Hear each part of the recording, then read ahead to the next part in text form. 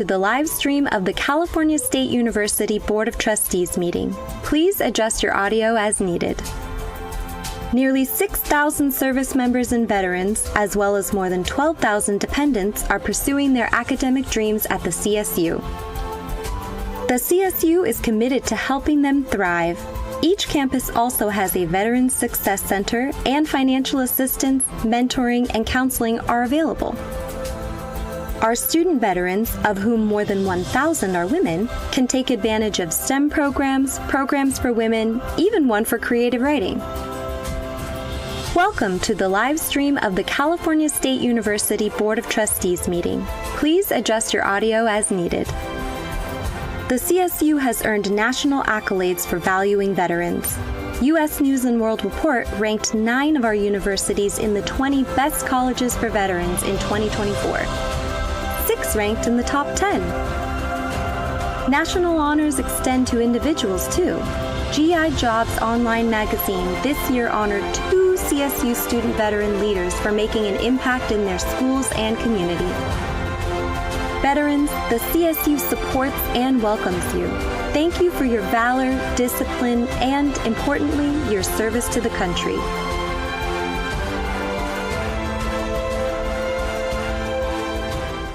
Welcome to the live stream of the California State University Board of Trustees meeting. Please adjust your audio as needed. The California State University, the nation's largest 4-year public university system, creates pathways to success for its 460,000 students. This includes underestimated students, students who are the first in their family to attend college, and military-related students. We honor our veterans today and every day. At the CSU, they receive special admissions consideration and priority registration. They also receive academic credit for military courses and experience. Welcome to the live stream of the California State University Board of Trustees meeting. Please adjust your audio as needed. Nearly 6,000 service members and veterans, as well as more than 12,000 dependents, are pursuing their academic dreams at the CSU. The CSU is committed to helping them thrive. Each campus also has a Veterans Success Center, and financial assistance, mentoring, and counseling are available. Our student veterans, of whom more than 1,000 are women, can take advantage of STEM programs, programs for women, even one for creative writing. Welcome to the live stream of the California State University Board of Trustees meeting. Please adjust your audio as needed. The CSU has earned national accolades for valuing veterans. U.S. News & World Report ranked 9 of our universities in the 20 best colleges for veterans in 2024. 6 ranked in the top 10. National honors extend to individuals too. GI Jobs Online magazine this year honored 2 CSU student veteran leaders for making an impact in their schools and community. Veterans, the CSU supports and welcomes you. Thank you for your valor, discipline, and, importantly, your service to the country.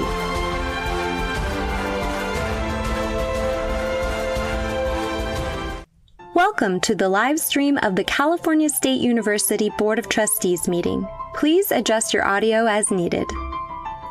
The California State University, the nation's largest 4-year public university system, creates pathways to success for its 460,000 students. This includes underestimated students, students who are the first in their family to attend college, and military-related students. We honor our veterans today and every day. At the CSU, they receive special admissions consideration and priority registration. They also receive academic credit for military courses and experience. Welcome to the live stream of the California State University Board of Trustees meeting. Please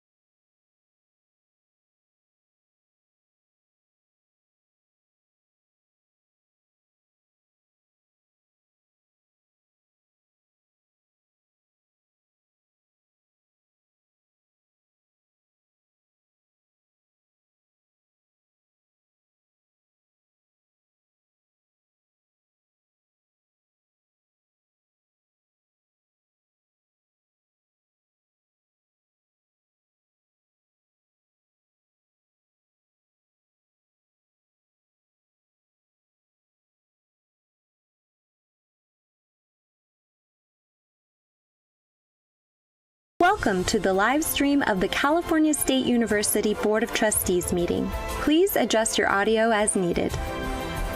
The CSU has earned national accolades for valuing veterans. U.S. News & World Report ranked 9 of our universities in the 20 best colleges for veterans in 2024. 6 ranked in the top 10. National honors extend to individuals too. GI Jobs Online magazine this year honored 2 CSU student veteran leaders for making an impact in their schools and community. Veterans, the CSU supports and welcomes you. Thank you for your valor, discipline, and, importantly, your service to the country.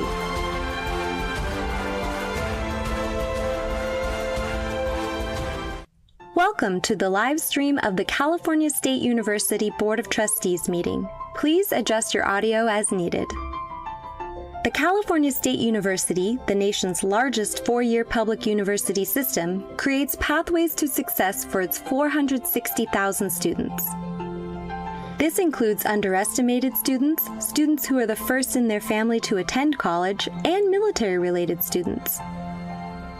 We honor our veterans today and every day. At the CSU, they receive special admissions consideration and priority registration. They also receive academic credit for military courses and experience. Welcome to the live stream of the California State University Board of Trustees meeting. Please adjust your audio as needed. Nearly 6,000 service members and veterans, as well as more than 12,000 dependents, are pursuing their academic dreams at the CSU. The CSU is committed to helping them thrive. Each campus also has a Veterans Success Center, and financial assistance, mentoring, and counseling are available. Our student veterans, of whom more than 1,000 are women, can take advantage of STEM programs, programs for women, even one for creative writing. Welcome to the live stream of the California State University Board of Trustees meeting. Please adjust your audio as needed. The CSU has earned national accolades for valuing veterans. U.S. News & World Report ranked 9 of our universities in the 20 best colleges for veterans in 2024. 6 ranked in the top 10. National honors extend to individuals too. GI Jobs Online magazine this year honored 2 CSU student veteran leaders for making an impact in their schools and community. Veterans, the CSU supports and welcomes you. Thank you for your valor, discipline, and, importantly, your service to the country.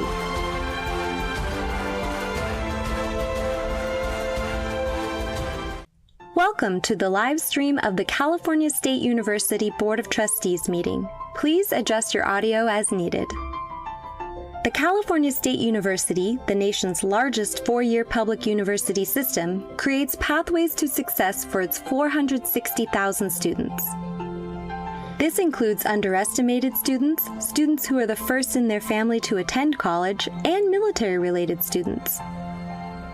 We honor our veterans today and every day. At the CSU, they receive special admissions consideration and priority registration.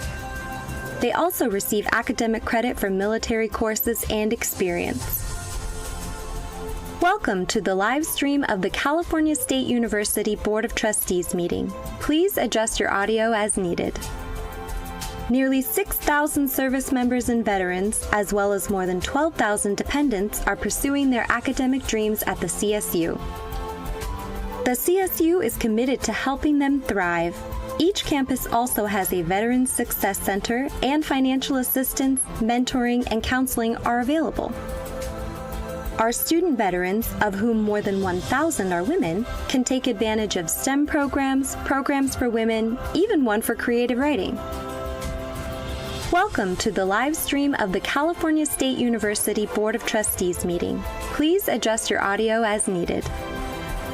The CSU has earned national accolades for valuing veterans. U.S. News & World Report ranked 9 of our universities in the 20 best colleges for veterans in 2024. 6 ranked in the top 10. National honors extend to individuals too. GI Jobs Online magazine this year honored 2 CSU student veteran leaders for making an impact in their schools and community. Veterans, the CSU supports and welcomes you. Thank you for your valor, discipline, and, importantly, your service to the country.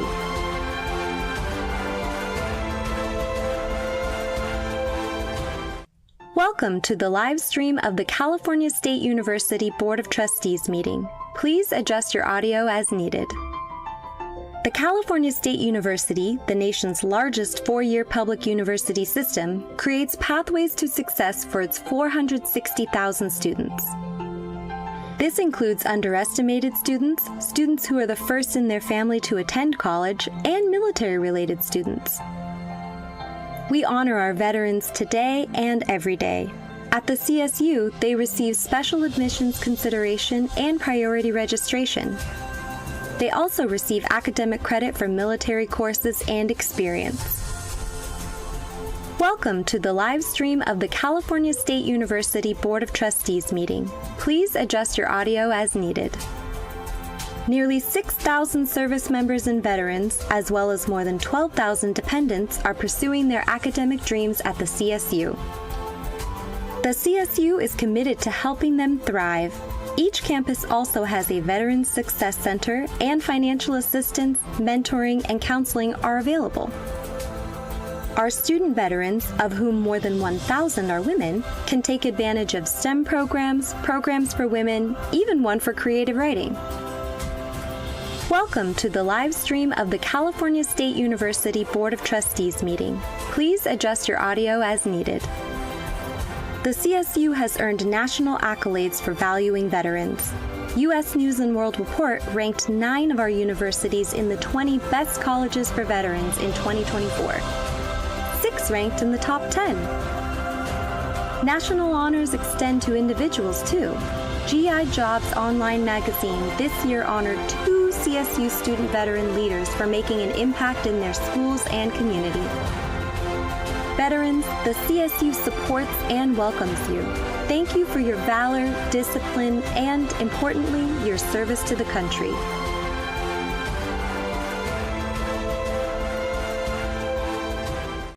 Welcome to the live stream of the California State University Board of Trustees meeting. Please adjust your audio as needed. The California State University, the nation's largest four-year public university system, creates pathways to success for its 460,000 students. This includes underestimated students, students who are the first in their family to attend college, and military-related students. We honor our veterans today and every day. At the CSU, they receive special admissions consideration and priority registration. They also receive academic credit for military courses and experience.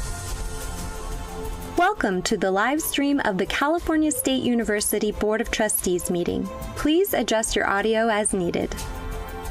Nearly 6,000 service members and veterans, as well as more than 12,000 dependents, are pursuing their academic dreams at the CSU. The CSU is committed to helping them thrive. Each campus also has a Veterans Success Center, and financial assistance, mentoring, and counseling are available. Our student veterans, of whom more than 1,000 are women, can take advantage of STEM programs, programs for women, even one for creative writing. Welcome to the live stream of the California State University Board of Trustees meeting. Please adjust your audio as needed. The CSU has earned national accolades for valuing veterans. U.S. News & World Report ranked 9 of our universities in the 20 best colleges for veterans in 2024. 6 ranked in the top 10. National honors extend to individuals, too. GI Jobs Online magazine this year honored 2 CSU student veteran leaders for making an impact in their schools and community. Veterans, the CSU supports and welcomes you. Thank you for your valor, discipline, and, importantly, your service to the country.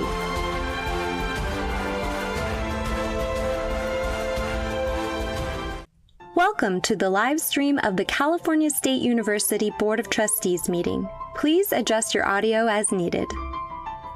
The California State University, the nation's largest four-year public university system, creates pathways to success for its 460,000 students. This includes underestimated students, students who are the first in their family to attend college, and military-related students. We honor our veterans today and every day. At the CSU, they receive special admissions consideration and priority registration.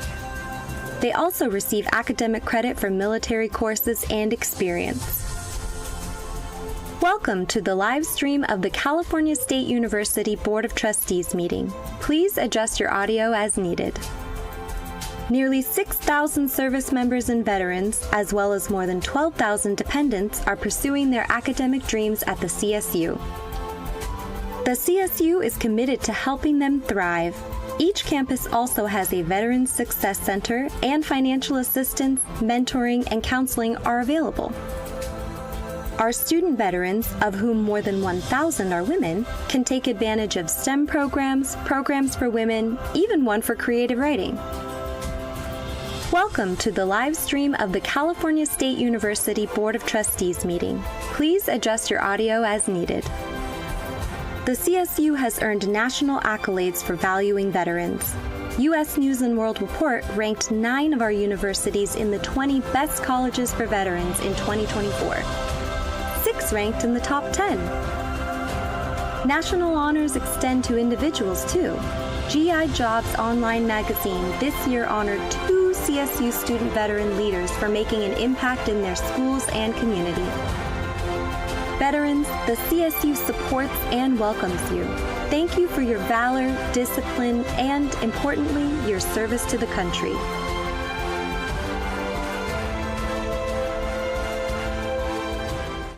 Welcome to the live stream of the California State University Board of Trustees meeting. Please adjust your audio as needed.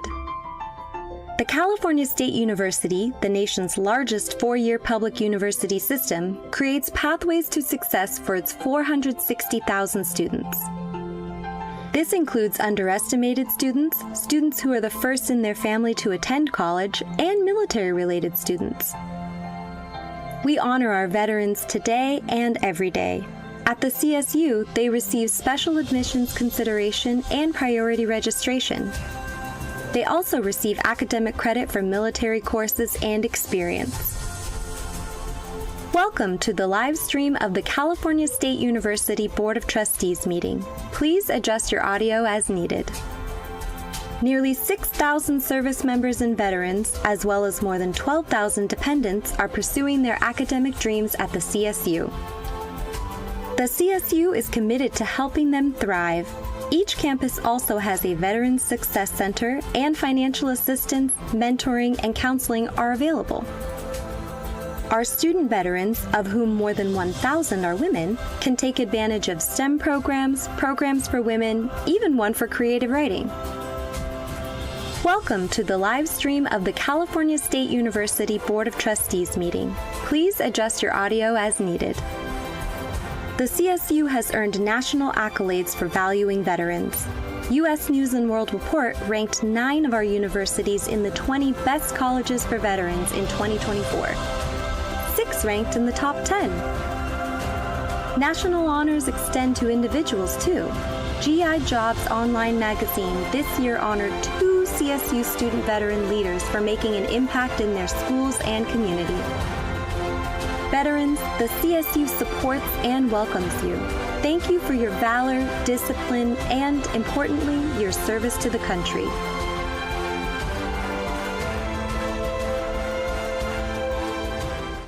Welcome to the live stream of the California State University Board of Trustees meeting. Please adjust your audio as needed. The California State University, the nation's largest 4-year public university system, creates pathways to success for its 460,000 students. This includes underestimated students, students who are the first in their family to attend college, and military-related students.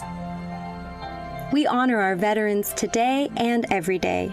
At the CSU, they receive special admissions consideration and priority registration. They also receive academic credit for military courses and experience. Welcome to the live stream of the California State University Board of Trustees meeting. Please adjust your audio as needed. Nearly 6,000 service members and veterans, as well as more than 12,000 dependents, are pursuing their academic dreams at the CSU. The CSU is committed to helping them thrive. Each campus also has a Veterans Success Center, and financial assistance, mentoring, and counseling are available. Our student veterans, of whom more than 1,000 are women, can take advantage of STEM programs, programs for women, even one for creative writing. Welcome to the live stream of the California State University Board of Trustees meeting. Please adjust your audio as needed. The CSU has earned national accolades for valuing veterans. U.S. News & World Report ranked 9 of our universities in the 20 best colleges for veterans in 2024. 6 ranked in the top 10. National honors extend to individuals too. GI Jobs Online magazine this year honored 2 CSU student veteran leaders for making an impact in their schools and community. Veterans, the CSU supports and welcomes you. Thank you for your valor, discipline, and, importantly, your service to the country.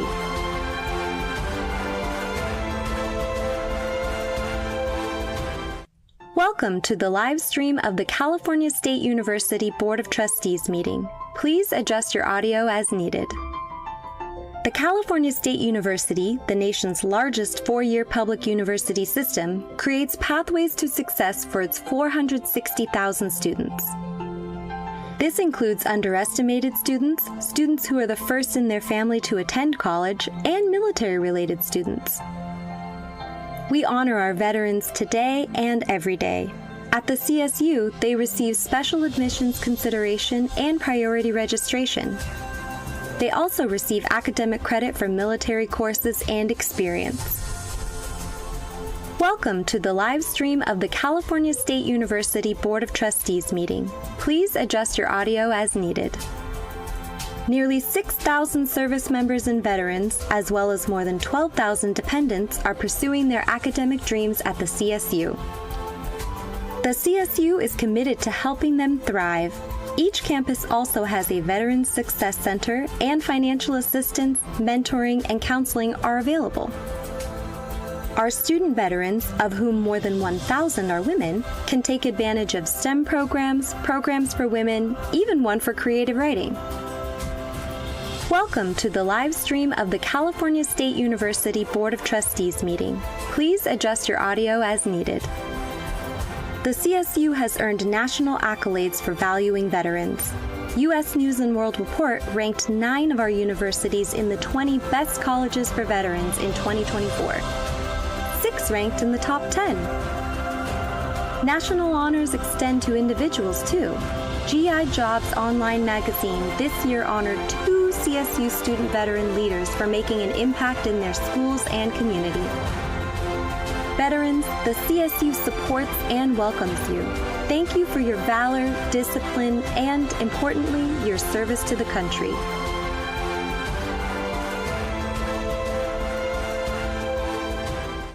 Welcome to the live stream of the California State University Board of Trustees meeting. Please adjust your audio as needed. The California State University, the nation's largest 4-year public university system, creates pathways to success for its 460,000 students. This includes underestimated students, students who are the first in their family to attend college, and military-related students. We honor our veterans today and every day. At the CSU, they receive special admissions consideration and priority registration. They also receive academic credit for military courses and experience. Welcome to the live stream of the California State University Board of Trustees meeting. Please adjust your audio as needed. Nearly 6,000 service members and veterans, as well as more than 12,000 dependents, are pursuing their academic dreams at the CSU. The CSU is committed to helping them thrive. Each campus also has a Veterans Success Center, and financial assistance, mentoring, and counseling are available. Our student veterans, of whom more than 1,000 are women, can take advantage of STEM programs, programs for women, even one for creative writing. Welcome to the live stream of the California State University Board of Trustees meeting. Please adjust your audio as needed. The CSU has earned national accolades for valuing veterans. U.S. News & World Report ranked 9 of our universities in the 20 best colleges for veterans in 2024. 6 ranked in the top 10. National honors extend to individuals, too. GI Jobs Online magazine this year honored 2 CSU student veteran leaders for making an impact in their schools and community. Veterans, the CSU supports and welcomes you. Thank you for your valor, discipline, and, importantly, your service to the country.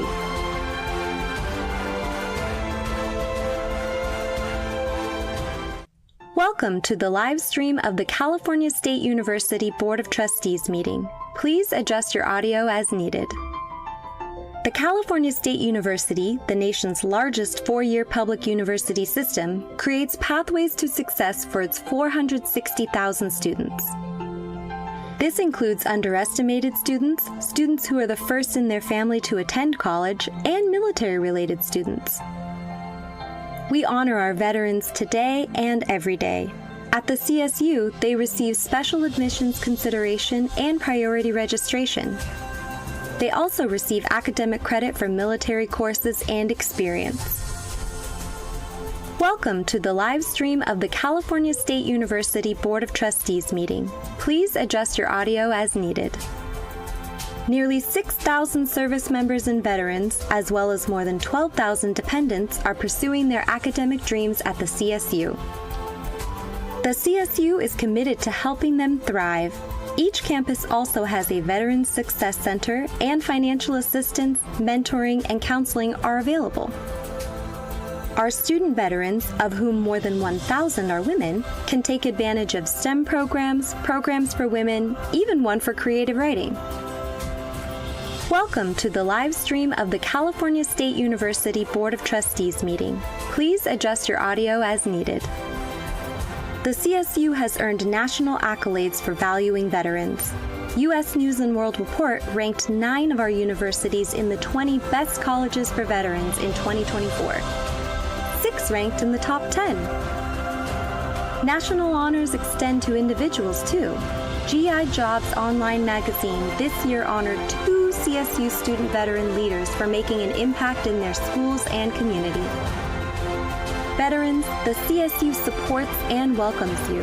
Thank you for your valor, discipline, and, importantly, your service to the country.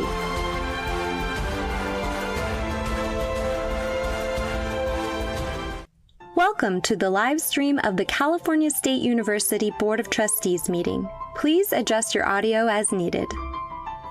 The California State University, the nation's largest 4-year public university system, creates pathways to success for its 460,000 students. This includes underestimated students, students who are the first in their family to attend college, and military-related students. We honor our veterans today and every day. At the CSU, they receive special admissions consideration. Good morning, everyone, and welcome back. At this time, Trustee Adamson, will you please convene the Committee on University and Faculty Personnel? Thank you, Chair Fong. Will the meeting of the Committee on University and Faculty Personnel please come to order? The committee will first consider today's consent calendar. Would any committee member wish to remove any item for separate discussion? May I have a motion to approve the items on the consent agenda? So moved. Second. It's moved and seconded. All in favor signify by saying aye. Aye. Any opposed? Any abstention? All right, the items pass. Item 4 is an action item providing exemption for post-retirement employment waiting period. The item will be presented by Chancellor Garcia. Thank you, Trustee Adamson. Effective January 1st, 2013, the California Public Employees Pension Reform Act of 2013, or PEPRA, was signed into law. The passage of PEPRA made various retirement-related changes that impact new, current, and retired California State University employees. One such change requires that retired CSU employees be subject to a 180-day waiting period before returning to work at the university as a retired annuitant. However, the law provides for an exception to the 180-day waiting period if the position is to be filled is critically needed and appointment has been approved by the governing board of the employer. As stated in the agenda item, Dr. Jolene Kester retired October 1st, 2023. The knowledge and experience that Dr. Kester gained during her years serving as president of California State University Northridge and her recent tenure as interim chancellor are critically needed during this time of transition to support the CSU's chancellor, the board of trustees, and other executive leaders at the California State University. Dr. Kester will provide experienced and trusted counsel and essential contacts and background information on an as-needed basis. Anticipated and critically important areas of consultation include working collaboratively with me to ensure that the implementation of the recommendations of the strategic work groups initiated during Dr. Kester's service as interim chancellor continue seamlessly, efficiently, and effectively through my initial months of my tenure. And Dr. Kester will mentor and support new to their roles presidents, whether serving in an interim or regularly appointed capacity during this unprecedented period of transition in executive leadership across the system. Dr. Kester is uniquely positioned to provide this essential and time-sensitive support to the university, which requires that she be employed as a retired annuitant before the end of the 100-day waiting period following her retirement date. For these reasons, I recommend the board's approval to waive the 180-day waiting period for Dr. Jolene Kester as further described in the written item. Thank you, Trustee Addison. I'm happy to take any questions. Thank you, Chancellor Garcia, for your presentation. The approval of the exemption from post-retirement employment waiting period is an action item before this committee. Before we proceed with any questions, may I have a preliminary motion to approve this item? Is there a second? Second.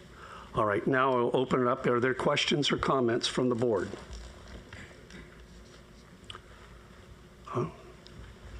Trustee Clark? Just a comment.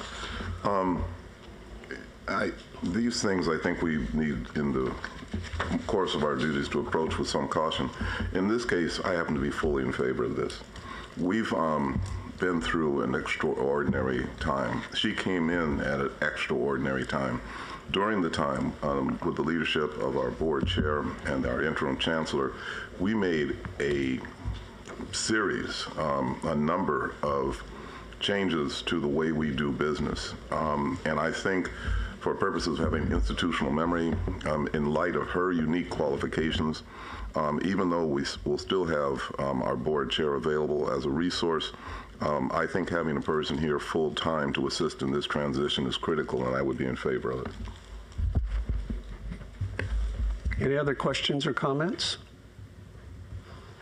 All right, hearing none, we will vote on this item. Only committee members may vote at this time. All in favor will signify by saying aye. Aye. Any opposed? Any abstentions? The item is approved. Thank you. Item 5 is an information item providing an annual report of executive transition assignments. The item will be presented by Leora Friedman, Vice Chancellor of Human Resources. Vice Chancellor Friedman, please begin. Thank you, Trustee Adamson. Since the early 1980s, executives stepping away from their positions after 5 or more years have been offered the opportunity to continue to work for the CSU in a transitional role in recognition of their contributions to the CSU and to ensure that the system can continue to benefit from their experience and insights. As I described last year at the September 2022 meeting of the Board of Trustees, these programs have been scaled back over time in a variety of ways, including duration and compensation. There are currently 2 programs available to CSU executives. The Executive Consulting Program is a new program approved by the board in November 2022 that offers an assignment of no more than 6 months at a salary of no more than 50% of the salary earned while an executive. At this time, no former executives are participating in this new program.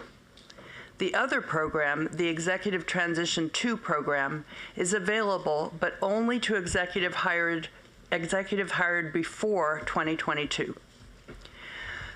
During the 2022-23 fiscal year, 4 executives participated in the Transition 2 program: former Chancellor Tim White, former Chancellor Joe Castro, former President Mary Papazian, and former President Judy Sakaki. These 4 former executives concluded their transition programs in late 2022 and 23. This summer, 2 presidents entered the Transition 2 program. The policy that governs these new assignments, which was revised in late 2022, requires that transition assignments, as well as annual status reports about all transition assignments, be reported as a discussion item on the board's agenda. Individual transition assignments are presented to the board throughout the year as they occur. The annual status report on transition assignments is given at each November board meeting. This agenda item constitutes the first annual status report under the revised policy. I will report on the transition assignments for Presidents Emeriti Tom Cropper and Fram Vergy, who stepped down from their presidencies in July and August respectively. Their transition assignments were approved in accordance with board policy and were presented to the board in July 2023. During this year, Presidents Emeriti Cropper and Vergy will assist their successors as they transition into their new leadership roles.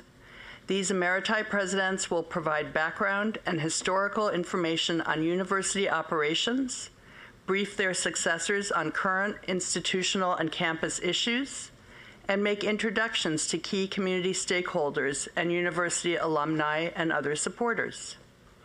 I will now describe the additional work that is being performed by each former executive as part of their transition program.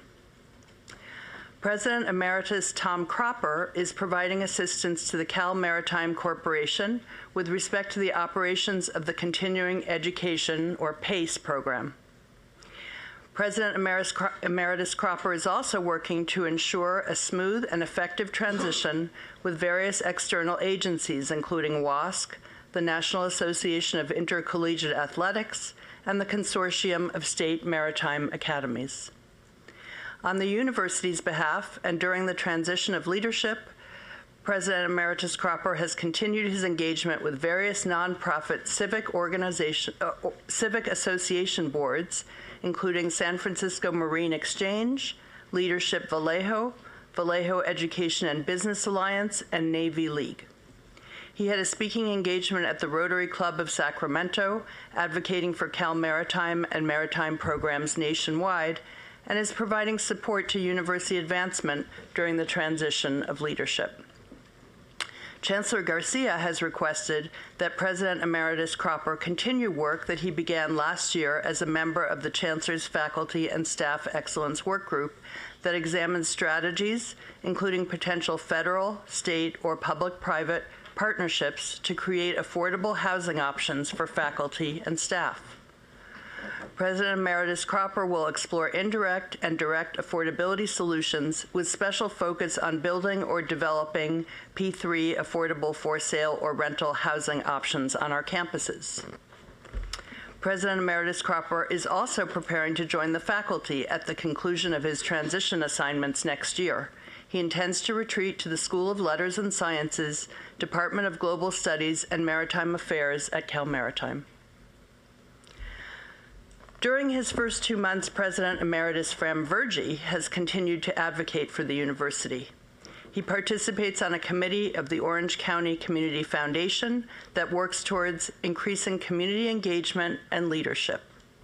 He met with community leaders on a mental health leadership initiative in Orange County, where he advocated for engagement with Cal State Fullerton and its public health, nursing, and mental health programs.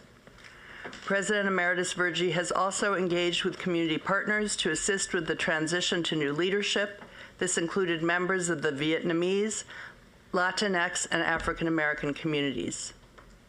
As a member of the board for the Pacific Symphony, which shares a long-standing relationship with the university, President Emeritus Vergy continues to encourage increased partnership. He also served as a guest lecturer in a communications class at Cal State Fullerton in October. Chancellor Garcia has requested that President Emeriti Vergy undertake an assignment for the Chancellor's Office relating to options available to the CSU regarding the employment of individuals who live out of state. President Emeritus Vergy is also preparing to join the faculty at the conclusion of his transition assignments next year. He intends to retreat to the College of Business and Economics, Department of Management at Cal State Fullerton. Trustee Adamson, this concludes my presentation. Thank you, Vice Chancellor Friedman, for your presentation. Item 5 is an information item. Are there any questions or comments from the board? Let me just state that this is the first report, as you heard, after we adopted the new policies. And the concern that this board had prior was there really an assignment? And I think today illustrates that we have expectations and we hold our former presidents responsible for the outcomes. And so I think this is a major improvement from the way we managed this in the past. I hope you all feel the same. All right, if there are no others, then we will proceed to the next item. Item 6 is also an information item, providing a discussion regarding employment policy governing administrator-employee option to retreat. This item will also be presented by Leora Friedman, Vice Chancellor of Human Resources. Vice Chancellor? Thank you, Trustee Adamson. At the July 2022 meeting of the Board of Trustees, the trustees adopted the employment policy governing administrator employees' option to retreat, which I will call the retreat policy or the policy. The policy, which was later revised in November 2022, established protocols governing an administrator's retreat to the faculty, including the conditions under which an administrator may be found ineligible to retreat at the conclusion of their administrative appointment. Today, I will update you on developments that have taken place since the adoption of that policy. I'll start with some background information. As we discussed last year at the May and July meetings, the right to retreat to a faculty position is a long-standing practice in higher education. Many administrators in high-level administrative positions are drawn from the faculty ranks and have typically held tenure in their faculty positions. Tenure is awarded after rigorous review by many individuals and committees at the university, starting with faculty colleagues from the candidate's department and culminating with the review by the campus provost or president. Once a faculty member is awarded tenure, they can only be dismissed for cause as a result of significant misconduct. If dismissed, they have a right to appeal with an evidentiary hearing. Tenured faculty are therefore understandably typically unwilling to give up their tenured positions to assume an at-will administrator position unless they have the ability to return to that tenured position upon the completion of their administrative assignment. On rare occasions, circumstances warrant that an administrator should not resume direct interaction with students and employees, and that retreat to the faculty would therefore be inappropriate. Recognizing this, the board adopted a policy last year describing the circumstances under which administrators may be denied the ability to retreat, namely when they were found to have engaged in serious misconduct or a policy violation that resulted in their separation from their administrator position. Since adoption of the retreat policy, the California State Auditor and the Joint Legislative Audit Committee have raised questions concerning this policy. The Chancellor's Office has also received questions from Campus Human Resources and Faculty Affairs regarding implementation of the policy. Chancellor's Office staff are therefore preparing suggested revisions to the policy. We believe that these proposed changes and clarifications will further strengthen the policy in alignment with the board's intent and the best interests of the CSU. And then in the next 2 months, we will seek stakeholder input regarding the proposed revisions and will present a revised policy for this board's consideration at the January 2024 meeting. Based on the recommendations made by the California State Auditor and the feedback received from the Joint Legislative Audit Committee in late August, we will propose clarification and revisions to the policy as follows. The policy will make clear that an administrator will not be eligible to retreat to the faculty if at the time they seek to retreat, the decision maker, which would be the president or the provost, determines that the administrator is unsuitable to have continued direct interactions with CSU students and employees as a result of a finding that they engaged in a violation of CSU policy or misconduct. This is so even if the administrator was not separated from their position as administrator as a result of that finding. The policy language will also make clear that the determination of whether the misconduct renders one unsuitable to have continued direct interaction with students or employees is made at the time the retreat is requested by the person responsible for authorizing the retreat. In addition to these points of clarification, we will propose language that makes clear that all administrators, including campus presidents and other executives, are subject to the retreat policy. Because the executive search process is not public, any terms of retreat cannot be established until after an executive's appointment. In cases of other campus administrators, such as deans, the academic department considers whether to afford an option to retreat prior to the time of appointment. The revised policy will acknowledge this distinction and will offer additional guidance when the option to retreat is offered to presidents or other executives. To be clear, though, this new guidance regarding presidents and other executives concerns only the conferral of the option to retreat. The rules about ineligibility will be the same for executives as all other administrators. Trustee Adamson, this concludes my presentation. Thank you, Vice Chancellor Friedman. Item 6 is an information item, so at this point, are there any questions or comments from the board or the committee? None? Hearing none, then we will proceed to item number 7. Item number 7 is also an information item, providing a discussion regarding employment policies governing employee references. Again, Leora, I'm just going to turn it over to you. Go. Thank you, Trustee Adamson. At the same July 2022 meeting of the Board of Trustees, the trustees adopted the employment policy governing the provision of employee references. The policy, which became effective in August 2022, establishes the circumstances under which positive letters of reference may not be provided to employees and former employees. The intent of the policy is to ensure that references are only provided to employees in good standing. The policy explicitly prohibits providing references for current or former CSU employees who've engaged in certain violations of university policy or other misconduct.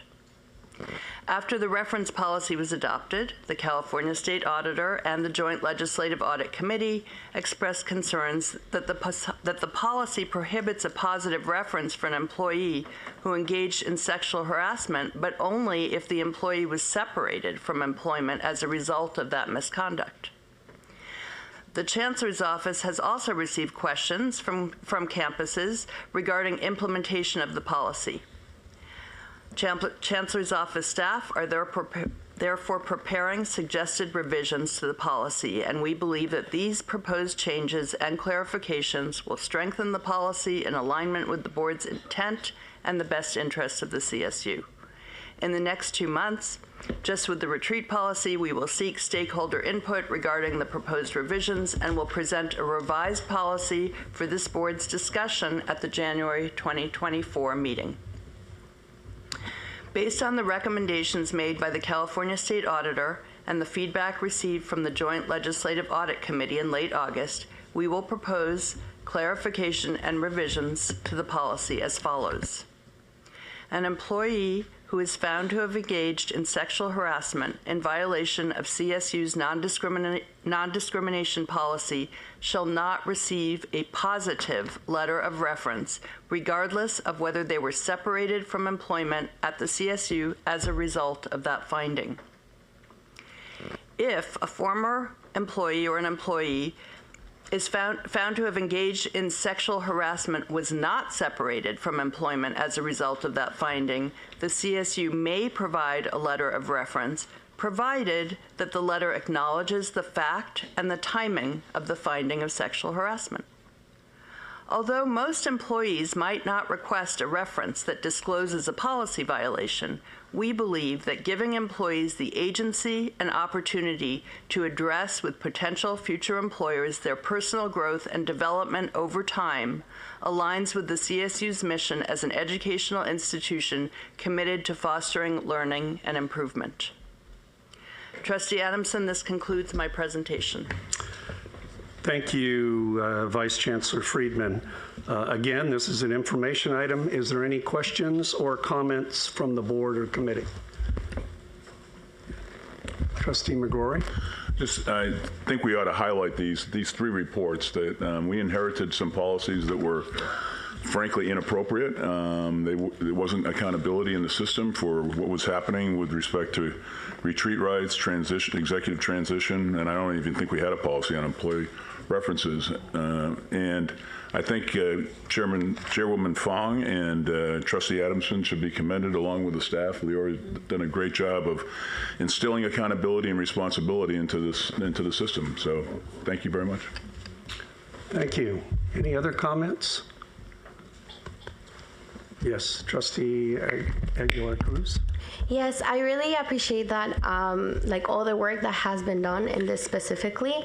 I think just to kind of raise awareness on the fact that we need to not just celebrate today that we're doing the good work, but also moving forward, thinking about those cases that might not fall under specific situations such as Title IX, and kind of, this is just me raising awareness of when there's bullying, when there's sort of situations like that that don't fall under Title IX, but that are still putting the well-being of a person in jeopardy. So I just wanted to raise awareness that this is just first steps of the work that we're doing, and I'm so glad that we're doing this work. But we need to continue to do better, and we constantly hear it with the public, with the legislatures, but that's all I have to say. Thank you so much. Thank you. Any other comments? I will say that when Vice Chancellor Friedman and I spoke about this, I did inquire about what is the policy of the state with regard to the legislature on similar kinds of matters. The answer is they don't have a policy. But anyway, so we're ahead of them. But this is an improvement. This is an improvement to our policy, and I appreciate that. Item number 8 is next, and it's also an information item providing update on civil rights, Title IX, and other non-discrimination programs and services. And guess what, Leora Friedman, you are going to present. Thank you, Trustee Adamson. In July 2023, the CSU received 2 reports, one undertaken at the request of the Board of Trustees by the Cozen O'Connor firm, and the other by the California State Auditor. The board retained Cozen O'Connor to assess the CSU's non-discrimination program and services, including how we respond to, investigate, and resolve complaints of sexual and other protected status discrimination and harassment on our campuses and at the Chancellor's office. In the course of this assessment, Cozen O'Connor made recommendations to each university about its programming and operations. Cozen O'Connor also made recommendations to the Chancellor's office regarding system-level opportunities for coordination, alignment, oversight, and efficiency. The scope of the California State Auditor's report was narrower. It reviewed CSU's handling of sexual harassment complaints against employees at the Chancellor's office and 3 campuses. California State University, Fresno, San Jose State University, and Sonoma State. Both reports recommend improvements to our non-discrimination programs and services. The audit report sets forth timelines between July 2024 and July 2026 for the CSU to implement the recommendations. The Cozen-O'Connor report does not set forth specific timelines, but it is our goal to move as quickly as we can to strengthen our services and improve the climate and trust on our campuses and at the Chancellor's office.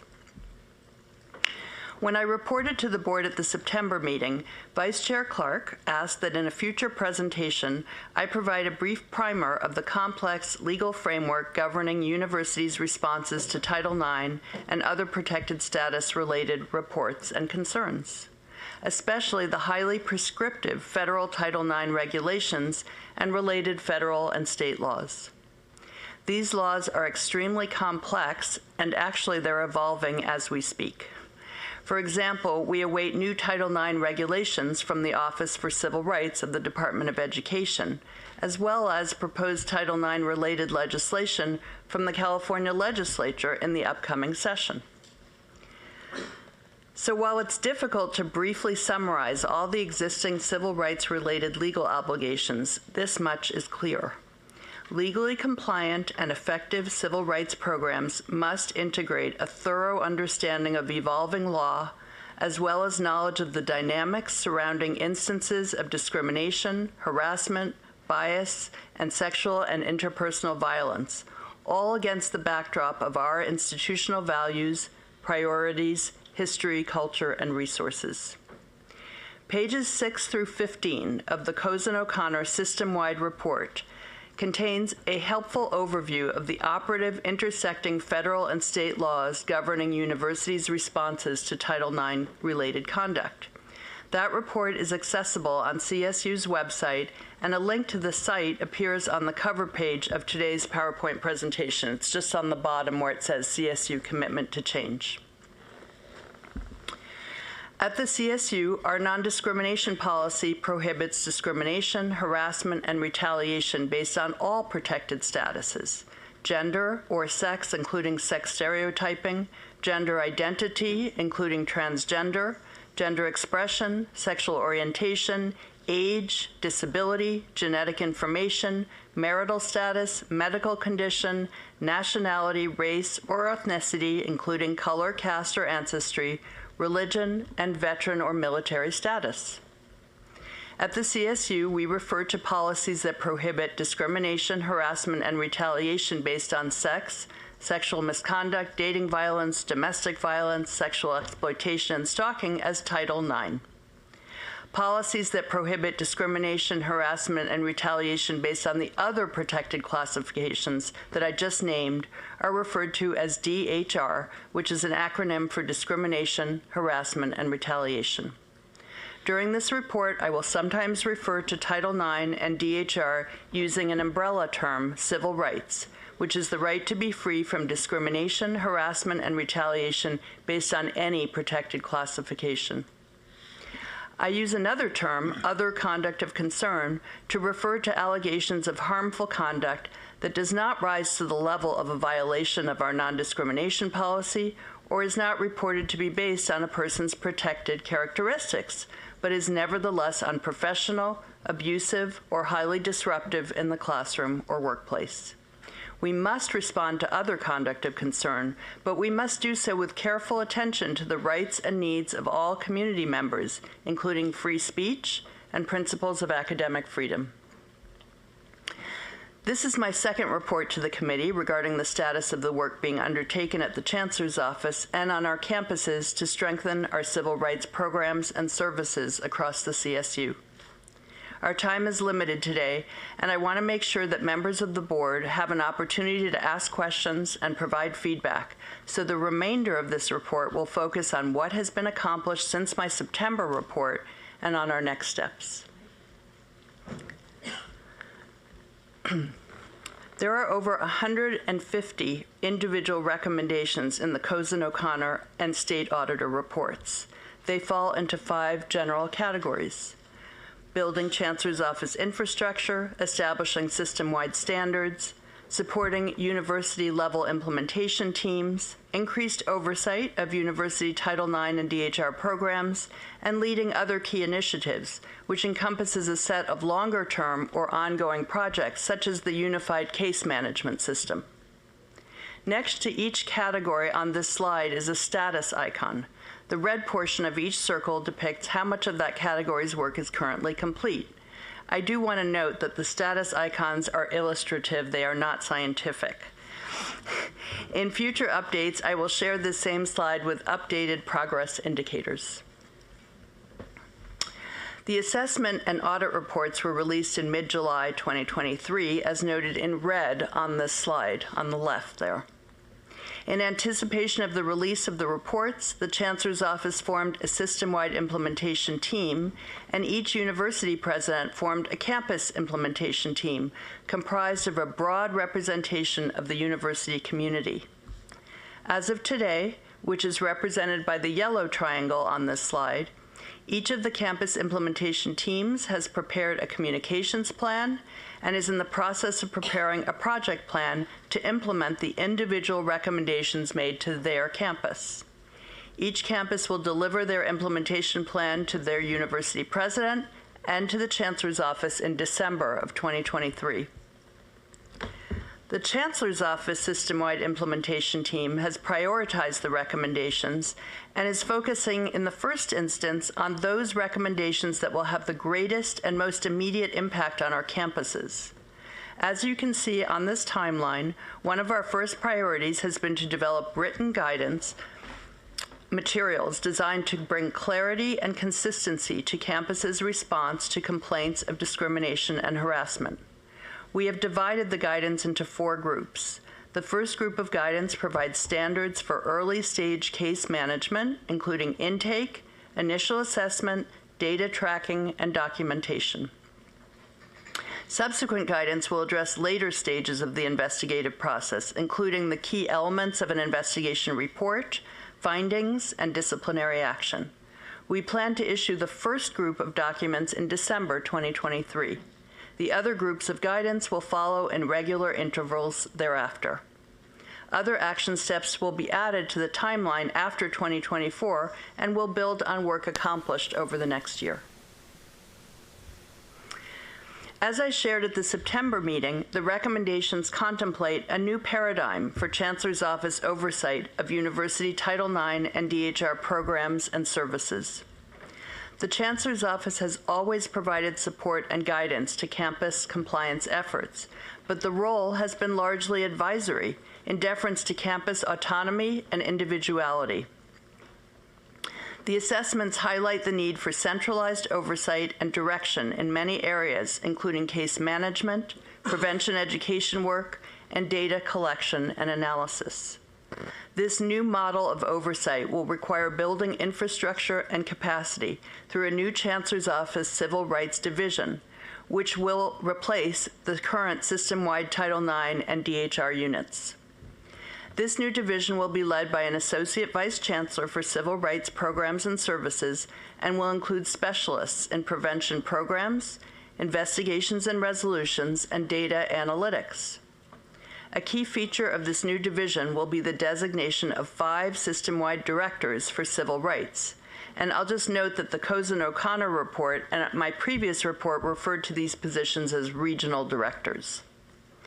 Each of these directors will be assigned to provide hands-on support and oversight to 4 or 5 universities. To date, the Chancellor's Office has taken significant steps to build infrastructure, as noted on this slide 5, but there's still a lot of work ahead. For example, we have posted and are in the process of recruiting for the Associate Vice Chancellor for Civil Rights Programs and Services. We are also in the process of realigning current personnel into roles within the new structure. We have made and will continue to make budget requests necessary to fund the expansion of the Civil Rights Division. Our next priorities with respect to infrastructure include completing the realignment and build-out of our new division at the Chancellor's Office, posting and recruiting for remaining open positions, forming a pool of investigators to meet the immediate needs of our division and our campuses, and developing quality assurance protocols. We anticipate some challenges related to infrastructure building. Currently, there are searches for Title IX leaders at the University of California Office of the President, on several of our CSU campuses, and at many other schools in California and across the nation. Nationally, the higher education civil rights field is experiencing a shortage of qualified professionals to fill civil rights positions. We are looking for leaders with deep Title IX and other non-discrimination subject matter expertise, significant understanding, and subject matter expertise, significant experience in program building and administration, and a commitment to understanding and addressing the needs of our students, staff, and faculty. As we have begun building infrastructure at the Chancellor's Office, several of our universities have lost staff, including Title IX and DHR leaders and civil rights investigators. Chancellor's Office staff has provided assistance to those campuses and has helped universities identify temporary support and resources. We plan to build a stronger pool of external investigators to offer supplemental support and are exploring ways to do so as quickly as possible. This all takes a lot of time and resources away from building our Chancellor's Office Civil Rights Division infrastructure. It's important for the board to understand these challenges, but equally important for you to know that we are committed and determined to overcoming them and building a resilient, system-wide civil rights infrastructure that will provide much-needed support, guidance, and oversight to our campus operations. As the recent assessments highlight, CSU campus civil rights programs have different structures, levels of resourcing, and different systems and internal protocols for implementing the CSU non-discrimination policy. Historically, the Chancellor's Office has set standards through policy making, but has largely left program design, case management, communications, and other aspects of implementation up to each individual university. While we continue to recognize the need for flexibility, the assessments have stressed the importance of standardizing practices and establishing consistent expectations across universities in the CSU. This slide, number 8, describes key actions we've taken since my last report to establish system-wide standards. Last month, we issued a robust intake and initial assessment checklist that describes the steps to be taken when a case is opened, including gathering information about any prior or related reports and preserving evidence such as campus security camera footage. The checklist also sets forth expectations regarding prompt outreach, information to be provided at intake, and information to be gathered and documented throughout the life of a case. The Chancellor's Office will work closely with each campus to answer their questions and assist them in incorporating this checklist into their current case handling practices. In the next 90 days, we will issue additional guidance to our campuses regarding initial assessment protocols, communications with individuals involved in the complaint and investigation process, documentation and record keeping, data tracking, multidisciplinary teams, and the need for the Title IX coordinator or DHR administrator to remain involved in matters where discipline occurs in the course of a grievance or other administrative process. We are prioritizing these guidance documents because they represent areas of specific need to our campuses, as noted in the July reports. Next, we will prepare guidance concerning investigation reports, findings and sanctions, policy interpretation, other conduct of concern, informal resolution, and effective approaches to prevention and response. When we have system-wide civil rights directors in place, we will provide additional tools and opportunities for guidance and support. There may be challenges related to revising our policies to incorporate new federal regulations and state laws, harmonizing state and federal legal requirements, and integrating them with elements of our collective bargaining agreements. We look forward to consulting with many stakeholders and achieving our shared objectives, including prioritizing safety, a culture of respect, accountability, and fair process. The Chancellor's Office has taken significant steps to help each campus in their own implementation work. Each university-level implementation team has student, staff, and faculty representatives from the campus to ensure representation and sharing of information across all constituencies. Each team also includes the Title IX coordinator and DHR administrator and the President's Chief of Staff or a member of Cabinet to ensure that the team has the resources and authority necessary to carry forth its responsibilities. In early September, the Chancellor's Office staff delivered a workshop for implementation team chairs that provided guidance about building a campus implementation team with deliverables and timelines, communications protocols throughout the implementation process, including how to address questions and feedback from the community, developing a protocol for responding to other conduct of concern, and strengthening case and data management practices while the Chancellor's Office works to procure an enterprise-level case management system. Each university's implementation team is being guided by one of the Chancellor's Office liaisons. This guidance brings consistency, efficiency, and accountability to our university's implementation of the recommendations tailored to their campus. Between mid-September and mid-October, each university implementation team met separately with Cozen O'Connor representatives and their assigned CO liaison to discuss their questions about the recommendations. The university implementation teams are scheduled to complete and present implementation plans to their university president and the Chancellor's Office in December of this year. Of course, during the same time, our university Title IX coordinators and DHR administrators have continued and will continue to respond to the needs of our students, faculty, and staff. Our campus civil rights staff will incorporate the insights and recommendations from the assessments into their daily operations, and they are applying lessons learned from the assessment and during the implementation process to their day-to-day interactions with their communities. We have received and are reviewing communications plans from each of the university implementation teams. We will receive their implementation project plans in December. On many campuses, the implementation teamwork has required a significant investment of time on the part of civil rights staff, who also carry many responsibilities for ongoing program operations. We've urged the implementation team chairs and co-chairs to identify the appropriate leadership for the team while relying on Title IX and DHR administrators as subject matter experts with insight into day-to-day operations, existing gaps, and priorities. We also recognize that many universities are navigating budget constraints that may impact their ability to fully implement the recommendations. Nevertheless, we have asked campuses to not let these budget constraints inhibit them from identifying the resources they reasonably need as they prepare a recommended implementation plan. We also understand that some campus constituents are unaware of the extent of the work of their campus implementation team.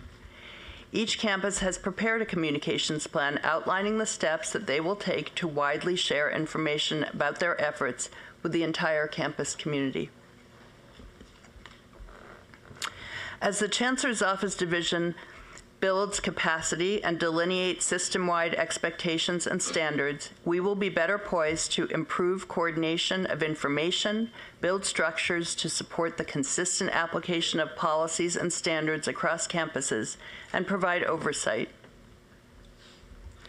As I reported in September, starting this academic year, Title IX coordinators and DHR administrators were directed to share with the Chancellor's Office Civil Rights Team reports that fall into two categories: all reports and complaints that implicate CSU's non-discrimination policy or constitute significant allegations of unprofessional or other conduct of concern against a president, vice president, athletics director, or police chief, and all reports and complaints involving allegations of sexual violence, including sexual misconduct or dating or domestic violence perpetrated by or against any member of the university community. To date, the Chancellor's Office has received about 200 reports, which breaks down to an average about 9 per campus, most of which involve cases of sexual misconduct, dating, or domestic violence involving a student complainant and either a student or an unnamed respondent. We have also received a small number of reports of discrimination or harassment involving administrators. The Chancellor's Office has also established protocols for Title IX coordinators, DHR administrators, human resources, faculty affairs, and student conduct to discuss concerns with their university council and members of the Chancellor's Office Civil Rights team to ensure early stage guidance and support. Although we have not yet filled the system-wide director positions, our civil rights staff, who are serving as Chancellor's Office liaisons to the campuses, are providing additional oversight and support for those campus civil rights offices experiencing unexpected Title IX or DHR staff departures. As a next step, we will develop tools to facilitate consistency in case processing, record keeping, data tracking, and data reporting. While we look forward to having a unified case management system to facilitate information sharing, migration, and full integration of such a system could take 2 years or more. Until then, oversight will necessarily occur through deliberate engagement and close coordination between the Chancellor's Office and the campuses. This will require time, energy, and patience on the part of our campus and Chancellor's Office civil rights teams. Our long-term initiatives include developing a unified and centralized case management system, preparing written guidance regarding responding to other conduct of concern, and creating a center for investigations and resolutions. We are coordinating on the projects with specialized units including IT, system-wide human resources and employee relations, and system-wide learning and development. We are building a project plan that includes timeframes and milestones for each of these multi-year projects. We have also taken concrete steps towards implementation, including drafting guidance regarding responding to other conduct of concern, establishing a SharePoint site for campus civil rights staff with regularly updated content and resources, and strengthening the Chancellor's Office public Title IX webpage. Earlier today, I described to the board the revisions that we plan to propose for the retreat and reference policies. We will continue to take steps to implement these longer-term initiatives. At the January board meeting, we will propose the revisions to retreat and reference for discussion, and the goal will be to seek board approval of the revised policies at the March meeting. We also plan to present Chancellor's Office guidance concerning responding to other conduct of concern at the board's January meeting. Many of the challenges that I described throughout this presentation will also affect these multi-year initiatives. But once we've increased the staffing of our Chancellor's Office Civil Rights Division, we will be better positioned to confront and overcome them. I'm pleased to report that notwithstanding the hard and time-consuming work being done on our campuses to develop the plans to implement recommendations received in July, our university Title IX administrators and DHR coordinators and their staff have already taken many important steps at their campuses to address the needs identified in the reports. Our campuses have created and filled new positions, including intake coordinator, prevention education coordinator, and outreach and restorative justice coordinator. They have formed multidisciplinary teams. They have developed user-friendly guidance and FAQs for individuals involved in the complaint and investigation process. And they have created campus-wide restorative circles to build relationships, trust, and address issues proactively. I thank our campus and Chancellor's Office civil rights teams who are working so hard to reach our goals. In September, Chancellor Emerita Kester formed the CSU Civil Rights Implementation Oversight Committee to ensure that the recommendations of Cozen O'Connor's system-wide Title IX assessment and the California State's auditor's reports are appropriately and efficiently implemented with transparency and accountability. In addition to reporting to this board and the Oversight Committee, I will continue to meet on a regular basis with the Academic Senate, the chairs of the Faculty Senates, the California State Student Association, and other campus groups. We have a lot of work ahead, and we are excited to move forward together. As we undertake these efforts on behalf of our students, faculty, and staff, we also believe that we're forging a path that many other institutions will follow. We have the opportunity to set new standards for excellence while reinforcing the unique values of the CSU.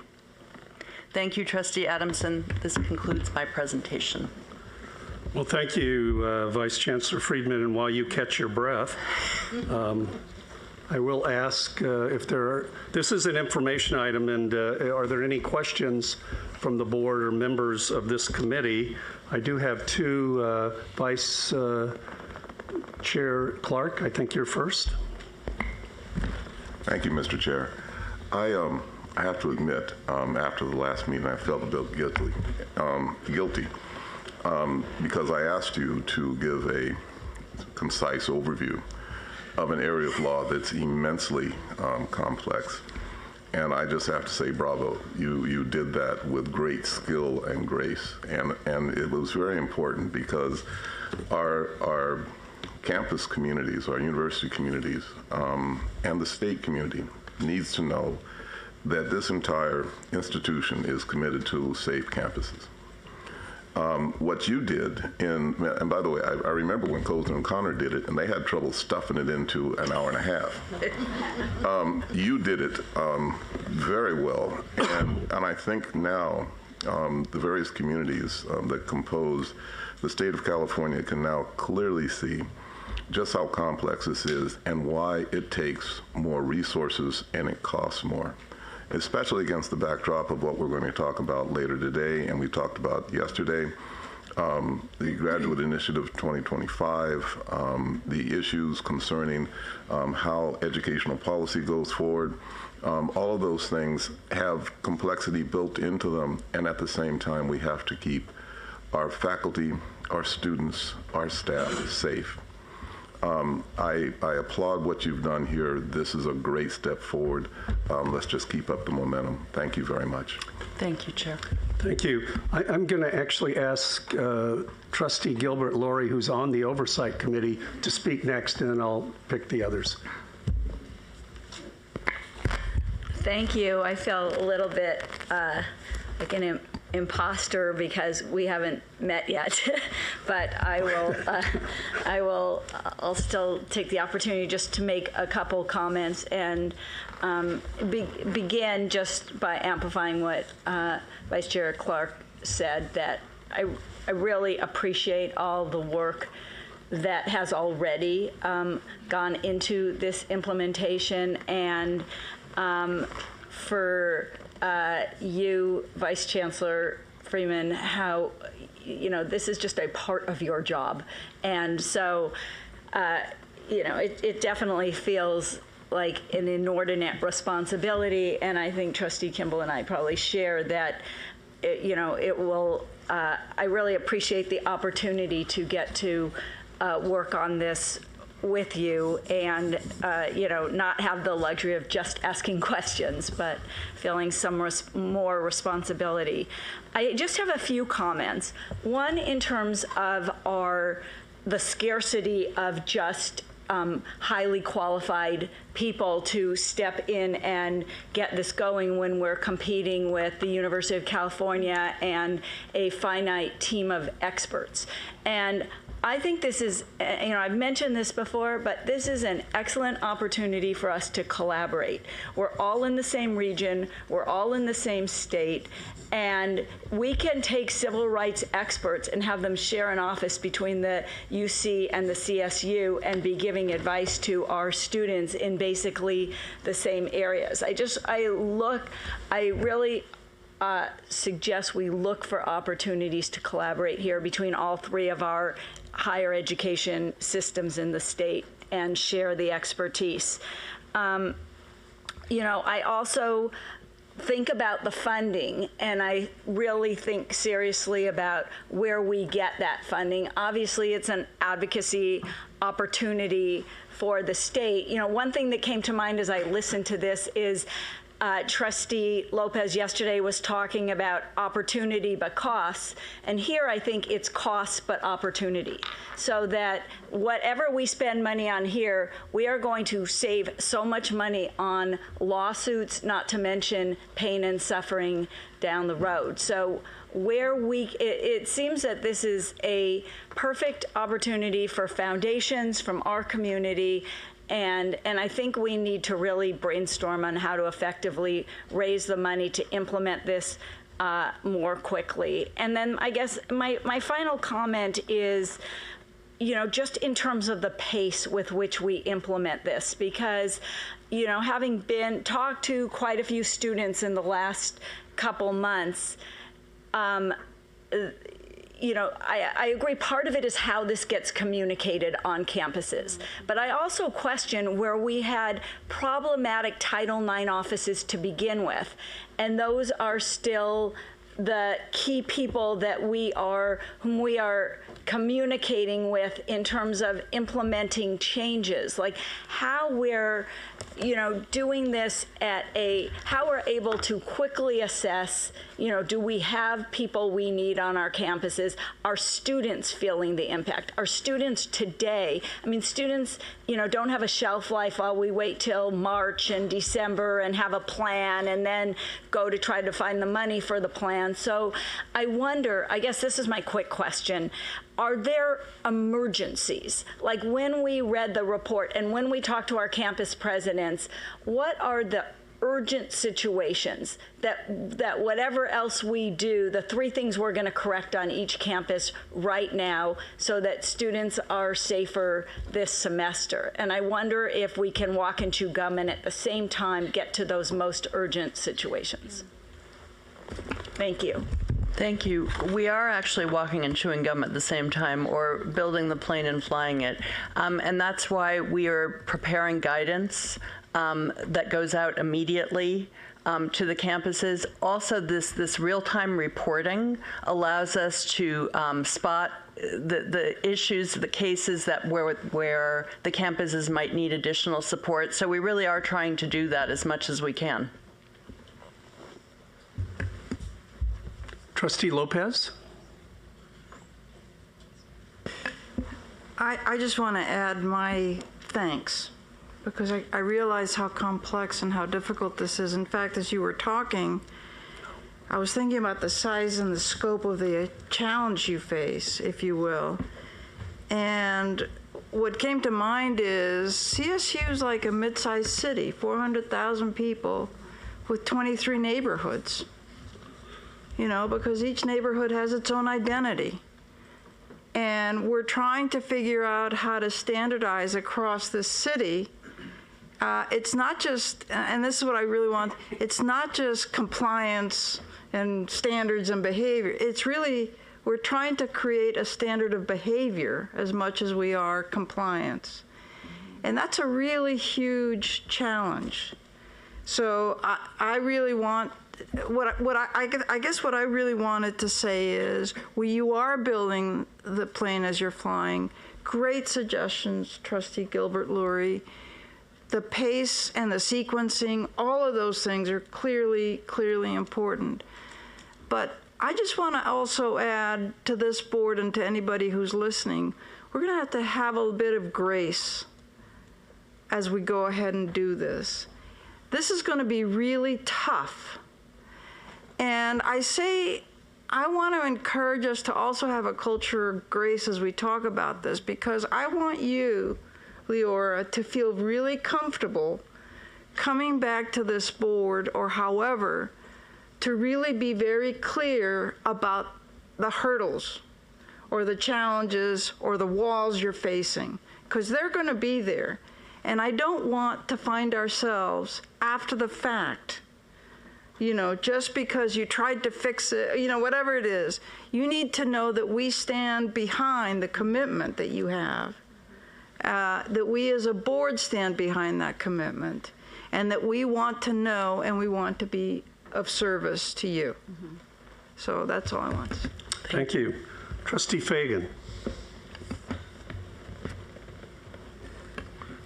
Well, I add my I'm very impressed, Laura. This is a great effort, and it just gives us all the idea of how overwhelmingly complex this is. But I share everybody's positive reaction to all the work you're doing. One thing I would, well, a couple of things. The resources, I think we all realize just how resource needy this is after this report, and I hope that we're able to shift things and go to the state and able to draw up the resource needs. The one thing I wanted to just offer or suggest is ensuring that the campuses and the population on the campuses have a good communications effort by the administration, so that they're aware of what you're doing and aware of the changes and aware that this is, that our response is not another bureaucratic reaction to concerns and then it's forgotten. This is different. This is a real action-oriented plan, and I think it's really important to let people know that and assure them that their problems are being heard, and that that every effort is made. So I think communicating that to the campuses and the people will be very important. But thank you very much for doing this, and to all the people that have obviously put in all this time working with you. It's sort of amazing. It's very, very impressive. Thank you. We have a very small team here in the Chancellor's office, and they're working extremely hard. Our campuses are also, our campus civil rights professionals are working very hard and are under a lot of scrutiny, and that is something I worry about. I think that's very hard for them to feel constantly criticized and overwhelmed, and they're really trying to do the right thing and make the changes. We did ask every campus to prepare a communications plan. We're reviewing them now precisely for this reason. No matter how much we try to communicate, it's never enough. And so that's why we've also asked our implementation teams, who have broad representation from the campus, to really kick the tires on our communications and help us make sure that we're being as effective as we can. Trustee Aguilar-Cruz. Thank you so much. So echoing everything else that everyone has said, but I really wanted to sort of talk about trust, because I'm very thankful that we're talking about this and we're looking, how are we going to be moving forward? What are the things that we're working on? And this sounds great. I can see that the student input was taken into consideration, that voices were heard. I agree on all of that. However, I think sort of question, comment, I'm not sure. The trust of those people who have been affected in the past by all of the things that have been happening, the trust of those people that have been involved in raising their concerns, raising awareness on this issue, I think that we need to also think and consider, how are we going to be helping them in kind of overcoming whatever difficult situation that they had to be put through.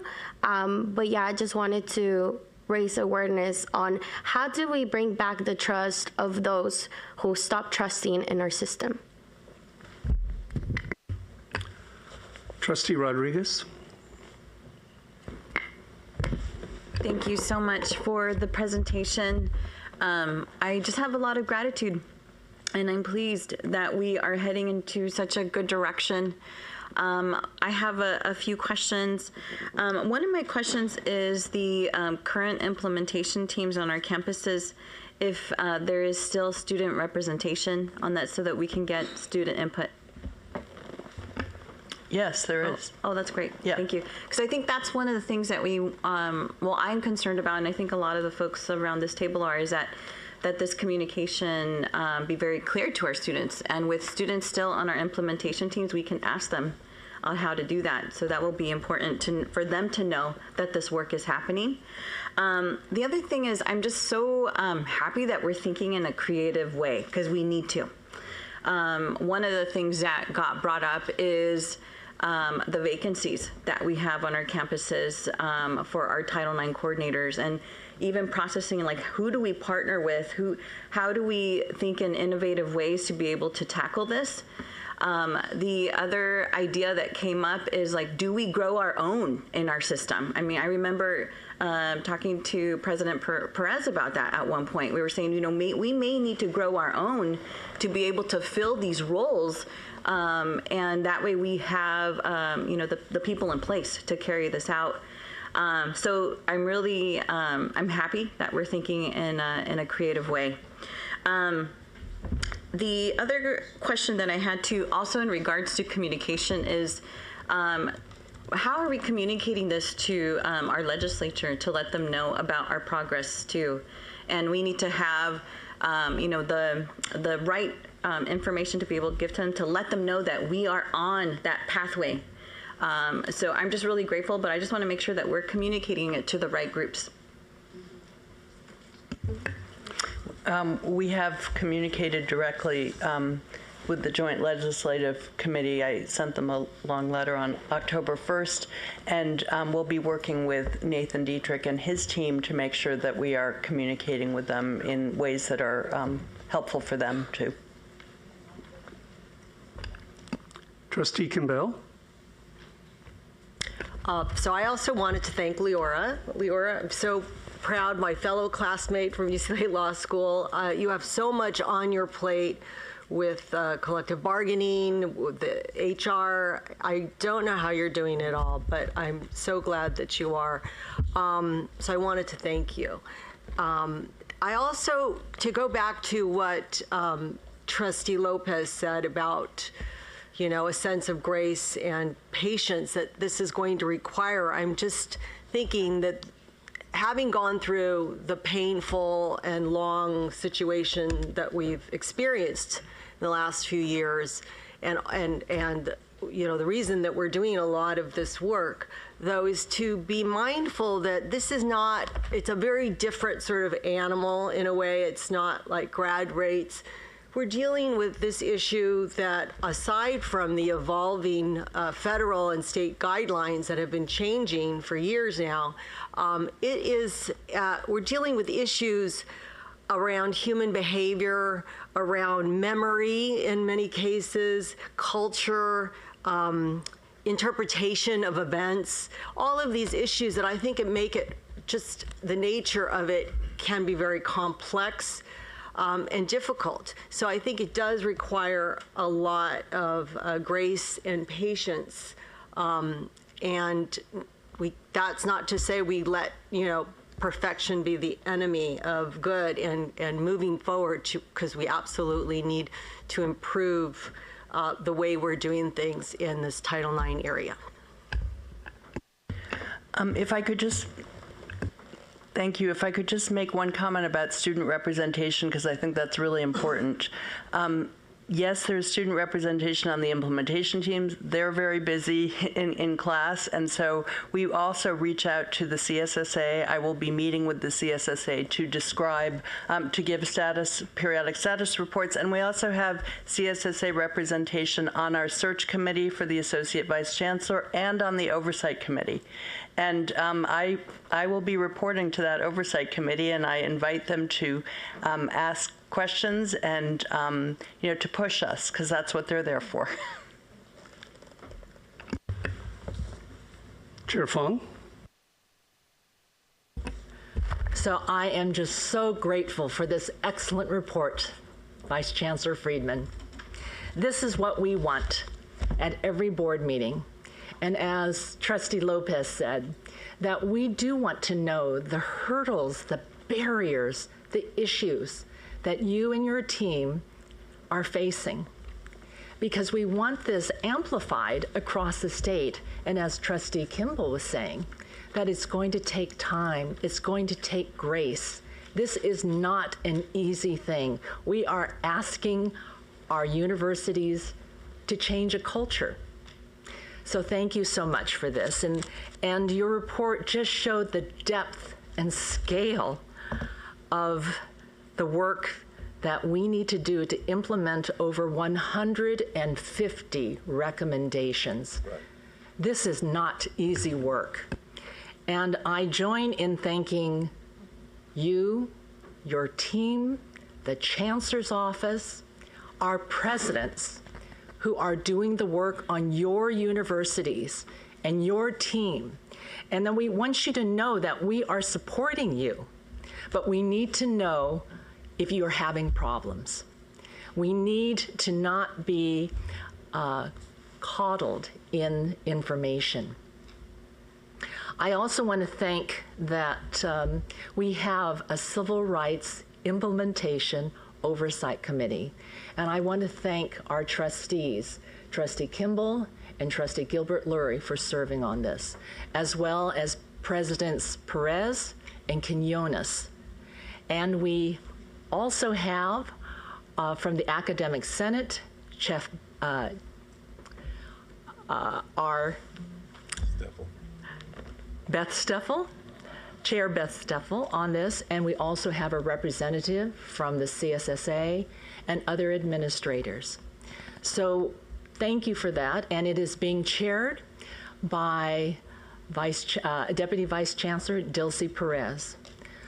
So we have this oversight committee to show the transparency of the work that is being done. And just when you had explained that the case management system that we so critically need will take 2 years, I gasped. That is just an example of the depth and breadth of the work that we need to do. So thank you so much. I thank this board for making certain that we asked to have the Cozen O'Connor assessment, and this is just an example of the work that the very difficult work that it took, 1 year's worth of assessment to where we are now. And I am optimistic, I am hopeful, but it's going to take time, hard work, perseverance. So thank you so much, Vice Chancellor Friedman. Yes, Trustee Gilbert Lurie. I just think one thing didn't come up in this conversation that I feel is important to come up in every time we talk about this. As much as I so appreciate us looking at ourselves and the lead that you all took, and Chair Fong, in getting us to this place, I have to say I'm particularly proud. This is a national and an international issue. This is not first and foremost a CSU issue. This is a generational issue. And I'm proud that we will be at the forefront and be a model of excellence on this issue in the years to come. Thank you. I was going to remind us all that a year ago, we challenged staff that we wanted to be the leader going forward, that we weren't just going through a process, but we wanted an end product that would be the envy in higher education. So I think they, as you can see, they've taken our guidance to heart, and we are working towards that resolve. I think that's it. Let me see. Are there any other questions or comments? Hearing none. Chair Fong, that concludes the report of our committee. Thank you so much, Trustee Adamson. 15 minutes early. And the board thanks you. Thank you. Vice Chair Clark, will you please convene the Committee on Governmental Relations? Thank you, Chair Fong. Will the Committee on Governmental Relations please come to order? It is now time for the committee to consider today's consent agenda. Does any committee member wish to remove an item for separate discussion? Trustee Lopez. Trustee Clark, I'm not a member of the committee, but I just want to make a comment about the consent agenda, if I could. Please. This is the legislative update, but I just want to use this as an opportunity to just remind all of us that as we think about our prospective legislative agenda, that we really need to make sure that we have a clear and concise and compelling financial aid legislative agenda for the next year. So I just want to underscore that after our conversation yesterday. So noted, and I suspect many, if not all of us, believe in that very greatly. So thank you for that. Would anyone like to remove an item from the consent? If not, may I have a motion to approve all the items listed on the consent agenda? Is there a second? Second. It's got a second. No need for further discussion. If there's no objection, the consent agenda is approved. Now then, there is one item on today's discussion agenda. Item 3 is the endorsement of the Fresno County Ballot Initiative. This action item will be presented by Steve Relier, Executive Vice Chancellor and Chief Financial Officer, Saul Jimenez Sandoval, President of Fresno State, and Nathan Dietrich, Assistant Vice Chancellor, Advocacy and State Relations. Steve, would you please begin? Thank you, Trustee Clark. With this item, we are bringing the opportunity for the board to take a position on a ballot measure that Fresno County voters will be asked to consider at the March 2024 election.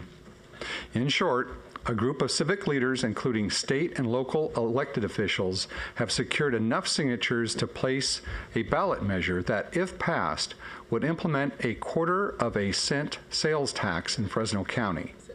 Proceeds from the sales tax would then be allocated to Fresno State for much-needed efforts to modernize, construct, and equip their facilities, as well as for scholarships for Central Valley and low-income students. President Saul Jimenez Sandoval and Assistant Vice Chancellor Nathan Dietrich will share more about the measure and how it would impact Fresno State and the California State University. So with that, I'm going to turn the presentation over to President Saul Jimenez Sandoval. Thank you very much, Executive Vice Chancellor Relier, and a very good morning to all of you.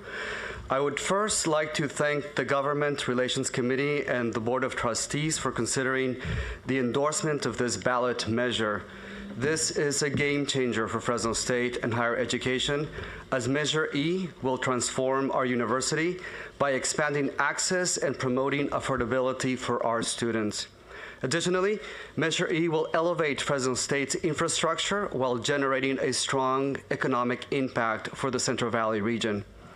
Today, I'm asking the board to endorse Fresno County Measure E, a ballot initiative that has been approved by the County Board of Supervisors for the March 2024 Fresno County ballot. Measure E proposes the creation of a Fresno State Improvement Zone. If approved by Fresno County voters, this initiative would add a sales tax of 1 penny for every $4 to purchases in Fresno County. The sales tax is expected to raise $56 million annually, with a total of $1.4 billion over the 25-year term, all exclusively for Fresno State. The sales tax would support student success, including scholarships, and would address many critically important academic and athletic projects, specifically deferred maintenance and infrastructure improvements. It is difficult to overstate the impact that this funding would have for Fresno State's and the Central Valley's future and our mission for ensuring student success and access to academic excellence in our region. Fresno State is not leading this effort, but we are clearly aware of it. We are fortunate to have a prominent group of local community leaders and influencers who recognize that Fresno State plays a pivotal role as the region's economic, social, and cultural keystone. An impressive 80% of Fresno State's graduates stay in the region and give back to their communities, helping grow our economy and becoming leaders, policymakers, and problem solvers. Indeed, Fresno State powers and permeates every facet of Valley life. Hence, the contributions of the Fresno State alumni are undeniable. Currently, Fresno Mayor Jerry Dyer, Assemblymember Jim Patterson are all alumni. Indeed, 4 of the 5 past Fresno mayors have been Fresno State alumni. Supporters of Measure E all recognize the uncertainty and insufficient level of state support for investment in facilities, infrastructure, and deferred maintenance at Fresno State. The lack of critical resources to address deferred maintenance and to build new state-of-the-art infrastructure makes it challenging to meet the demands of industry and innovate ideas that reflect solutions to the problems our complex world is now facing. Our university is the epicenter of a valley of plenty. We grow 25% of the nation's food within 100 miles of Fresno State. We are at the heart of food security and food processing. Hence, the stronger Fresno State becomes, the more secure our nation's food and nutrition will be. I'm very proud that our student body reflects the dynamic diversity of Fresno County and the San Joaquin Valley. 56% of our students are Latinx, 12% are Asian American, which includes a large number of Hmong, Laotian, Vietnamese, Cambodian, and Punjabi students. In addition, 57% of our undergraduate students are eligible to receive a Pell Grant. Let me be clear on the following statement. Our future depends on the success of our diverse and creative students. The more our current and future students excel in facilities that inspire and promote innovation and community building, the more secure our future will be. Effectively, state-of-the-art facilities stimulate and elevate the minds and character of our students. There is no question about Fresno State's need for this initiative. This sustainable, guaranteed revenue stream would provide modern teaching and learning environments for our students and faculty. Currently, Fresno State has a $500 million backlog in deferred maintenance. Our capital needs include a new building for nursing to expand our capacity to graduate more nurses to meet the shortages experienced by our local health care institutions, a new building for the Lyles College of Engineering, a new 1,200-seat concert hall to serve our campus and community, enhancement and expansion of our university 1,000-acre farm laboratory, and modernization of Valley Children's Stadium, home of our reigning Mountain West Conference Championship football team. Fresno State is instrumental to the success and economic vitality of our valley. More than 1,300 of our almost 24,000 students, that's 57% of our students, graduated from a high school or community college in Fresno County. And the county is home to more than 85,000 Fresno State alumni. I will again emphasize that the region is responsible for producing 25% of the nation's food, and it's critical to the future economic success of California and our nation. In this sense, California as a whole benefits from many and any investment in Fresno State. I recognize this is a new opportunity for our campus and that Fresno County is a trailblazer in this endeavor. Due to our campus's unique role and history in Fresno County, and due to an impressive level of support by a community that appreciates and values the contributions of Fresno State, what is being considered here is unique to my university. I want to reassure you that if this measure passes, we will work closely with our campus community and the Citizens Oversight Committee to prioritize our highest project and programmatic needs that align with our mission and campus master plan, all while ensuring consultation and compliance with all CSU policies and procedures, which includes, of course, board approval for all projects. To finalize, Measure E will generate $56 million per year for 25 years, all in support of Fresno State. The benefits to Fresno State, our talented students, the Valley region, and higher education are clearly impressive. The funds will be invested in accordance with the terms of the ballot measure approved by the voters and applicable CSU requirements. For all these reasons, I respectfully ask the board to endorse Fresno County's Measure E on the March 2024 ballot. Thank you. So you've just heard a great deal about Measure E from President Jimenez Sandoval, and I would like to take a moment to share with you some of the specifics of the measure. As you heard, The ballot measure was circulated by community leaders who believe that additional investment in Fresno State is key to their region's future. The measure follows an effort that did not succeed in 2022. Civic leaders have crafted a new proposal and earlier this year submitted more than 30,000 signatures in support of it to the county clerk, who has certified that they met the requirements to be on the county ballot. 2 weeks ago, the County Board of Supervisors voted to put the measure on the March 2024 ballot. If more than half the voters say yes, it will be approved. Specifically, if passed, the measure will raise the sales tax in Fresno County by 1/4 cent, or more clearly, 1 cent per $4 purchased. Fresno County voters have previously supported sales tax increases to support local transportation projects and Fresno's Chaffee Zoo. Similarly, City of Fresno voters have approved a sales tax to support their parks. So this is not the first time county voters have been asked to consider specific items with a new sales tax. As President Jimenez Sandoval mentioned, it is estimated that the measure will raise $56 million annually and more than $1 billion over 25 years. So, if passed, how would it work? All revenue raised by Measure E will be placed into a Fresno State Improvement Zone account. Funds would then be allocated by a 7-member Citizens Oversight Committee. The measure dictates that the committee will be made up of 1 member appointed by each County Board of Supervisors, the President of Fresno State or their designee, and a designee of the Chancellor's Office. The committee would be a public board and would have to follow all local and state laws, and each year the committee would release an audit of the funds that is raised and decide what projects to support.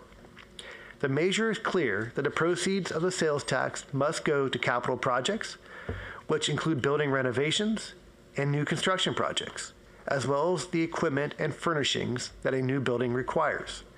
This includes equipment used by academic programs in those buildings, which will support the university's R2 status. You heard earlier about the $500 million deferred maintenance list and are aware of the projects on the university's 5-year capital outlay plan. Funds from the sales tax would presumably go to these types of projects that are so key to the university.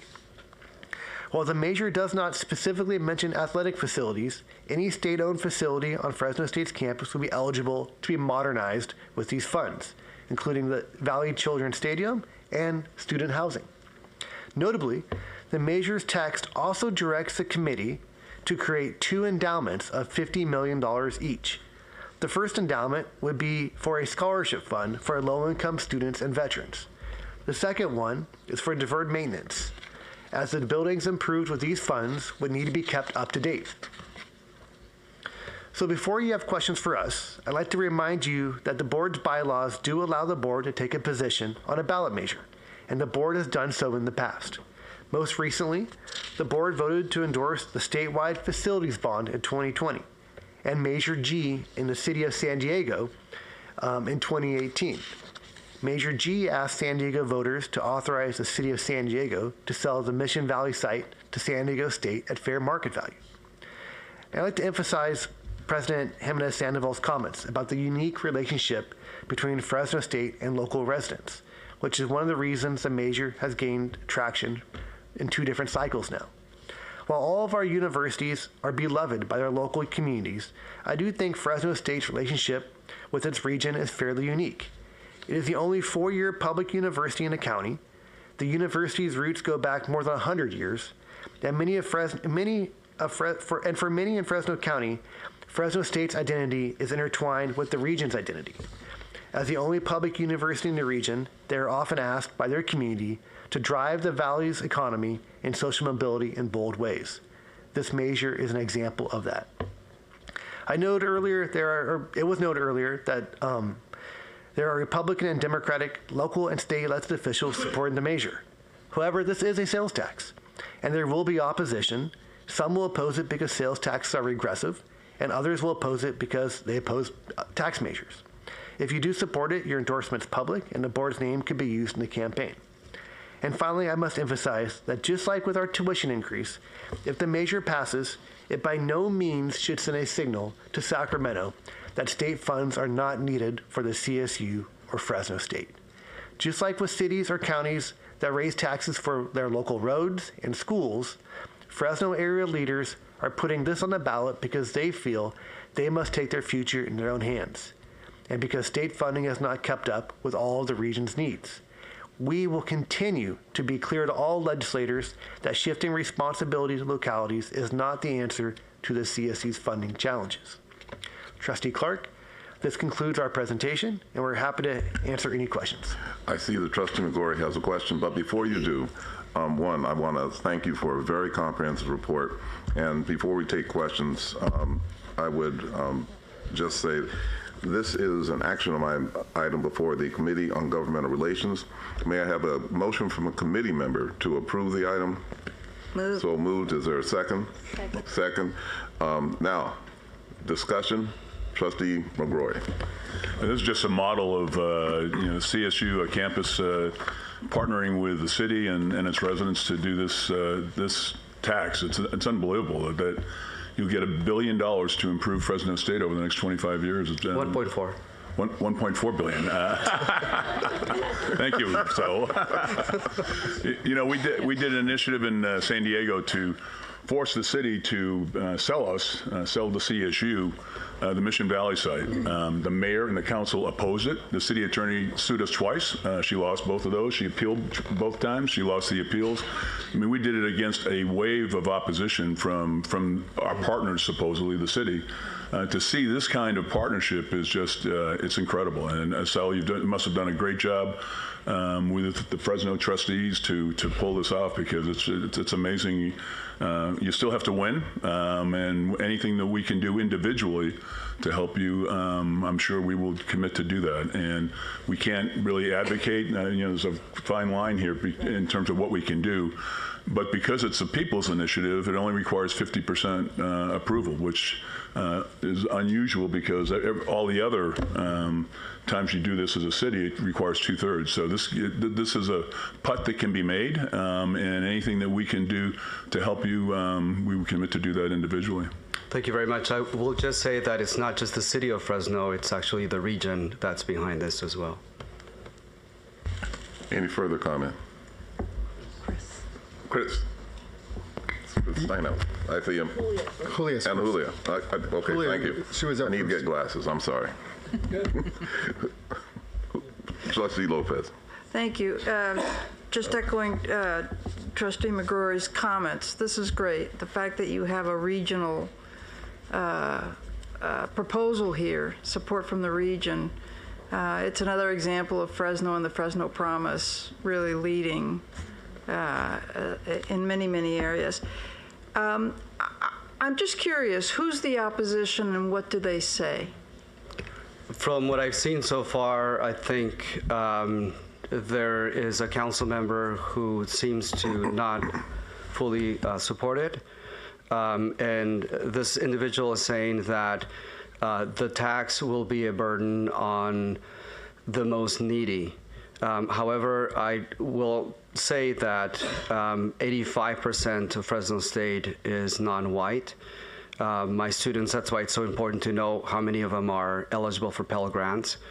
And the majority, as you saw, 56%, I believe, is Latinx as well. So the bulk of the students who will benefit from an improved Fresno State and from an elevated university will be the most needy in the county, and in the region for that matter. How many of them are eligible to vote, do you know? I don't know that statistic, but I do know that we have 24,500 students. I'm not sure. It's a good mobilization. It's a good mobilization.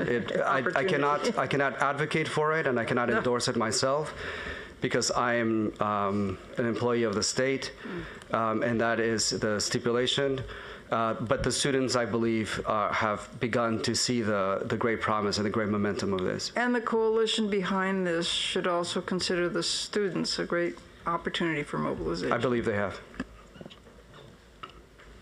Okay, we have up Trustee Steinhauser, Trustee Campbell, and Vice Chair Rodriguez. Will have you back clean up. This is great news and a great example of a commitment from a community. And I'm not a member of the committee, but I urge everyone to vote yes when it's the appropriate time.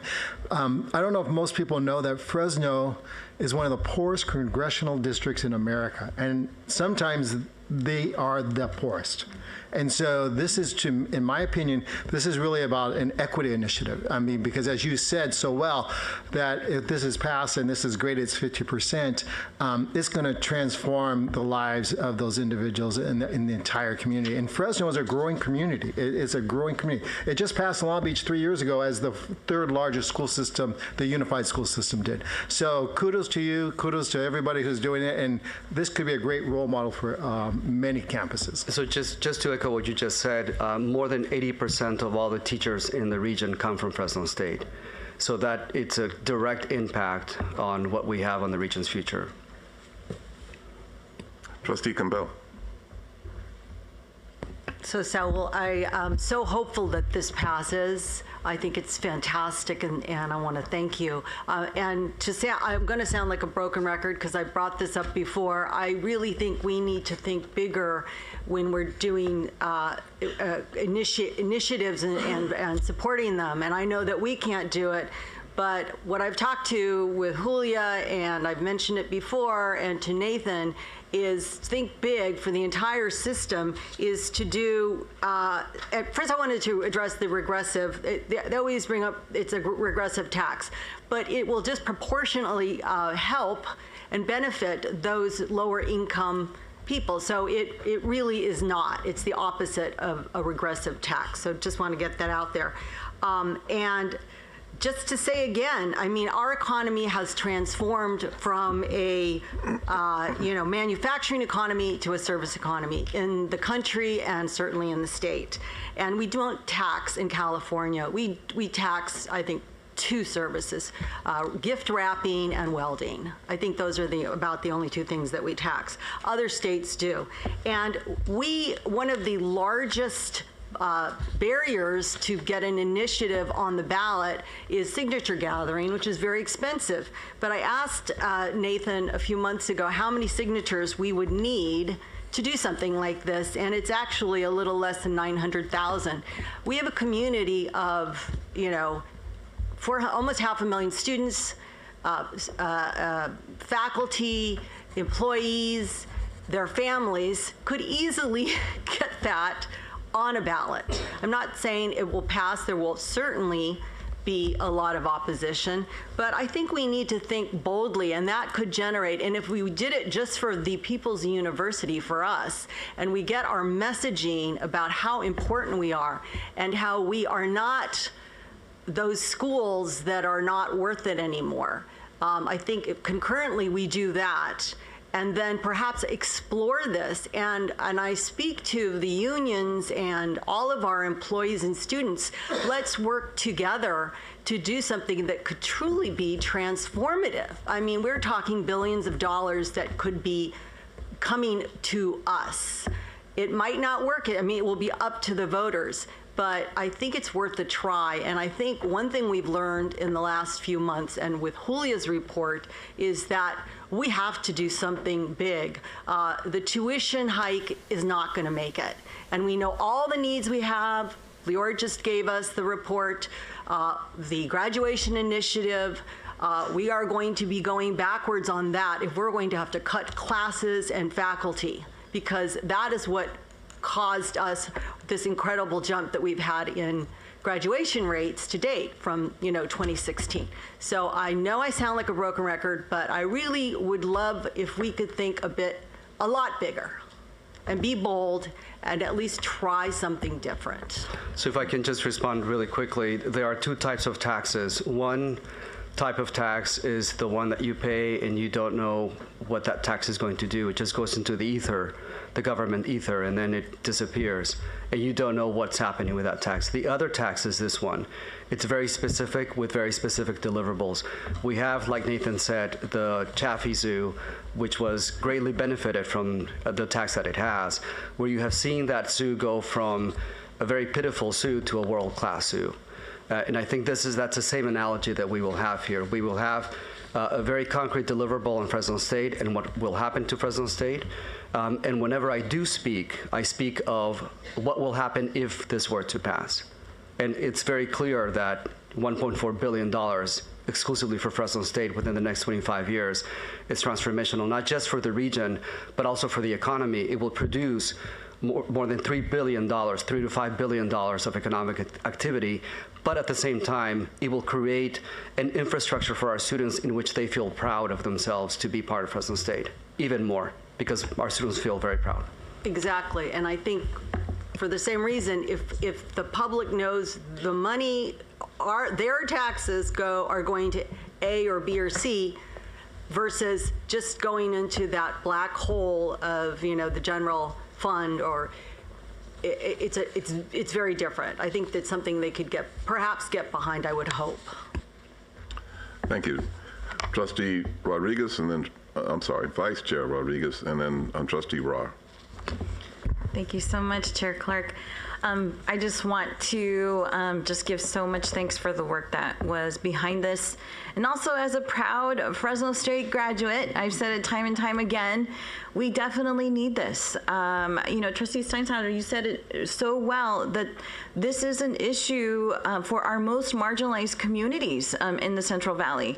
We serve Fresno County, but not just Fresno County. Kings County, Tulare County, Madera County, all these counties that are the smaller counties around Fresno that don't have access to education other than Fresno State. A public, affordable, quality education. It's the only place that they can get their 4-year degree.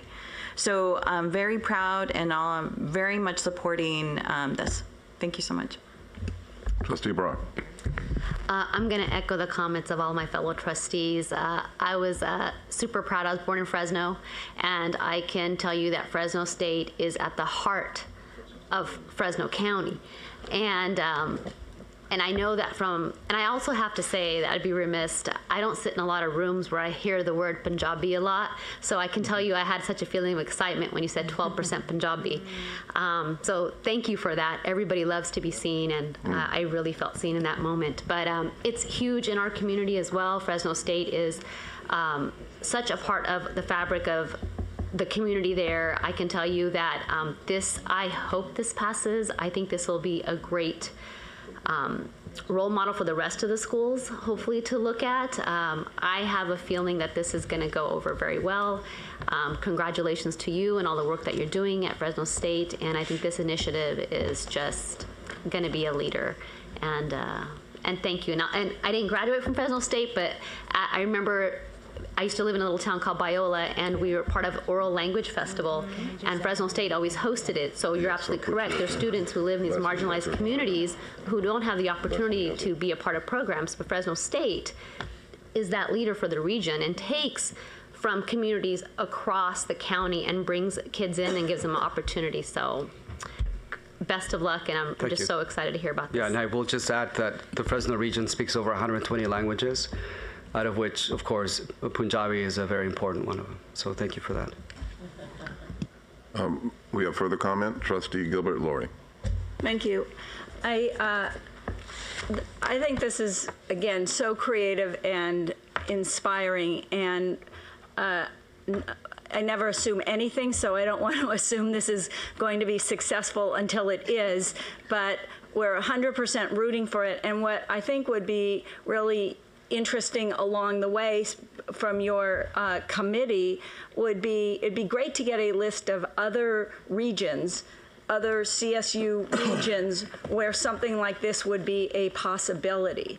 And it seems that having a, and we can, because, I mean, this is what we need to be doing, and build into each of these proposals. What would the incentive be to, along the lines of the scholarship here, what would be the incentive be in terms of reduction of COA or, to CSU students in that region if a tax like this passed? So, I mean, there is a way to build in something back to the CSU students in the region.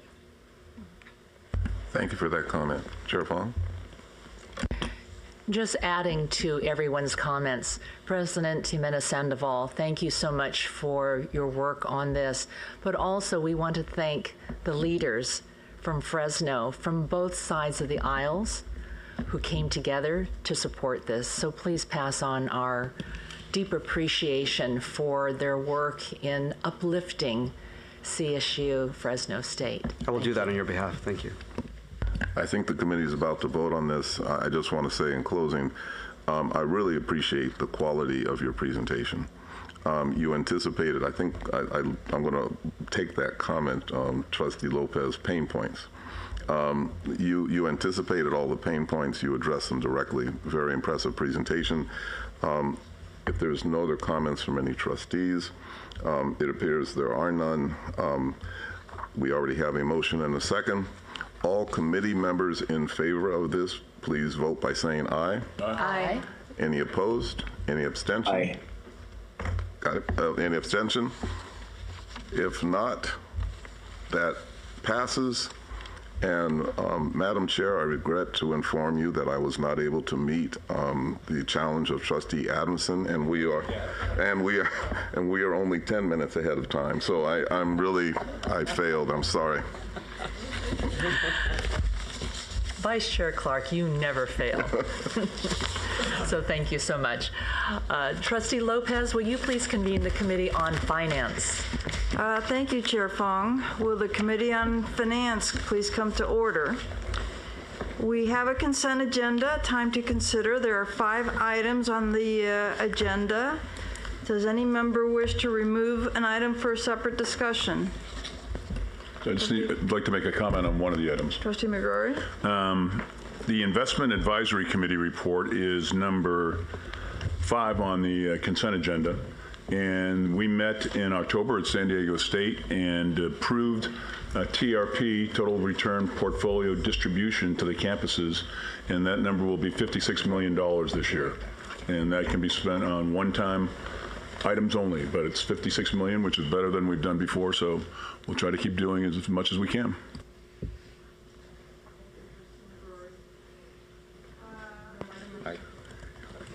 Thank you, Trustee McGrory. May I have a motion to approve the consent agenda? Second. Okay, is there any objection to approving the consent agenda as presented? Seeing none, the consent agenda is approved. Okay, we have one discussion item. The item is an information item. It's an annual system-wide report on hate incidents in campus. One of the things that I asked Steve and others to consider is this is not just an annual report. This is really coming at a time that we are really all feeling very much the events in the Middle East. But it's not just that. As Trustee Gilbert Lurie said, we live at a time right now where there's a lot of hate and prejudice and intolerance. And so we wanted to go beyond just a report and the statistics in our campuses, which are actually amazingly low, but really talk about what we do on our campuses and as a system to address this issue. So I'm going to ask Steve Relier, who will introduce the item, and then we have President Teniente Matson, Provost Amy Suyochi, I'm sorry if I don't pronounce that quite appropriately, from San Francisco State, and Provost Rafiq Mohammed speaking about this in Cal State San Bernardino, as well as Melinda Lattis, the Director of System-Wide Clery and Campus and Safety Compliance, who are going to be presenting this report. So Steve, would you please begin? Thank you for that introduction, Trustee Lopez. As Trustee Lopez mentioned, each year we report to the Board of Trustees the number of hate incidents that are reported on each of our 23 universities. This information item includes that report for the calendar year 2022 pursuant to the California Education Code. In today's environment, where diversity, equity, and inclusion are paramount, understanding and addressing hate incidents is essential to creating safe educational and working environments. This presentation will provide a context regarding hate crimes and incidents on our universities and is particularly important considering the recent events in the Middle East and the increase in hate incidents nationwide. Melinda Lattis, our Director of System-Wide Clarity and Campus Safety Compliance, will present the annual report and provide some additional information regarding the broader context throughout the CSU system. President Teniente Matson and Provost Suiyoshi, and excuse my pronunciation, will share a few other remarks regarding how they handle the critical issue at their universities. And later in the presentation, we'll hear from the Cal State San Bernardino Provost Mohammed about how they are influencing the national conversation on this topic. So with that, we're going to start with Melinda. Thank you, Executive Vice Chancellor Rollier. I appreciate the opportunity to address the Board of Trustees today regarding these important matters concerning student safety. As Steve mentioned, annually we are required to report hate crimes and violence as defined by the California Education Code. Hate violence captures incidents that do not meet the definition of a hate crime under the California Penal Code, such as destruction of property, physical violence, or verbal threats of force or physical violence against a person or group of persons. In this year's data, the most common incident type was physical assaults, followed by intimidation and other threats of physical harm, with vandalism or damage to property as the third most common offense type. Bias based on sexual orientation was most common, followed by a tie for bias based on race and based on ethnicity. As the table shows, across the entire system for 2022, the CSU universities reported a total of 13 hate crimes and 6 incidents of hate violence. As we highlighted last year, it is likely that reduced campus in-person activities associated with the COVID-19 pandemic resulted in fewer reported hate crimes and incidents of hate violence in the calendar years 2020 and 2021. This data excludes incidents such as inappropriate speech or use of slurs or verbal harassment that does not include a threat of bodily harm. Additionally, incidents that occur off campus are not included in these figures. All CSU universities also report hate crimes, Violence Against Women Act crimes, and other crimes against persons and property in the annual security report, which is published each year pursuant to the Jean Cleary Disclosure of Campus Security Policies and Campus Crime Statistics Act. As Steve mentioned, we have asked President Teniente Matson and Provost Suiyoshi to touch on examples of the types of incidents universities confront and actions taken to prevent future incidents and support students, employees, and the campus community when incidents do occur. President Teniente Matson. Thank you, and good morning, trustees. As a CSU president, it's my highest priority to ensure a safe and healthy environment for our campus community while balancing an atmosphere for discovery and learning. By and large, our campus has responded as such. Based on a preliminary review of reports received since January 1st of this year, 2 occurrences of hate crime have been reported thus far. This fall, the San Jose State University spirit of peaceful protest and tolerance of divergent viewpoints has held strong. In early October, our campus hosted 2 events within a 48-hour time frame that some found controversial and had the potential to lead to hate-based disruptive activity. The campus took precautionary steps and activated the established protocols and plans for threats to public safety, which include working with other municipal law enforcement resources. Fortunately, we didn't have to call on them. In light of the ongoing conflict in the Middle East, I've been constantly and directly engaged with students, faculty, and staff, campus affinity groups, university police, and community leaders over the past month. The nature of reported incidents after October 7th has largely been about fearfulness and concern for personal safety, which I and other members of my cabinet have taken seriously and responded with prudence. As a result, our university police department has increased the number of officers and patrols on campus. We've investigated all reports of suspicious circumstances. We've actively responded to those who are feeling unsafe, and we continue to meet with faculty, staff, and students to ensure they use services such as safety escorts. To this point, UPD has found no incidents or substantiated events. And to date, we have successfully held peaceful vigils and peaceful protests on campus. Under my direction, our campus leadership continues its outreach with student affinity groups, and we're actively monitoring social media for inflammatory comments, threats, hate speech, and misinformation. In collaboration with key stakeholders like our Office of Diversity, Equity, and Inclusion, I've called for multiple campus statements acknowledging that our university community has zero tolerance for hate, violence, and oppression. As one such message pointed out, when behavior crosses the line from peaceful to non-peaceful, there are consequences. As we process what is occurring around the globe, San Jose State strives for a culture of care as we offer campus-based resources that also intersect with resources from community-based groups to provide support for students, staff, and faculty. As Spartans, our university's values ensure we strive to maintain a campus free from hate-based activities, intimidation, harassment, and violence. I now turn to San Francisco State Provost.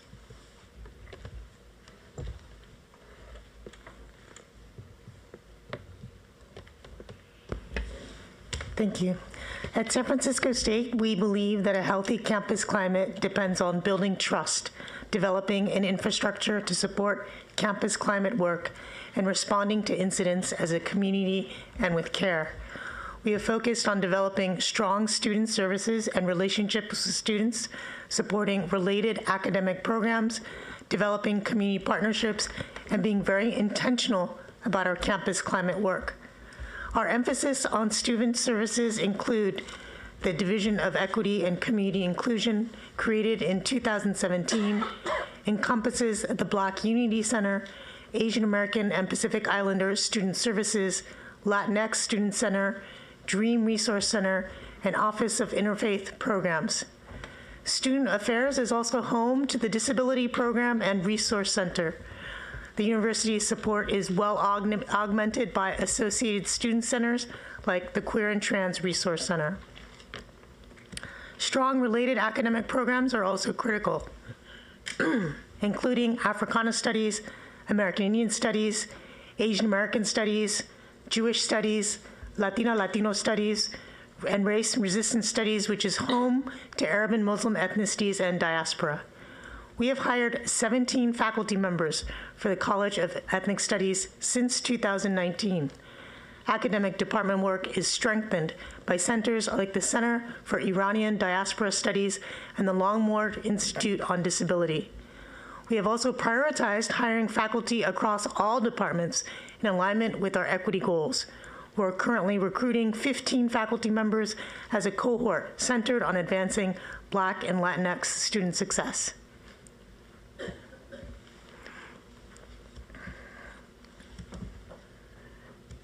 We partner with our community for additional support, including a citywide program co-founded by Professor Russell Jung to stop AAPI hate.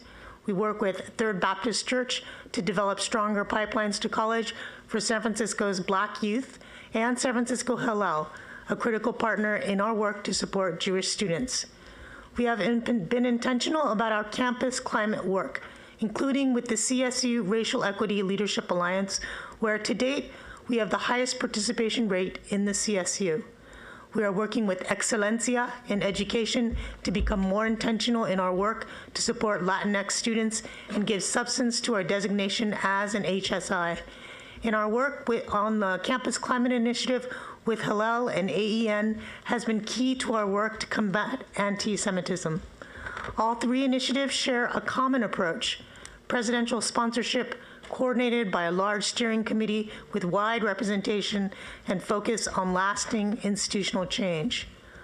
We are building an integrated network to respond with care when there are incidents, which includes the Bias Incident Education Team, Dean of Students, Dean on-Call Program, Human Resources, Faculty Affairs, the Title IX DHR Administrator, and Campus Safety, a village of support to respond with care in a timely fashion. Thank you. Thank you, President Tanyente Matson and Provost Sueyoshi. Next, I'm going to explain how our universities collect these statistics. Both the Federal Clery Act and the requirements of Chapter 15.5 of the California Education Code rely upon the judgment of individuals called Campus Security Authorities, or CSAs. The definition of a Campus Security Authority, summarized on this slide, includes campus police departments, other individuals responsible for security of campus buildings or events, offices to whom our community members report crime, such as the Title IX office, Human Resources, or student staff in the residence halls, and additional individuals with significant responsibility for student and campus activities. Crimes reported to CSAs, in addition to crimes reported to law enforcement, are included in the Hate Incidents Report and Clery Act crime statistics. As a result, appropriately identifying and equipping the individuals who meet the definition of a campus security authority is a critical element of compliance with these requirements. Each campus establishes its own reporting structure for campus security authorities to use. For some campuses, CSAs are instructed to report directly to the police, and on others, there is a CSA reporting form. Several departments within the Chancellor's Office work collaboratively to provide CSU universities with resources to support a consistent application of factors in the analysis of whether positions meet the definition of a campus security authority. These efforts have included integrating the position-level analysis into the Common Human Resource Services recruiting system in 2022, and providing guidance and analytical frameworks to apply the factors to the role and responsibilities of employees and employee groups. In 2021, we collaborated with System-Wide Labor Relations to add a policy requirement that campus security authorities complete training as assigned, which allows universities to enforce completion of the training assignments for any faculty and represented staff person who meet the definition of a campus security authority, in addition to student employees, volunteers, and managers. Last, but certainly not least, partnership with system-wide learning and development at both the university and system levels has improved the efficacy and accountability of CSA-required training. As President Tanyente Matson and Provost Sueyoshi shared, multiple divisions and departments on each of the 23 CSU universities work to reduce and respond to hate crimes and violence through ongoing education and training, support, and communication when incidents occur. Support, both ongoing and in response to an incident, can strengthen the community and help mitigate some of the damage these incidents cause. Student affairs professionals strive to promote campus communities free of hate, violence, incidents throughout multicultural and identity-based student centers, designated safe spaces to facilitate open dialogue, as well as programming provided by offices of student life and civic engagement. Residential life and housing operations also provide educational programming designed to combat discrimination, harassment, and retaliation, and promote welcoming communities. University police departments are often the first responders when an alleged hate crime is reported, and university police officers are trained to ensure a safe and hate crime-free campus environment through student-focused and community-based policies, practices, and approaches. Direct communication is most helpful when incidents occur. Strategic communication efforts, guided by the university president, help increase awareness of the circumstances and begin the process of recovery when hate crimes and incidents occur. Prevention includes an important range of action. Discrimination, harassment, and retaliation administrators and Title IX coordinators and their respective teams provide training and outreach to students and employees to promote equity and inclusion and ensure compliance with the CSU non-discrimination policy and with Title IX regulations that prohibit sex and gender-based discrimination, harassment, retaliation, and violence. Many student affairs offices also incorporate bystander education to help prevent hate violence incidents and crimes. The Chancellor's Office has sponsored threat assessment and violence prevention training for campus administrators in 2023, with more training planned in 2024. Now, Provost Mohammed from California State University San Bernardino will speak about how the CSU influences the national discussion. Thank you, and good morning.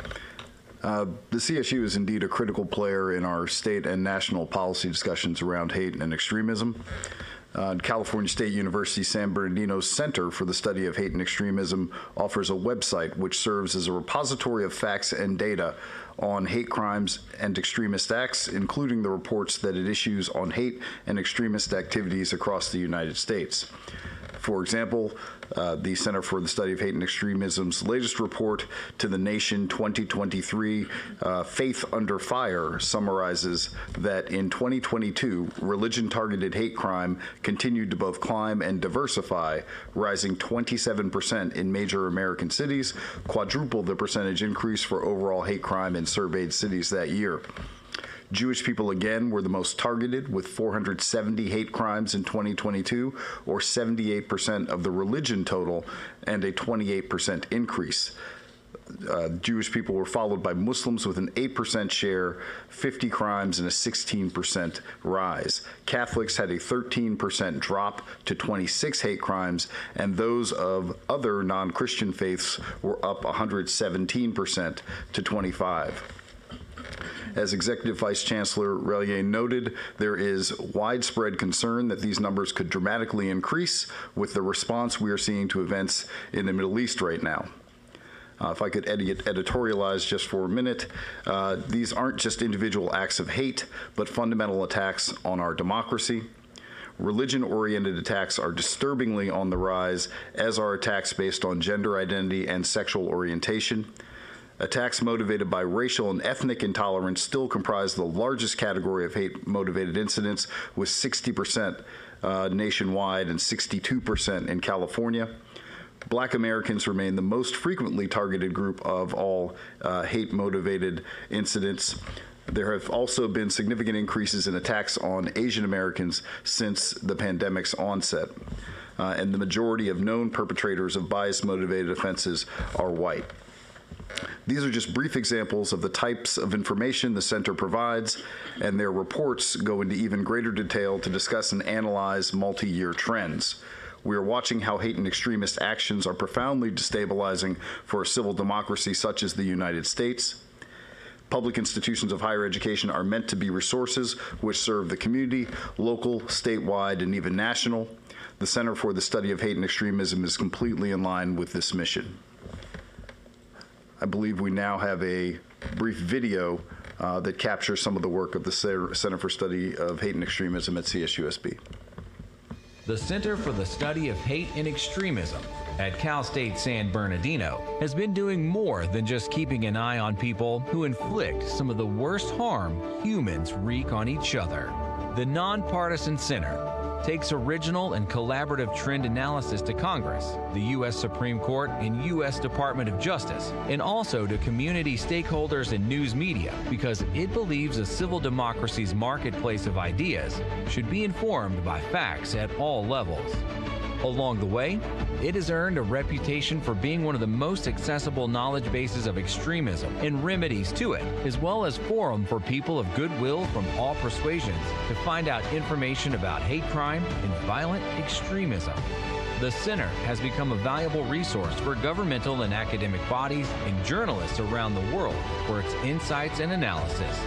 From that perspective, the center has, with repeated accuracy, identified trends not only to help law enforcement and policymakers fight hate crimes and other extreme acts, but also to inform the public through independent and timely data.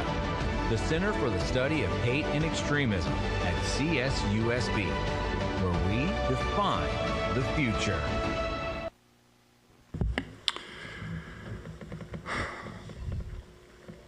I want to thank Melinda, President Teniente Matson, Provost Tsuyoshi, and Provost Mohammed. Thank you very much for being here today.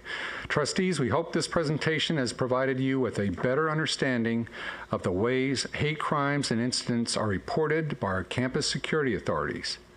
and the ongoing efforts at our universities to prevent these incidents, support the campus community when they do occur, and communicate about the critical topic both at the campus level and nationally. The California State University will continue to promote and support a safe and inclusive environment for our students, our employees, and our guests. Trustee Lopez, that concludes the presentation, and we're happy to address any questions. Thank you. Thank you all very, very much for the presentations. Really very much appreciated, Provost Mohammed, the context, alarming statistics, but the contextual frame, and also learning more about your center.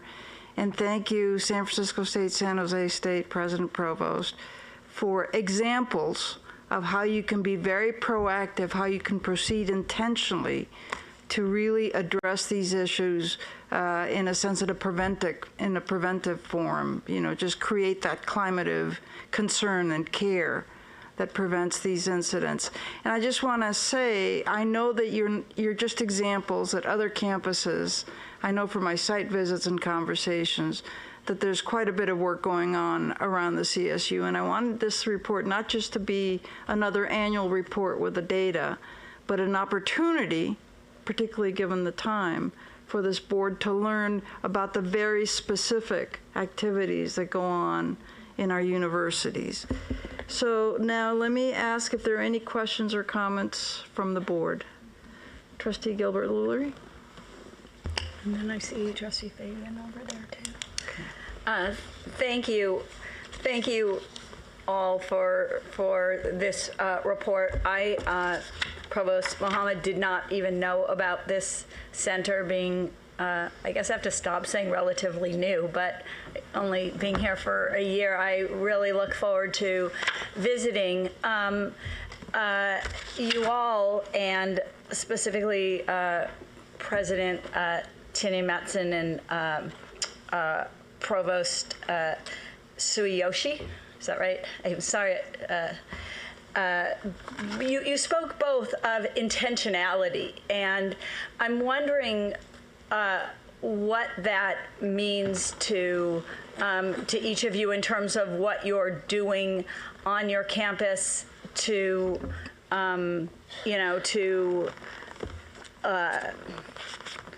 to protect against this rising wave that we're facing. And I wonder from all of you, because I think that Chancellor Garcia and I spoke a little bit too about having heard in the last few weeks a lot of crises on the UC campuses and clearly throughout California and throughout the country, and talking about how we've actually heard relatively positive reports coming from our campus.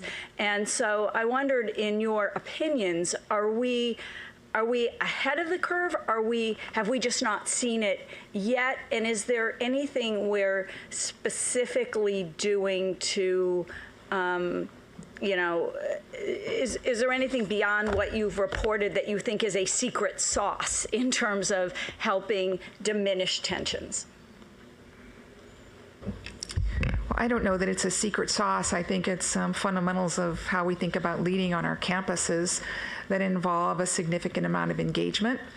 I talk with students, look out for students, to talk to students that I might not normally talk to every day, to understand what's happening on our campus, being available for faculty and staff to express their ideas as well as concerns, being proactive in looking for areas where we may anticipate problems or challenges so that we can be ahead of that, I think is a significant part of the engagement strategy that we refer to as intentionality. Mm-hmm. To hear about things, to be as proactive as we can be. I don't think any of us are perfect or have perfect scenarios, but we're preparing and planning as proactively as possible.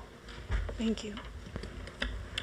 I would say that at San Francisco State, we've been under the tremendous leadership of President Mahoney, who's been meeting with us weekly in cabinet talking about these issues. I'm formerly a community organizer, so I call it sort of being, grassroots organizing. I do believe that President Mahoney has given the leadership to tell us to really be at the grassroots level, to be talking to students, faculty, and staff, right? Various constituent groups across the campus as well as in the community to keep folks engaged and in touch with what's going on campus. And we always place students first, student learning as our primary goal. So that's sort of the way that we've approached this. Thank you. Trustee Fagan? Wait, I think there's one. Oh. I'm sorry. I just wanted to add, picking up off of what Amy just mentioned, on our campus, President Morales is a staunch advocate for students and for our institution not just being a passive actor in kind of the delivery of education, but also, our campus is framed around the idea that we have a responsibility to actively engage our campus community and our broader community in conversations that are politically and socially relevant and important. And as you saw with the Center for the Study of Hate and Extremism, so much of that is framed around not just people's opinions, but also data. And so that's just a hallmark of, I think, not just what our campus does, but what our system does really well.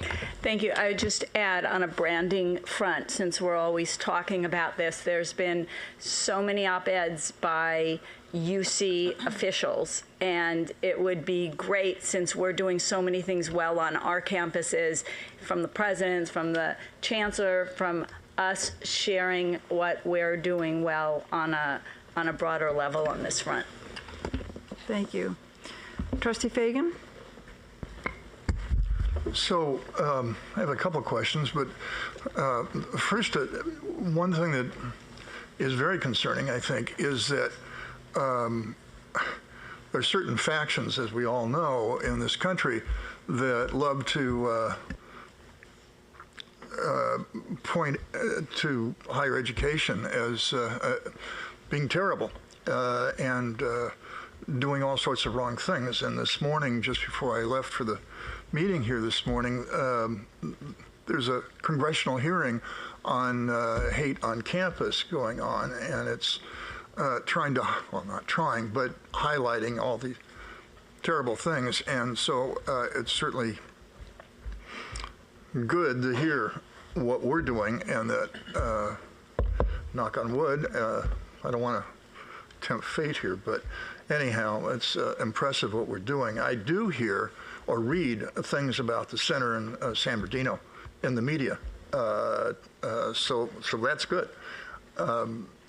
The two questions I have are, do you have any preliminary numbers about, 2023 hate crimes, number one, and number two, specifically since October 7th, not only numbers, but a general sense of activities and things that have been going on. And the other question I have is, when you talk about situations where you have to increase police presence, how do you do that? Is it overtime for the police officers, or do you pull police officers from other like local communities or whatever? And how do you fund that?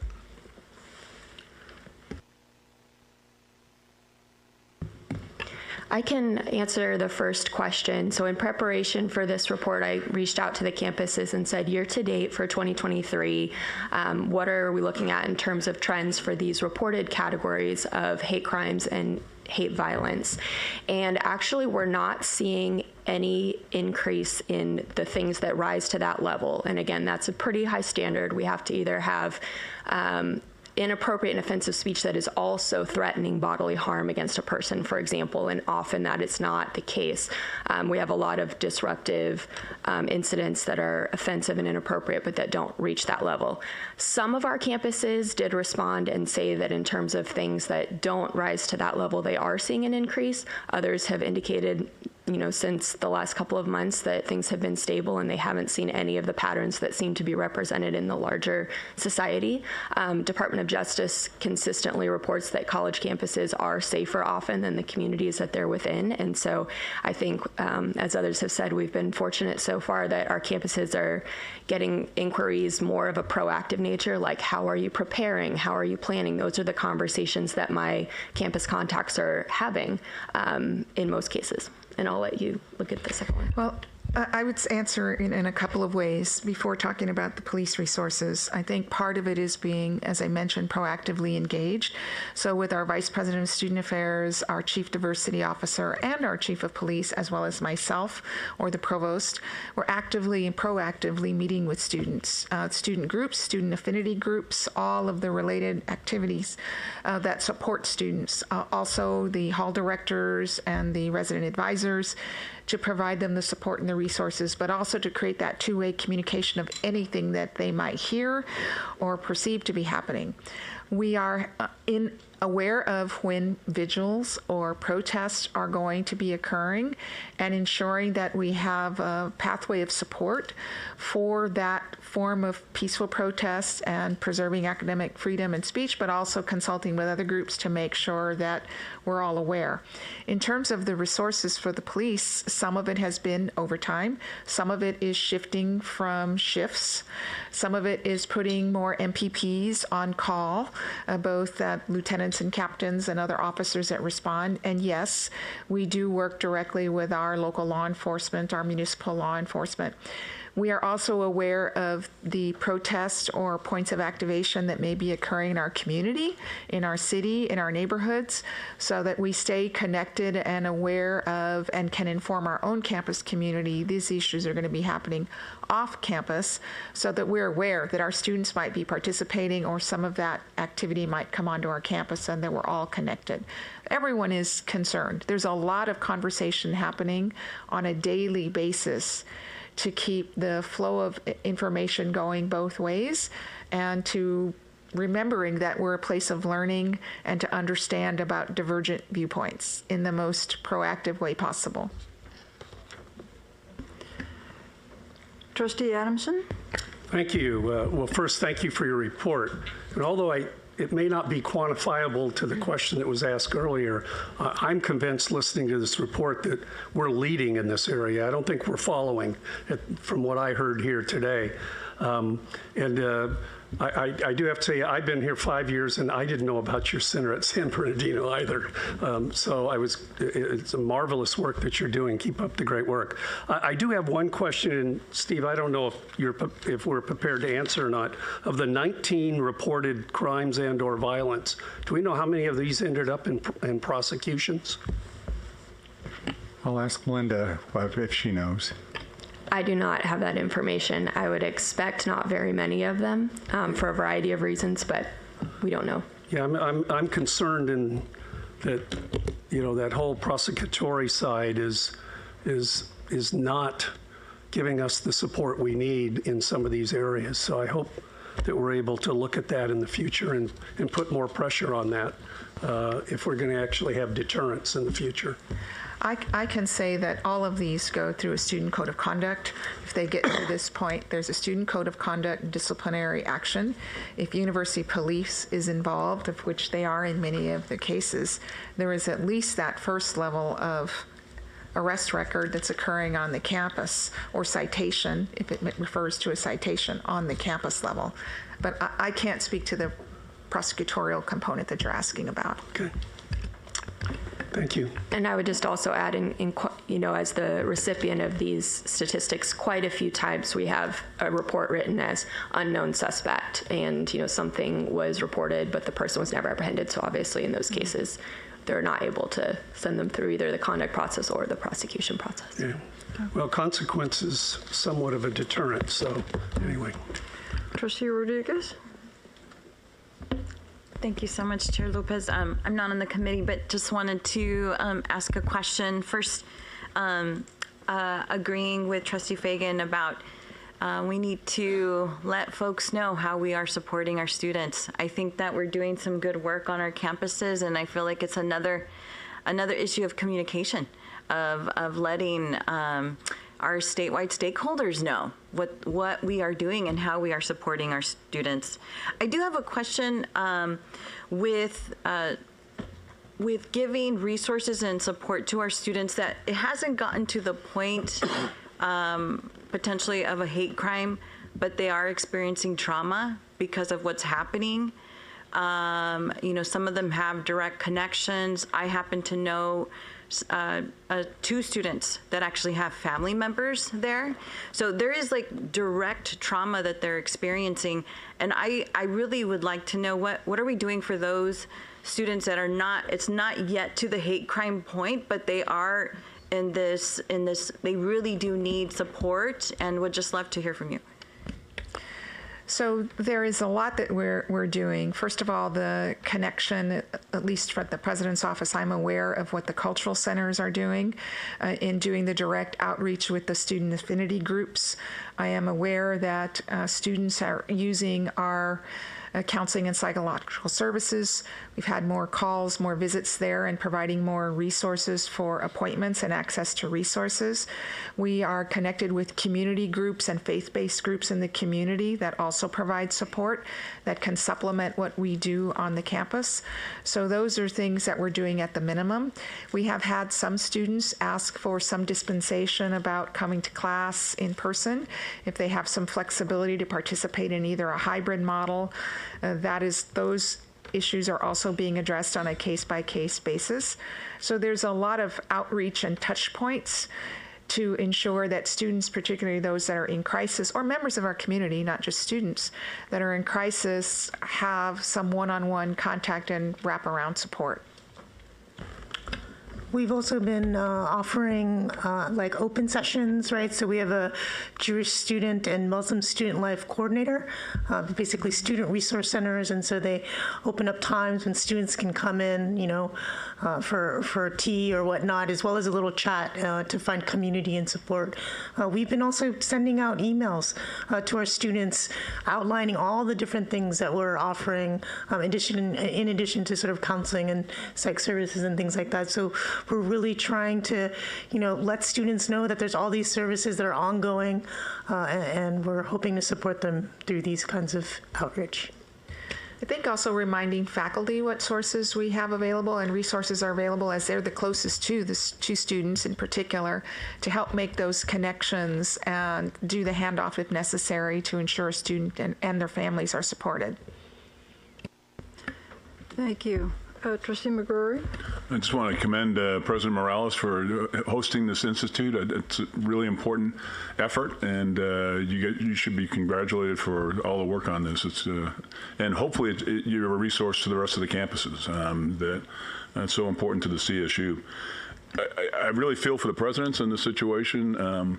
Your leadership is incredibly important, but this is probably the most complicated moral situation any of us have seen in our lifetime, and it's all sides to this issue, and you're doing a great job with it. But it is tough. I mean, it's a complicated situation from all sides. We're not really sure why hate crimes is in the Finance Committee, but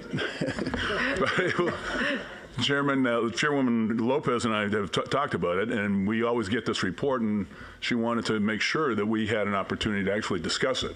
One of the problems with this report is, as you say the federal definition of hate crime is so tight, it looks like we have nothing going on our campuses.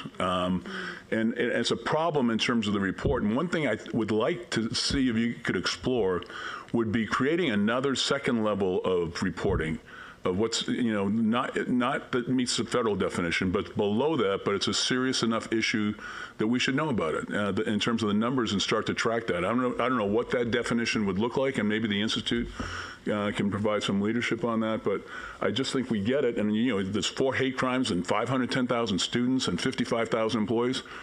I'm not buying it. There's got to be something more going on in the campuses. And I think if we had some lower tier of reporting on incidents that are like this, that don't get to the threshold of the federal definition, I think would be helpful for us.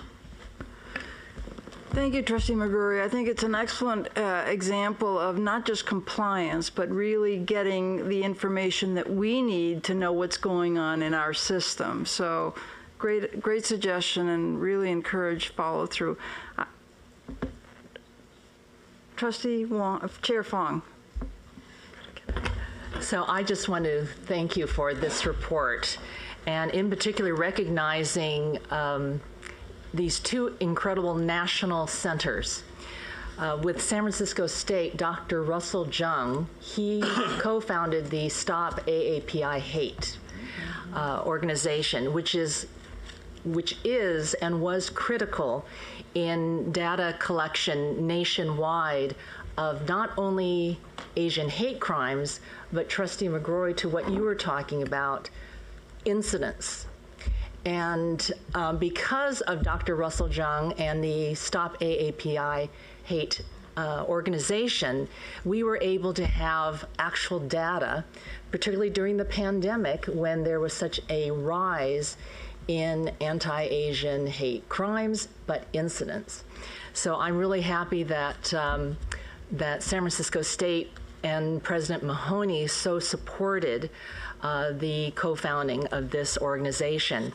And also, I'm just so thrilled that we were able to recognize and spotlight the Center for the Study of Hate and Extremism, and to thank Dr. Brian Levin for founding the center. I was so sad to hear that he retired this past summer, but immense kudos and appreciation for the work that has been done by your center, and of course by the support of President Morales and all of you on that campus, because it is a national voice. There's weekly reports that come out of that center, in particular almost daily now.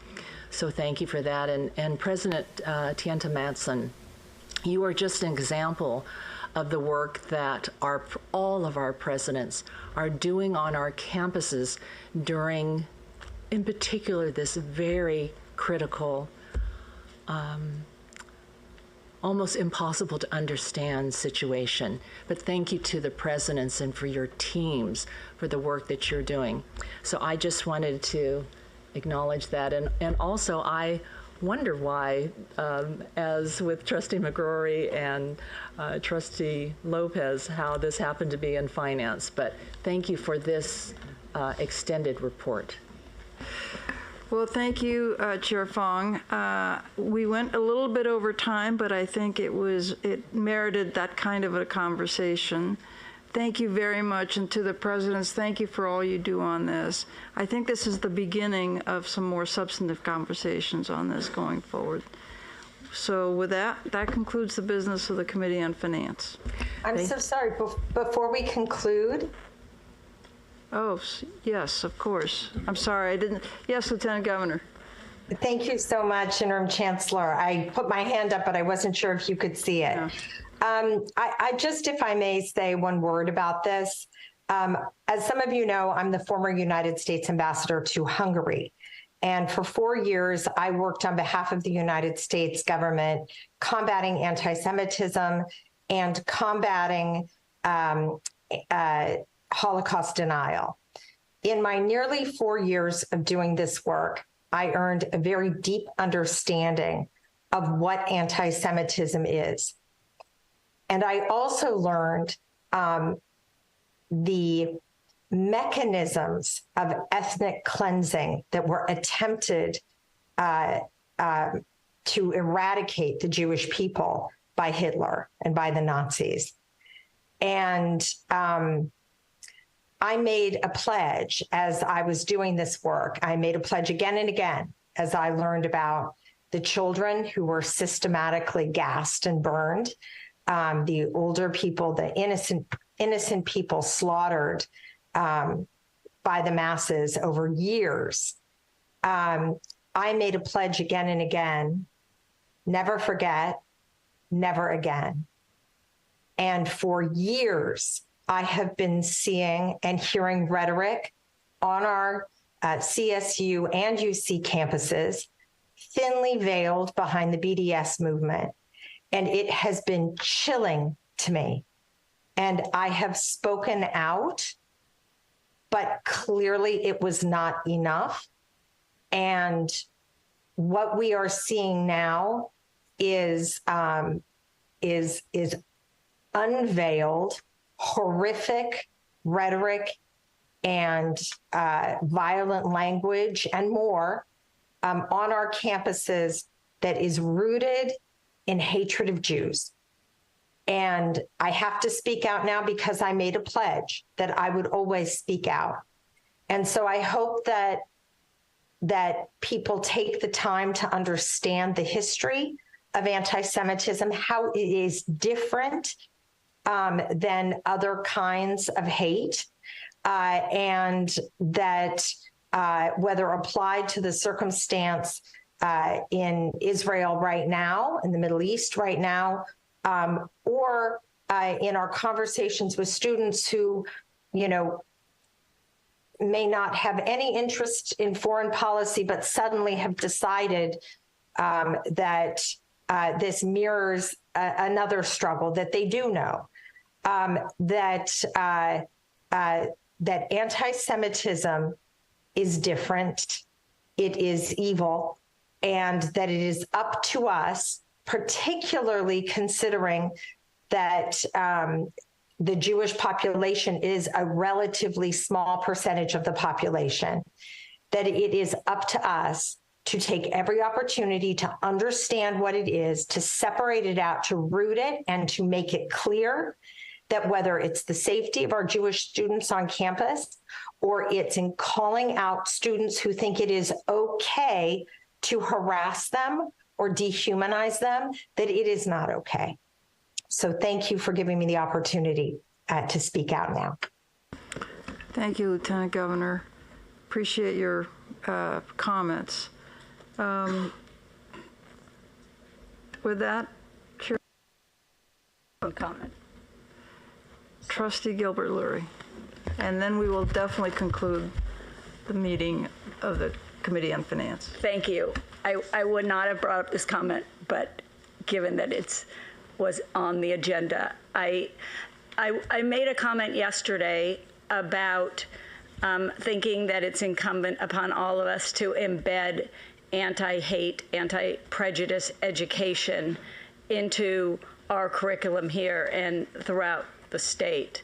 And I wanted, given that we have such expertise in front of us, because I, like the Lieutenant Governor, made a promise also to do everything in my power to eradicate prejudice and religious prejudice, and wrote a book about the Holocaust, have a mother who is a Holocaust survivor. I would like your opinion about if we were to embed this in our curriculum, what would a course look like that would be beneficial to our students to meet them where they're at today?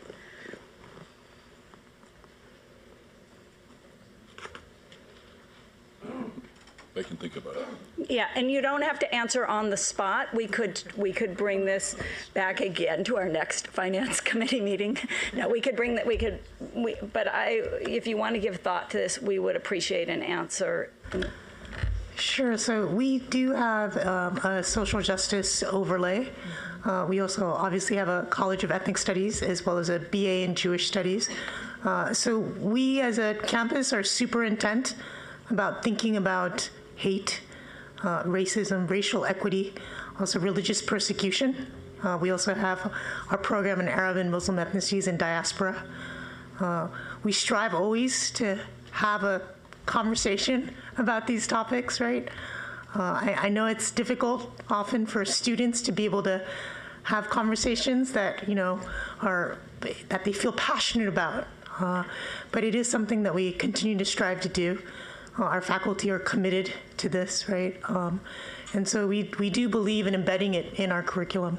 We have classes in the social justice overlay, not just in departments that we think are typical, like in the College of Ethnic Studies, but we have it in departments in literature and in the sciences and business, right? And so we're able to talk about issues of justice, equity, discrimination across the curriculum throughout the university. Thank you. Thank you. And I would add that in addition to the curricular piece, which does exist also in many disciplines, as you were describing, so there's an emphasis on co-curricular activities as well, through campus lectures, through common reads, through speaker series, where we also try to address this that cuts across the whole community, not just a disciplinary angle. I don't have an immediate answer to your question, but I just wanted to echo what Amy said, and also what was said yesterday by a couple of the trustees with regard to civics education, but also just our conversation about where we are with general education.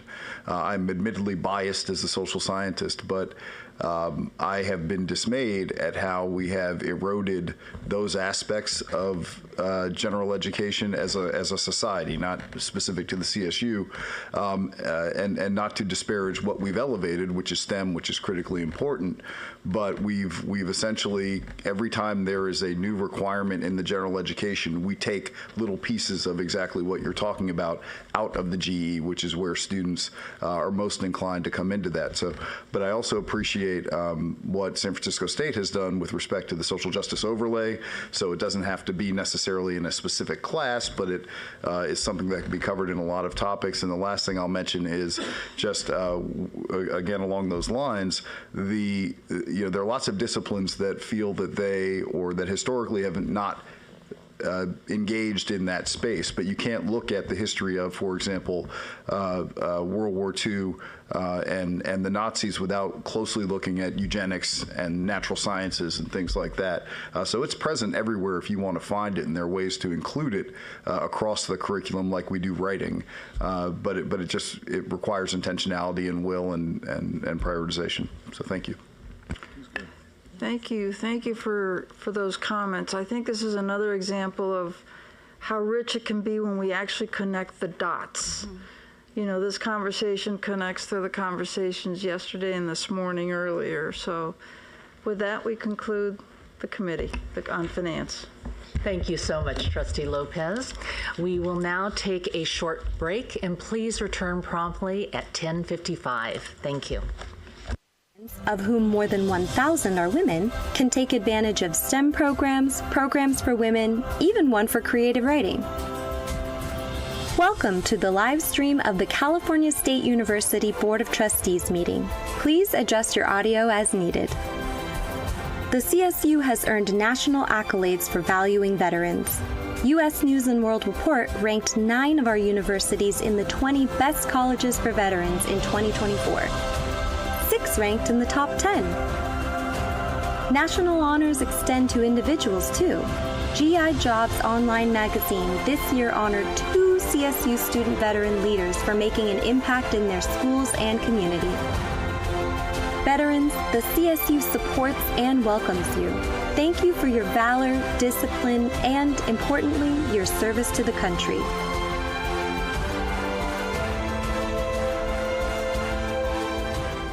Welcome to the live stream of the California State University Board of Trustees meeting. Please adjust your audio as needed.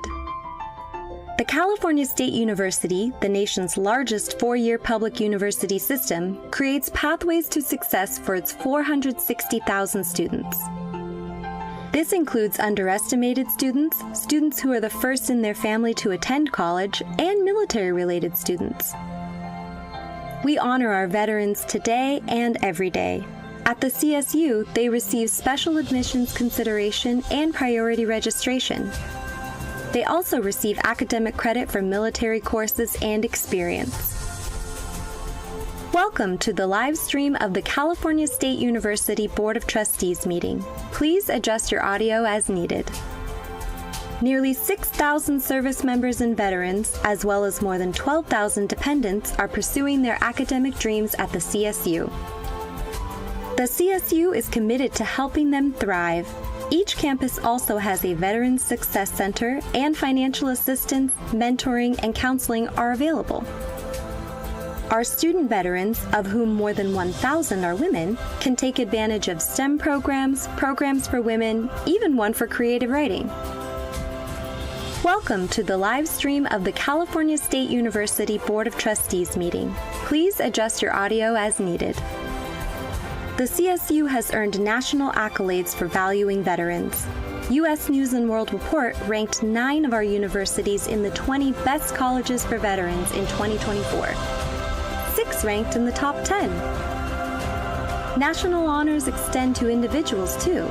GI Jobs Online magazine this year honored 2 CSU student veteran leaders for making an impact in their schools and community.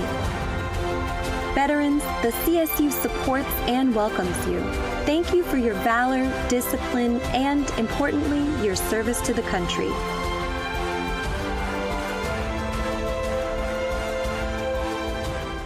Welcome to the live stream of the California State University Board of Trustees meeting. Please adjust your audio as needed. The California State University, the nation's largest 4-year public university system, creates pathways to success for its 460,000 students. This includes underestimated students, students who are the first in their family to attend college, and military-related students. We honor our veterans today and every day. At the CSU, they receive special admissions consideration and priority registration. They also receive academic credit for military courses and experience. Welcome to the live stream of the California State University Board of Trustees meeting. Please adjust your audio as needed.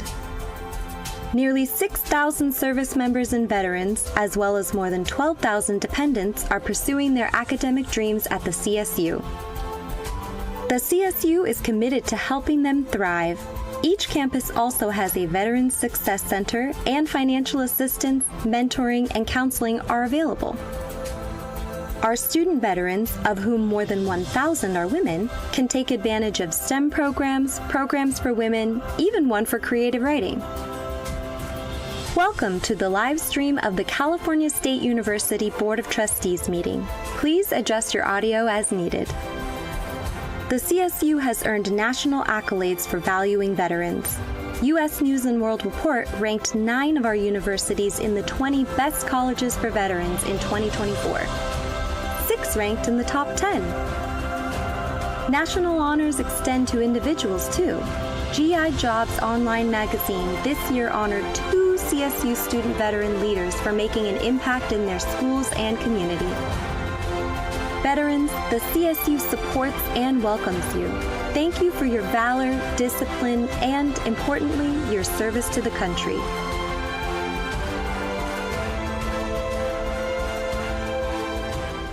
Welcome to the live stream of the California State University Board of Trustees meeting. Please adjust your audio as needed. The California State University, the nation's largest 4-year public university system, creates pathways to success for its 460,000 students. This includes underestimated students, students who are the first in their family to attend college, and military-related students. We honor our veterans today and every day. At the CSU, they receive special admissions consideration and priority registration. They also receive academic credit for military courses and experience. Welcome to the live stream of the California State University Board of Trustees meeting. Please adjust your audio as needed. Nearly 6,000 service members and veterans, as well as more than 12,000 dependents, are pursuing their academic dreams at the CSU. The CSU is committed to helping them thrive. Each campus also has a Veterans Success Center, and financial assistance, mentoring, and counseling are available. Our student veterans, of whom more than 1,000 are women, can take advantage of STEM programs, programs for women, even one for creative writing. Welcome to the live stream of the California State University Board of Trustees meeting. Please adjust your audio as needed. The CSU has earned national accolades for valuing veterans. U.S. News & World Report ranked 9 of our universities in the 20 best colleges for veterans in 2024. 6 ranked in the top 10. National honors extend to individuals, too. GI Jobs Online magazine this year honored 2 CSU student veteran leaders for making an impact in their schools and community. Veterans, the CSU supports and welcomes you. Thank you for your valor, discipline, and, importantly, your service to the country.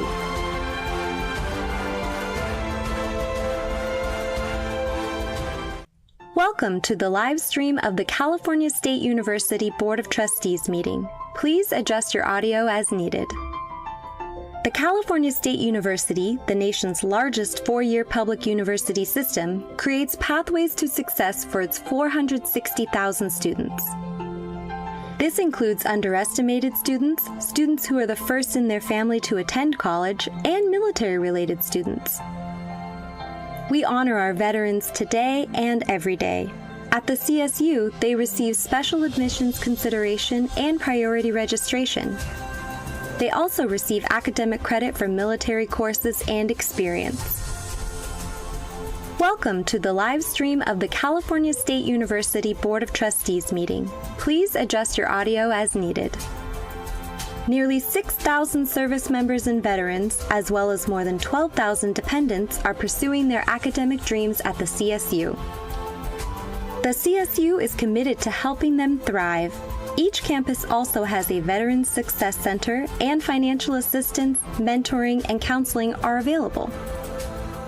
Our student veterans, of whom more than 1,000 are women, can take advantage of STEM programs, programs for women, even one for creative writing. Welcome to the live stream of the California State University Board of Trustees meeting. Please adjust your audio as needed.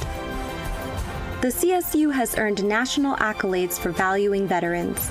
U.S. News & World Report ranked 9 of our universities in the 20 best colleges for veterans in 2024. 6 ranked in the top 10. National honors extend to individuals, too. GI Jobs Online magazine this year honored 2 CSU student veteran leaders for making an impact in their schools and community. Veterans, the CSU supports and welcomes you. Thank you for your valor, discipline, and, importantly, your service to the country.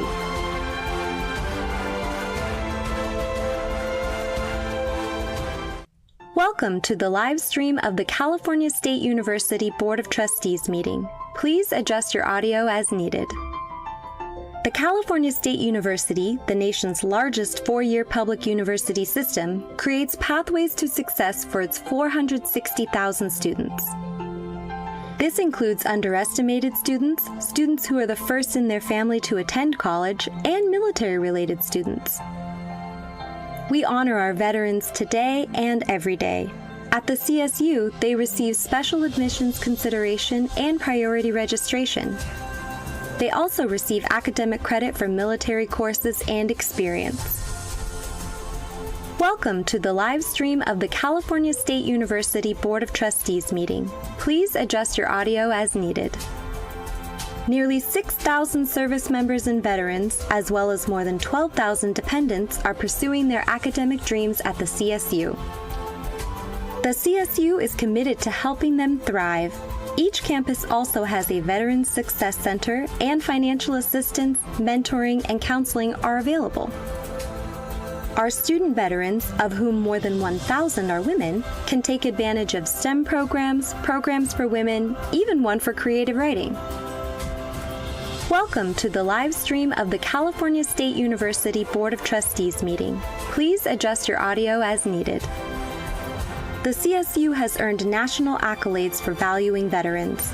U.S. News & World Report ranked 9 of our universities in the 20 best colleges for veterans in 2024.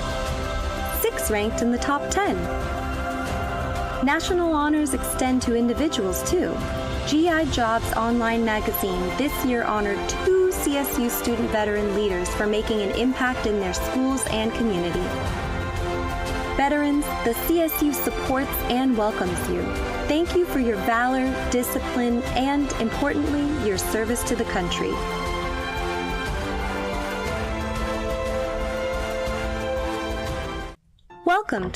Welcome back. Trustee McGrory, will you please convene the Committee on Finance and Campus Planning, Buildings and Grounds? Thank you, Chair Fong. Will the meeting of the Committee on Finance and Campus Planning, Buildings and Grounds, we got to change that name, please come to order. The first item on today's agenda is the approval of the minutes from January 2023 meeting. Is there any objection to the approval of the minutes? Hearing none, the consent agenda is approved. Now we'll move on to the discussion agenda. The committee has 2 items on today's discussion agenda. Item 2 is an action item on the approval of a public-private partnership residential and retail project at San Diego State University, Mission Valley. The item will be presented by Steve Rellier, Executive Vice Chancellor, Adela De La Torre, President of San Diego State University, Robert Eaton, Assistant Vice Chancellor, and Paul Gannot, Assistant Vice Chancellor. Steve? Thank you, Trustee McGrory. Today, we are pleased to present the first 2 public-private partnership projects at the San Diego State Mission Valley site for final approval from the Board of Trustees. Now, the first of these 2 projects, a residential and retail development, is the subject of this agenda item, and then the second project, an affordable housing project, will be presented for the Board's consideration in the next agenda item for the same joint committee. At its January 2020 meeting, the Board of Trustees authorized the acquisition of the 133-acre Mission Valley site on behalf of San Diego State University. Concurrent with this authorization, the Board also approved financing for the site, both the site acquisition and approved the campus master plan. That master plan authorized the development of the site for research and innovation, parks and open space, market rate and affordable housing, which is available to the San Diego State community and the community in general. As well, it included retail space, a 35,000 capacity multi-use stadium, and a hotel. The research and innovation uses, the housing, the retail, and the hotel are to be developed utilizing public-private partnership structures, the ground lease revenues from which will be used to repay the principal and interest on the debt issued to acquire and improve the site.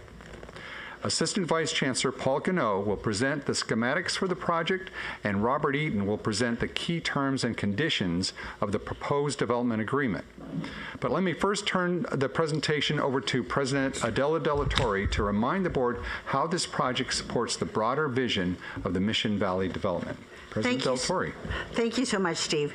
We're thrilled to be before you today to take the next step in the development of SDSU Mission Valley.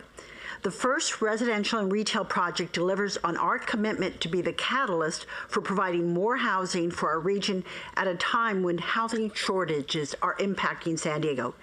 It is a mixed-use project on just over 4 acres that will include a variety of apartment options, a grocery store, restaurant, and retail space with 4 levels of parking.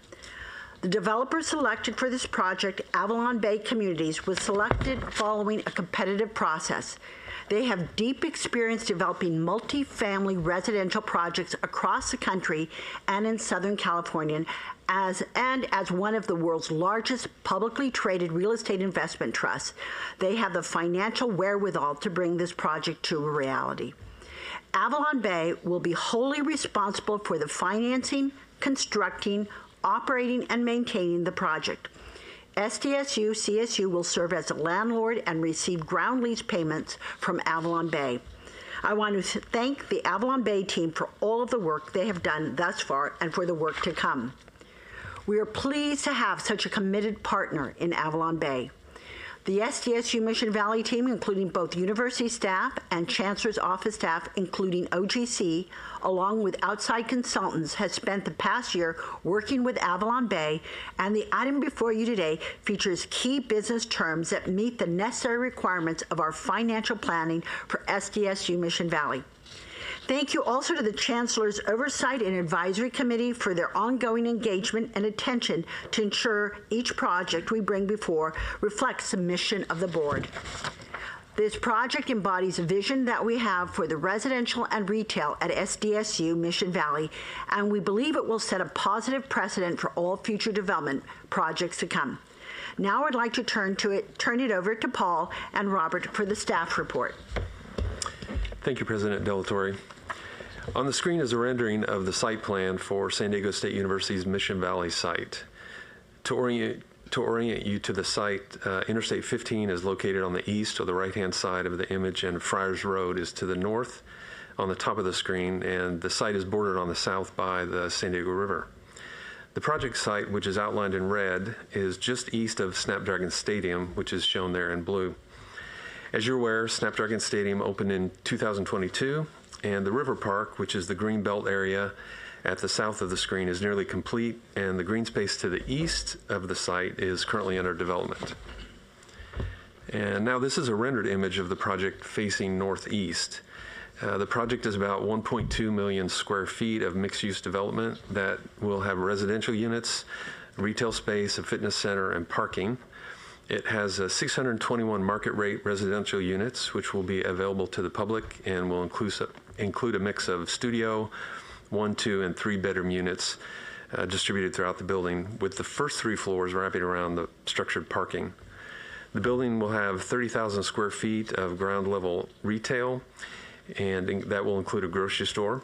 And the 5 upper floors will be organized around 4 courtyards, a play courtyard, a garden courtyard, a pool courtyard, and a Zen courtyard. The project has 4 levels of parking, one being underground, and that will accommodate 1,074 vehicles.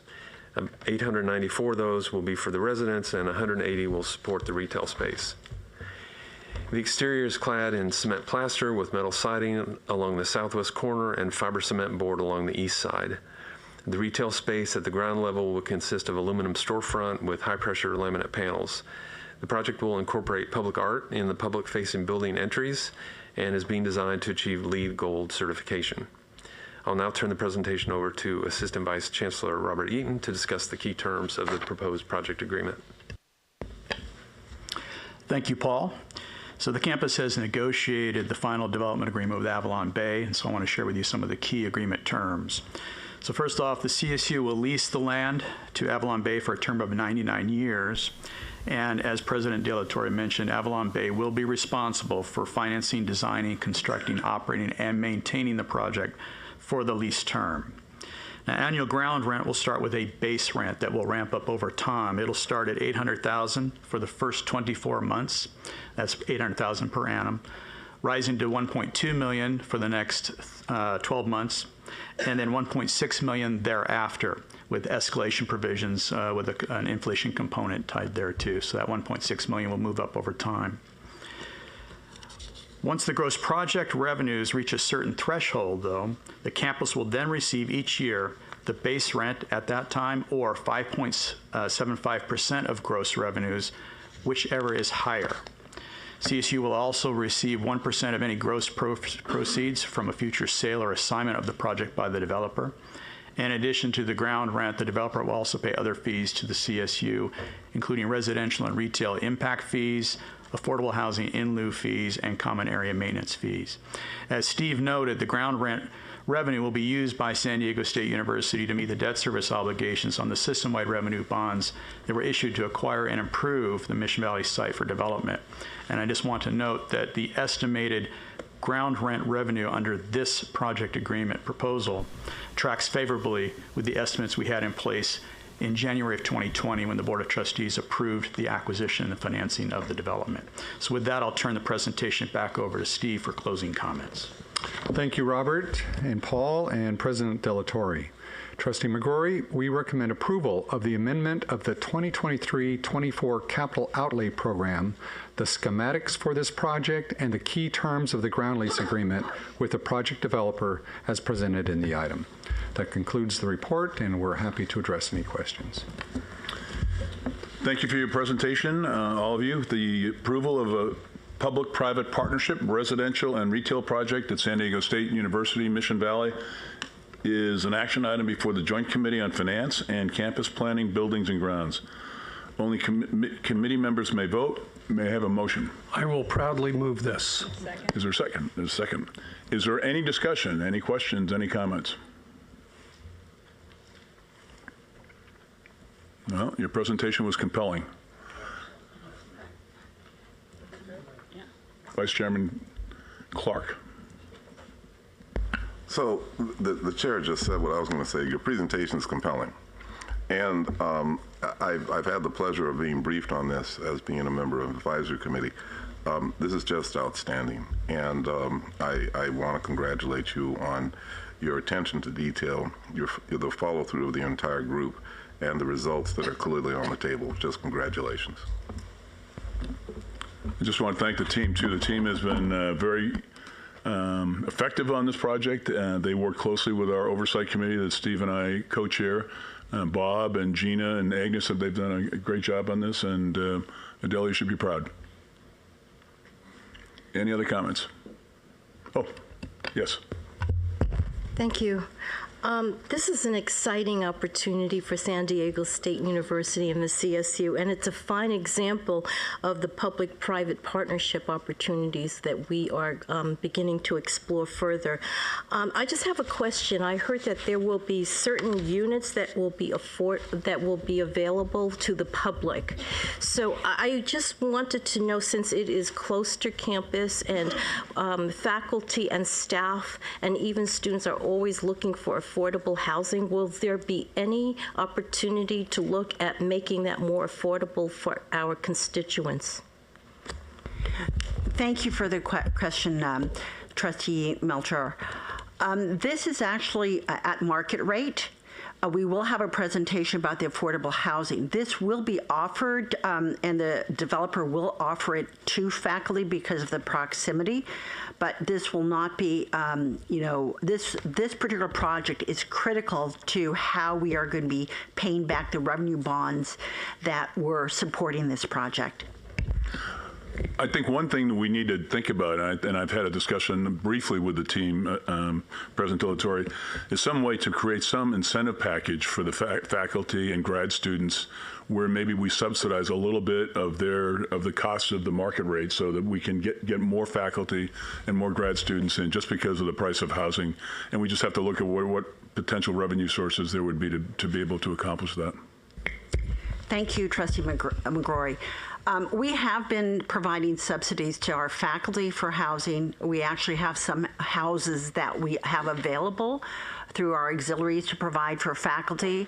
So that is an area that we are exploring, and it is something that when this is fully built out, one of the beauties of this project is the additional revenue that we will have can be used to actually provide a stream of funding, particularly to support housing. So even though this is going to take about 10 to 15 years to complete, there will be positive revenue generation beyond the ground lease from this project to support that. So I completely am in agreement with supporting that strategy as well. Thank you.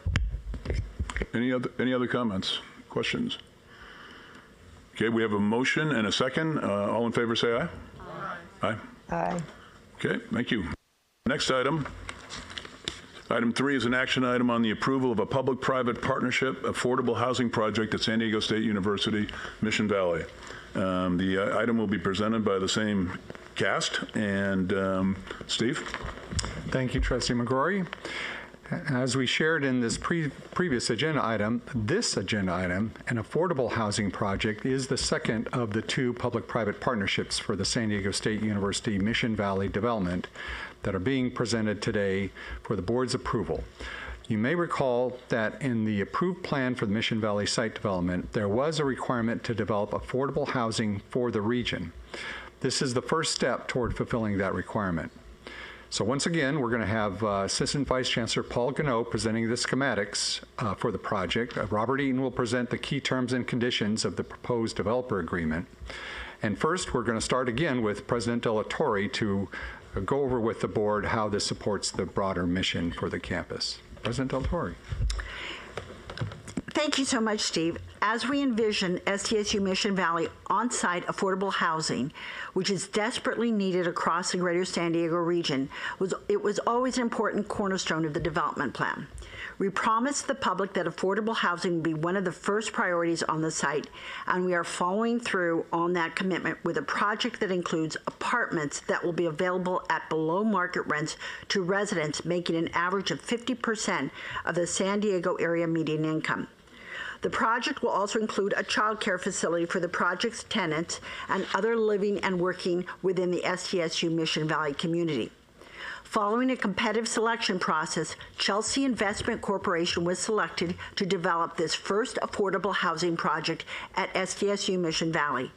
Chelsea is a San Diego County-based affordable housing developer that has developed 2/3 of the inclusionary housing in San Diego County over the last 20 years. Their deep knowledge of affordable housing, financing, and development makes them the perfect choice for this project, as Chelsea will be wholly responsible for the project's financing, construction, operations, and maintenance.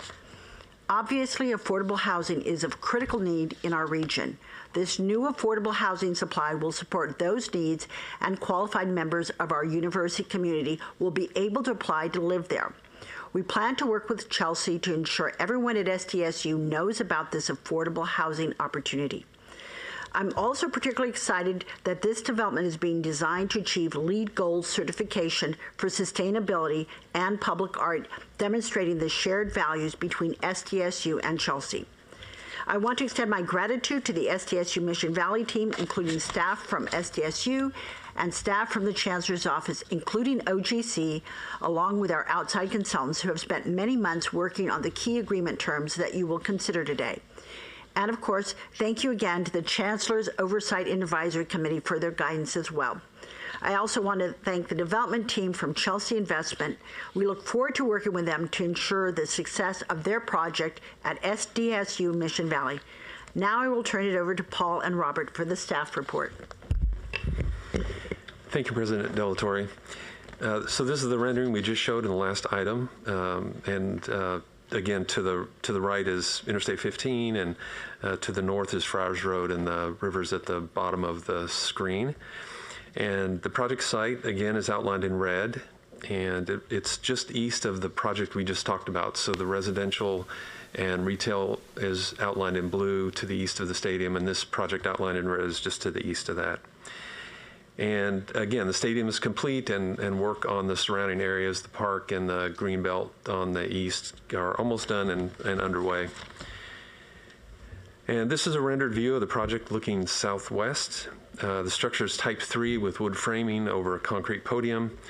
Exterior materials are stucco and some other accent materials. As President Delatorre mentioned, the project has 186 units and 139 parking spaces. Some of those parking spaces are dedicated toward child care center and ride share, but 139 total. And this building also provides a mix of units with 1, 2, and 3 bedrooms available. The child care center will be 6,200 square feet and will serve approximately 55 children. Some of the amenities in the project include a resource room, a media center, computer lab, laundry facilities, outdoor lounge spaces with dining areas, bike storage, a bike repair station, EV charging station, and some pet-friendly policies. The developer will commission public art by local artists for the outdoor spaces and the public garden and the building exterior. A future phase of the project is shown on this screen, kind of grayed out on the left, so that's the next phase of the affordable housing that will be on the same site. And now Robert will provide an overview of the key terms again. Thank you, Paul. So once again, let me share some of the key agreement terms that we have worked out with Chelsea. So first of all, the CSU will lease the land to Chelsea for a term of 75 years. And similar to the prior project, as well as what President Delatorre mentioned, Chelsea will be responsible for financing, designing, constructing, operating, and maintaining the project for the life of the lease.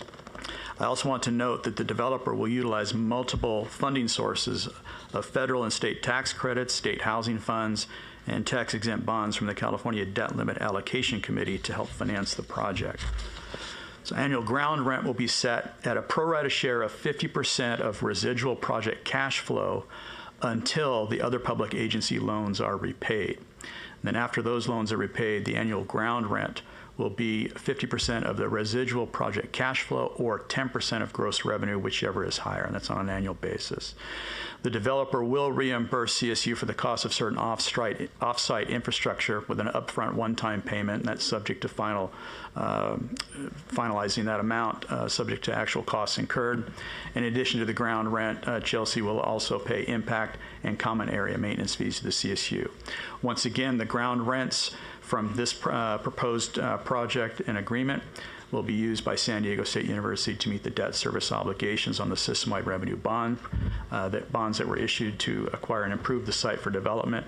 And similar to the retail or the residential and retail project, the cash flows under this proposed agreement, they track favorably with the cash flow estimates we had in January of 2020 when the acquisition and financing was presented and approved by this body. So with that, I'll turn it back to Steve for the final comments. Thank you, Robert, and thank you, Paul and President Delatorre. Trustee McGrory, we recommend approval of the amendment of the 2023-24 capital outlay program, the schematics for the project, and the key terms of the ground lease agreement with the project developer as been presented today. That concludes our report. We're happy to address any questions. The approval of a public-private partnership affordable housing project at San Diego State University, Mission Valley is an action item before the Joint Committee on Finance and Campus Planning, Buildings and Grounds. Only committee members may vote at this time. Do I have a motion? I will happily move this as well. Is there a second? Second. Give a second. Are there any questions or comments from the board? Okay, let's vote. All in favor say aye. Aye. Aye. Aye. Any abstentions or negative votes? Okay, the motion passes. Thank you for the presentation. I want to thank the Chancellor's Office, too, for a great job in supporting the university on getting this done. These are complicated deals, affordable housing projects. The capital stack looks mind-boggling at times, so thanks for all the hard work. Chair Fong, that concludes the business of the Joint Committee on Finance and Campus Planning, Buildings and Grounds. Thank you, Trustee McGrory. Will you please convene the Committee on Campus Planning, Buildings and Grounds? Thank you, Chair Fong. Will the meeting of the Committee on Campus Planning, Buildings and Grounds please come to order? The first item on today's agenda is the approval of the minutes from the September 2023 meeting. Is there any objection to the approval of the minutes? Hearing none, the consent agenda is approved. The committee has two items on today's agenda. Item 2 is an action item on the California State University Fresno Affordable Student Housing Schematic Design Approval. The item will be presented by Steve Relier, Paul Gano, and Debbie Adician-Stone, Vice President for Administration and CFO for California State University Fresno. Steve? Okay, thank you, Chair McGrory. This item requests that the board approve the schematic plans for the Affordable Student Housing Project at Fresno State University. Now, this project was approved for funding in 22-23 through the state's Higher Education Student Housing Grant Program. And in addition to the grant funding, the project will be partially funded through the System-Wide Revenue Bonds Program, supported by housing revenues. Fresno State's President Saul Jimenez Sandoval will introduce the item, and then he'll introduce Vice President Debbie A. Stone to describe the project in more detail. Thank you very much. Once again, good morning to all of you. It's still morning.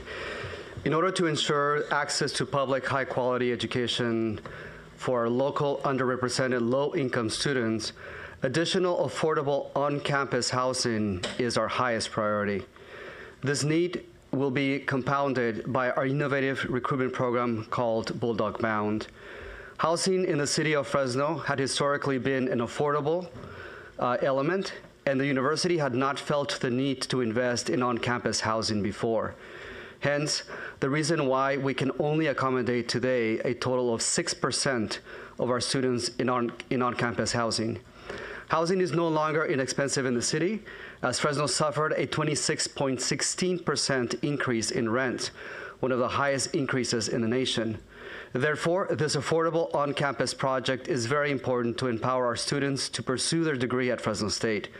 This program will also be important to sustain and meet enrollment targets. I'm very pleased today to have here Debbie Addition Astone, a proud Fresno State alumna and our Vice President for Administration and Chief Financial Officer.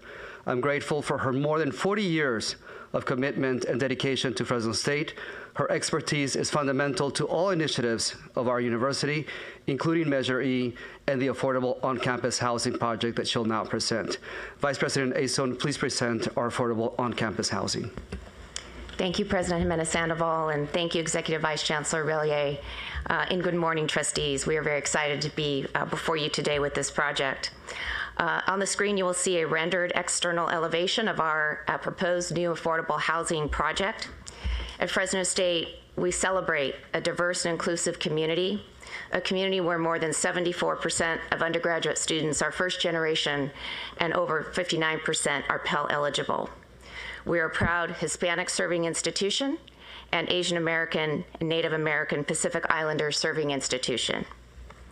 Our university has long been recognized as a place of opportunity for our underrepresented students to ensure broader access to public higher education within our Central Valley region. Providing affordable access to on-campus housing is most definitely will help to increase access to higher education for our students. Since repopulation after COVID, as the President mentioned, with increased housing rental rates and demand for on-campus housing and our affordability, we have had an average wait list each year of over 250 students, causing us to even have to use an overflow local hotel to accommodate our students so as not to impact enrollment or access to our university. So increasing our affordable housing inventory will most definitely allow us to serve more low-income students. And as the President mentioned, with our new Bulldog Bound program, the demand for housing will be even greater than our current inventory can serve. As an established campus, believe it or not, this is our first new housing project built in 60 years, as we have not had the capital funding opportunities to fully meet the demand for on-campus student housing. Currently, Fresno State has 1,121 bed spaces, both in the community and suite style buildings. Yes, the old DSA red brick buildings. They're well maintained though. The last major renovation of the suite style halls occurred back in 1994. Fresno State proudly and consistently has maintained the lowest housing rental rates in the 23 California State University campuses, strategically balancing operational and capital costs to maintain affordable housing access for our students. And we have proudly held that lowest rent rate designation for as long as I've been in my position. This project is a 4-story, 82,000 square foot apartment style student housing community that will provide 228 bed spaces. The affordable units supported by the grant program, which we are very grateful for the support on the grant, will be available throughout our entire housing inventory, in addition to being available in this project as well. With the 228 new bed spaces, this will bring our total housing inventory to 1,349, and as the President mentioned, only 6% of our over 24,000 students that we serve. In addition to the design of this, building will meet or exceed the CSU sustainability design guidelines and is currently designed to be LEED Gold equivalent. However, if we need to value engineer the project any further to stay within the approved construction budget, we will explore further reductions while still ensuring that we meet the CSU policy requirements and ensure that all sustainability priorities can be supported within the return on investment over the debt service term. The campus will ensure that all design decisions and value engineering efforts with the construction manager will take into consideration life cycle maintenance and operating costs. Our housing program is actually operated by our auxiliary, and so we'll be sure to also evaluate the return on investment directly related to any investments in sustainability initiatives. Fresno State is so excited about the impact this affordable housing project will have on student recruitment, retention, and graduation rates in support of GI 2025. Thank you so much for the opportunity to bring this critical project before you today. And we look forward to returning next year for approval of the project financing plan, as the auxiliaries will support the $25 million of debt service through the student housing revenues. And I will now turn it over to Assistant Vice Chancellor Paul Gannot to provide additional details on the site, design, and facility features, as well as how we have taken care to address challenges with increasing construction costs, being mindful of recent feedback that we heard from the trustees. Thank you, Paul. Thank you, Vice President Aystone. To the right of this slide is the physical master plan map for Fresno State, and that was approved by the Board of Trustees in February of 1994, and I had a revision in 2019. On the left of the slide is a close-up of the area outlining the proposed location of the project, and the student housing project is shown in red there. The site is located at the southwest corner of the campus, just west of the existing residence halls, which are shown in the inset there. On the screen now is the rendered view of the proposed affordable student housing building looking south. And the new student housing building is, as Debbie mentioned, 4 stories. It's protected metal frame structure. It'll provide 228 new apartment-style beds. The first floor will provide learning, community spaces, recreational spaces, and accessible housing units. The 3 upper floors have identical configurations, and they have shared study and gathering spaces, laundry facilities, and space for a resident advisor on each floor. The shared common spaces on each floor will foster engagement and a sense of community. The outdoor hardscape and landscape areas will provide additional spaces for studying and recreation. Notable sustainability features of the project, which Vice President Aystone alluded to, include low-flow plumbing fixtures, maximum insulation for walls and roofs, double-glazed windows, drought-tolerant landscape, and efficient irrigation system. These measures not only support the climate and sustainability goals of the CSU, but they also provide a lower cost of overall operation and will pay for themselves over the financing term of the project. During the value engineering process, Fresno State saved about $7 million in direct costs, through a lot of work and some mindful changes to the project, including simplifying the exterior design, reducing some landscaping and site features, and choosing the most cost-effective mechanical systems, framing, and finished materials. Just to add a little, one of the things they did was an analysis of the structure type, and compared that structure, the framing, to the cost of insurance during construction and ongoing. So really some thoughtful consideration to get the price, the project down. The total project cost is $58.7 million and is funded by CSU system-wide revenue bonds. And as Debbie mentioned, the project will come back for approval of financing probably sometime next year. So I'll now turn it over to Steve to conclude the item. Steve? Thank you, Paul, Vice President Aystone, and President Jimenez Sandoval. This project will serve the students of Fresno State by increasing the availability of affordable student housing and will support those students with the greatest need. We appreciate the support of the governor's administration and the legislature to help us achieve our shared goal of reducing the cost of student housing and increasing its availability. We recommend approval of this project, and Trustee McGrory, that concludes our presentation. We're happy to address questions. So also would like to point out on the bottom of page 3 that the cost of this housing is $500 per square foot, which is about 20%, 25% less than the comparable projects that we've had in the system. So I think, Trustee Adamson, that the message is getting there in terms of getting these costs down, and to do it in this kind of an inflationary market is great. And I also think your value engineering, I mean, you knocked off about 13 or 14% of the budget through the value engineering, which is a really important part of the process to drive these costs down. So I would just encourage you to maybe write up the lessons learned that you and your CFO learned during this process, so that we can share them across the system, because obviously you found some things that you could reduce and keep the budget as low as possible.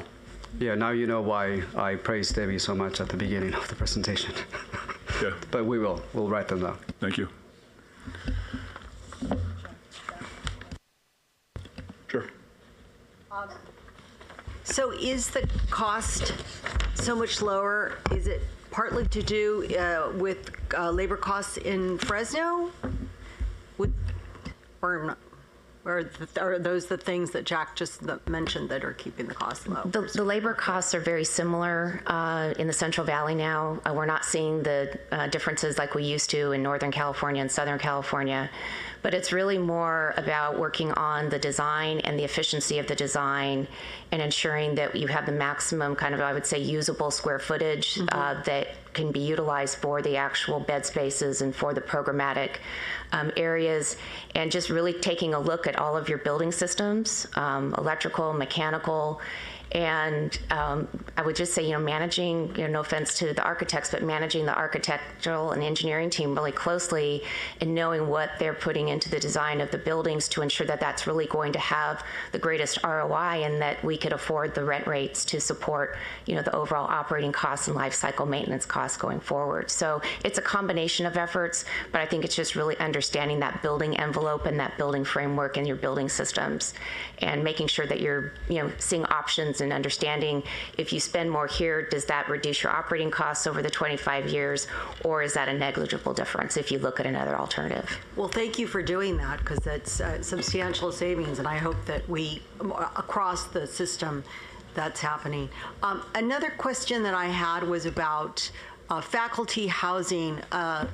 President Delatorre, you mentioned that in San Diego there are some subsidies for faculty, and I know that like Channel Islands has some beautiful faculty housing. I just think it would be interesting one day. I'd like to know if we could have a report on what's available for faculty, especially given our unions and our employees often speaking about the difficulties of affording housing, especially in the high-income areas of the state. Certainly, one of the things that we need to do, and I think this is collectively all of us need to work on, is affordable housing for faculty. We are exploring options as we speak. In fact, I can have Agnes Wong Nickerson, speak to those directly. Agnes. Hi. Yes, our campus is looking at actually really multiple tracks potentially. How can we offer faculty a below market rate housing? We're looking at mainly rental for now. So for example, because the construction cost is so high, we're looking at maybe purchasing some existing apartment building and make it available for especially new incoming faculty for say the first 2-3 years. So we're looking at that, and then we're also looking at potentially in the future. We know there's some campuses doing for sale faculty housing project. We're also studying those to see if it's something that we can also replicate in San Diego State. Trustee Kimball, we did start last year the work group on faculty and staff housing, and we will have that work group continue. President Emerita Cropper will be working on looking at all the options, and we'll be bringing back a report when we get that all together for you. That's wonderful, and also staff as well, faculty and staff. Mr. Chair, so that we can discuss this item, I will move it. Okay. The California State University Fresno Affordable Student Housing Schematic Design Approval is an action item before the Committee on Capital Planning, Buildings and Grounds. Only committee members can vote. We have a motion by Trustee Adamson. Is there a second? Second. Any further comments? All in favor say aye. Aye.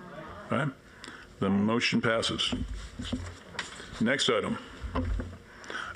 Thank you very much for the presentation. Congratulations on a great job. Thank you very much. Item 3 is an action item on the approval of a public-private affordable housing project. Am I in the right one? No, that's We already did that. Yeah, we're now at the Brawley Science Building. Right. Item 3 is an action item on the San Diego State University Imperial Valley Brawley Science Building Project Schematic Design Approval. The item will be presented by Steve Relier, President Delatorre, and Paul Gano. Okay, thank you, Chair McGrory. This item requests the board approve the schematic plans and certification of the mitigated negative declaration for the Brawley Sciences Building Project at the San Diego State University Imperial Valley Off-Campus Center in Brawley. I will now hand the presentation over to President Delatorre to introduce this item. Members of the Board of Trustees, members of the Chancellor's Office, and fellow California State University presidents, it's my honor today to present San Diego State University's Brawley Science Building project. For those who have not had the pleasure of visiting the SDSU Brawley campus, it is located in the Imperial Valley about 20 miles southeast of the Salton Sea and surrounded by rich agricultural fields. The region was coined Lithium Valley following the discovery of large underground reserves of light metal, a critical component in the creation of batteries and other renewable energy technologies. The Brawley campus currently houses 6 classrooms, including 1 classroom with video conference capabilities and 1 computer lab, all in 1 building. The Brawley Science Building will serve Imperial Valley students tasked with mastering alternative energy sciences and will allow them to design solutions to address fundamental causes of climate change. This new facility will greatly expand access to degrees in the STEM fields for students in the Imperial Valley region and provide an attractive alternative to the lengthy commute to the SDSU campus. The building will provide lower and upper division lab spaces, as well as faculty offices and student study space. This project will also provide shared facilities with workforce and industry partners for on-the-job training, research, and development in each of the STEM fields. The site was chosen after Imperial County's Comprehensive Economic Development Strategy Report identified a dramatic workforce and skill deficit in the region, which will continue to grow over the next 10 years. At the same time, Imperial Valley has unmatched potential for renewable and alternative energy production, as it is home to natural lithium stores and one of the largest geothermal plants in the nation. Combined with the significant energy production associated with the region's solar infrastructure, investment in the alternative energy infrastructure in the Imperial Valley is unrivaled in its potential to store and export excess energy to support the state's greenhouse emission reduction goals. Recent conversations with industry leaders have made it clear that San Diego State University, as the only 4-year university in Imperial County, is the best positioned university to help usher in much of the transformative workforce development necessary to support the state's energy priorities by building out research and workforce development to expand the state's renewable and alternative energy industry. Thank you for your time for supporting the Brawley Sciences Building Project at SDSU Imperial Valley Off-Campus Center at Brawley. We are especially grateful to the Governor and Legislature for including this project in the 2022-23 state budget.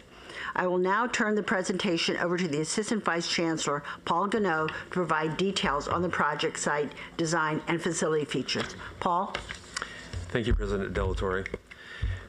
On the right of the screen is the physical master plan map for San Diego State University Imperial Valley Off-Campus Center at Brawley, which was approved by the board in September of 2003. Route 78 is located on the southern edge, and Wills Road is located on the western edge of the map. On the left side of the slide is a close-up of the area outlining the proposed location of the project.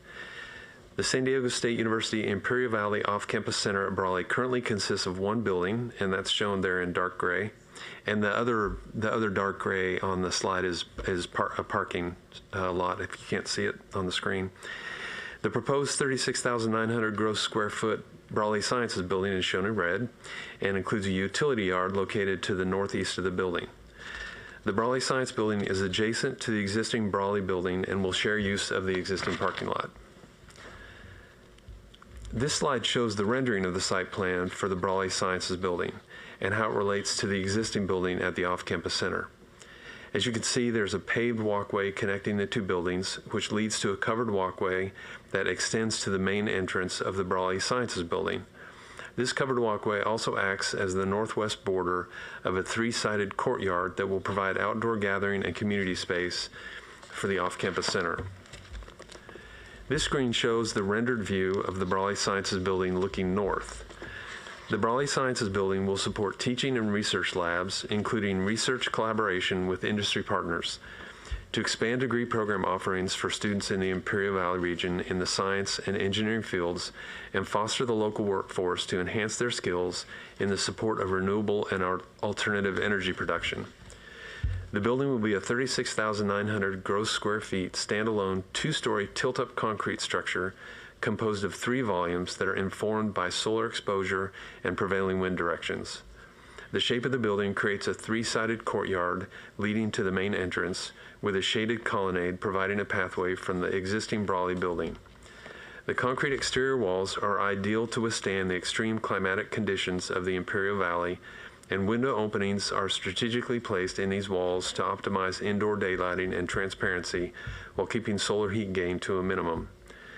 The building's taller volume to the north accommodates teaching and research labs, which will be designed with flexibility to allow collaborative work with industry partners. The shorter volume to the south houses faculty offices, and a central double-height lobby space at the main entry connects the 2 wings. The project cost of $80 million will be state funded, and the building will meet the CSU's sustainability policy. I recognize that this project represents a significant investment in the region and that the construction costs are higher than we're accustomed to seeing. The building costs are driven by several factors. First, the location is remote, and we're experiencing a premium for labor costs, including per diem and travel. The project is relatively small, so there's not a lot of economy of scale for some of these fixed costs that each project bears. This is the second building on the Brawley site, so the project budget is carrying significant infrastructure costs. And maybe most significantly, and what this chart is reflecting, is that approximately 76% of the net usable area is lab space. And as you're aware, lab space is really expensive. So this chart shows a comparison, or really a contrast, from other recently constructed and more typical higher education projects. The column on the right in orange is the Brawley project. And this chart shows some of the specific things that are driving costs on this project. So, for example, if you look at line 4, mechanical, that's much higher than the average of the other 3 columns. And then if you look at equipment, $166 per square feet is way higher than the other comps. And that's really because it's lab space. So the mechanical systems include ventilation for the lab spaces. Mechanical includes piping for specialty gas, and the equipment includes all the things that you would expect to be included with a lab building. So these 2 building elements, mechanical and equipment, account for over $400 per square feet, in excess of what we'd expect to see in projects that aren't lab space. The good news on the project is that the project team has worked hard to manage project costs. Since the original project scope was developed, the teams pulled out over $12 million in savings through a series of value engineering efforts, and they really did a really good job working on this. And they're still working on it. So some of the things that they have made changes to are site and utilities, which includes sanitary lines, some fencing and landscaping and paving, interior finishes in the labs, restroom, and common space, and structural components, including a shift from steel framing to tilt-up concrete, which saved significant time and cost. So while still working to manage the cost, a lot of progress has already been made, and we're trying to keep the project in budget, and we will. So now I'll turn it back to Steve to conclude the item. Steve? Thanks, Paul, and thank you, President Delatorre. So the project will be instrumental in guiding the future growth and expansion of the San Diego State University Imperial Valley Off-Campus Center at Brawley in support of the higher education needs of the Imperial Valley. We appreciate, again, the support of the governor and the legislature for funding this project, and we do recommend approval by the board of this schematic design. So Trustee McGrory, that concludes the presentation, and we're happy to address any questions. Well, this one's a little different than the last one. The cost is $1,412 per square foot. Our guideline is $742. The last 2 science buildings we did were at $947 a square foot and $1,149 a square foot. But since those 2 buildings were built, there's been significant inflation both on wages and materials. So you would expect it to be a little bit higher. This is probably the most remote location in Southern California. I mean, and to get anybody to bid on it and get employees out there it was very, very difficult and challenging. Sunt is the general contractor. Have they actually bid out the subcontracts yet? Bob, can you respond to that? Yeah, the project is probably north of 70% bid right now. So the vast majority of the major subcontracts, structural, MEP, electrical, et cetera, are all currently bid out. I just think that the specialty subs on this, to get them out to Brawley, is a chore. It's a real challenge to get people to participate in this. We've looked at it in the committee, and there's not a lot we can do about it. We're stuck with an expensive project, and it is all labs, 13 wet and dry labs in the building, so that makes it more expensive. And anyway, the San Diego State Imperial Valley Brawley Sciences Building Project schematic design approval is an action item before the Committee on Capital Planning, Buildings and Grounds. Only committee members may vote at this time. May I have a motion? I'll move it. Is there a second? Second. Are there any other comments? I'll just add one other item to this, and that is this is a very important project in Imperial Valley. The economic development implications, the impact for the valley, and it'll be done in conjunction with our Calexico campus. So I think there are some very positive parts of this project, and the state obviously wanted to fund this, and the legislature, so we had a special appropriation for that. Yes. Thank you for your presentation and sharing this opportunity with us. As a former biology faculty and lab director, I know that the faculty and students who ultimately use this building will use it well. I just have one question when you went over the cost comparisons and the high square footage of the building, and that is, does it take into consideration ADA requirements? Yeah. It does. It does. I just wanted to make sure that that took place, because in years past, there were times when they did not, and then they had to retrofit the building. Thank you. Trustee Adamson? Mr. Chair, as you know, I absolutely, when I first read this project, this was an intergestion project because of its cost. It was my intergestion, but I did have a chance to talk with the team that is supervising this project. We went through each of the sub areas of the project and why. Just want to add that this is a site that has not been developed previously. Right. So in addition to all of the reasons you heard, i.e. the 72% lab, which substantially drives the cost of this building up. It also means that instead of 6 foot feeds into the building like you normally would have for the contract, we're having to bring utilities, sewers, and others to this site in order to make it usable for us to develop. So when you start adding all that up and adding it on to the top of the nature of this building and the fact that it is a small footprint to start with, then I believe that it starts to justify why we're looking at these kinds of costs. They're using concrete tilt-up, which is the most affordable construction style. So I think they've taken a really strong look at how we control the costs of this project. And I compliment them in spite of the fact that it gave me indigestion. So I appreciate it. Any other comments? I just wanted to add one comment, Jack, that if it's okay. Sure. So this campus was established in 1959. It has never had a STEM major until 21, when we offered math. This is the first time that these students will actually have this level of opportunity in material sciences, engineering, and in chemistry, because there were no labs. We don't have any labs on the Calexico campus.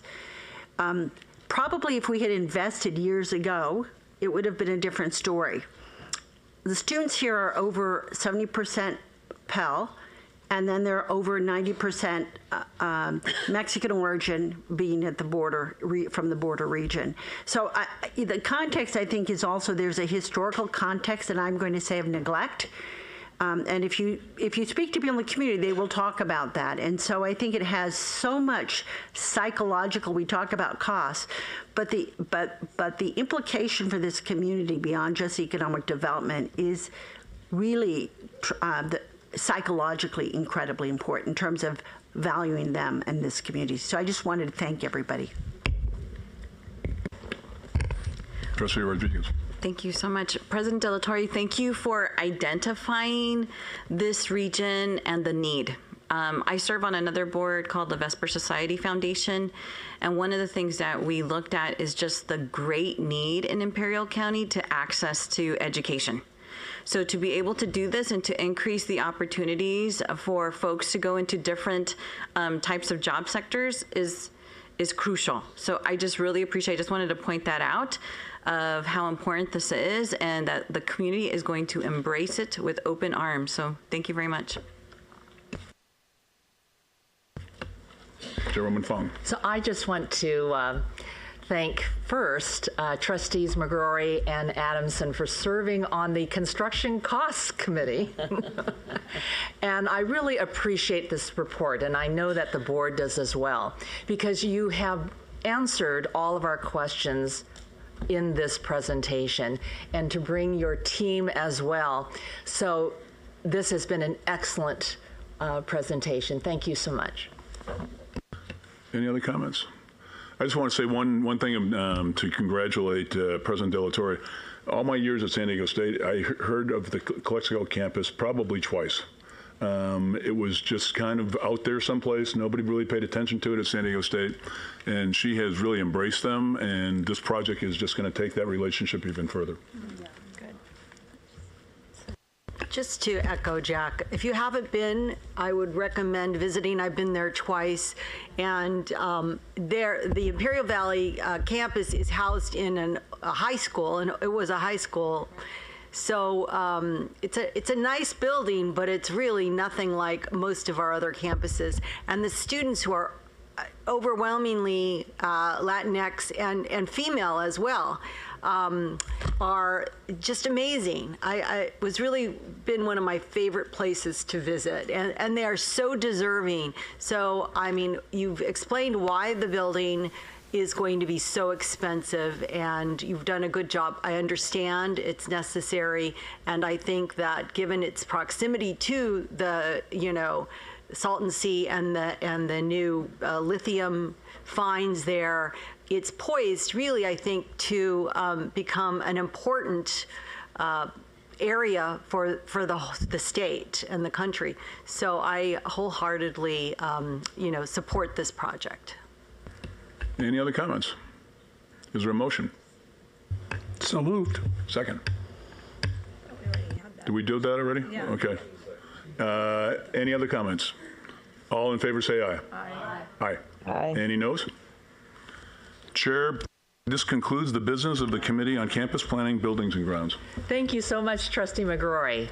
At this time, will the meeting of the Board of Trustees of the California State University please come to order? Ms. Corral, please call the roll. Trustee Adamson. Still here. Trustee Aguilar Cruz. Here. Trustee Arambula. Trustee Brar.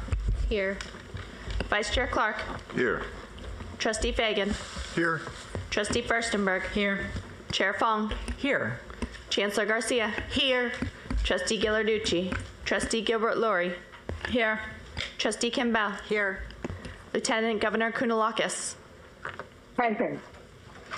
Trustee Lopez. Here. Trustee McGrory. Here. Trustee Molina Mancillo. Here.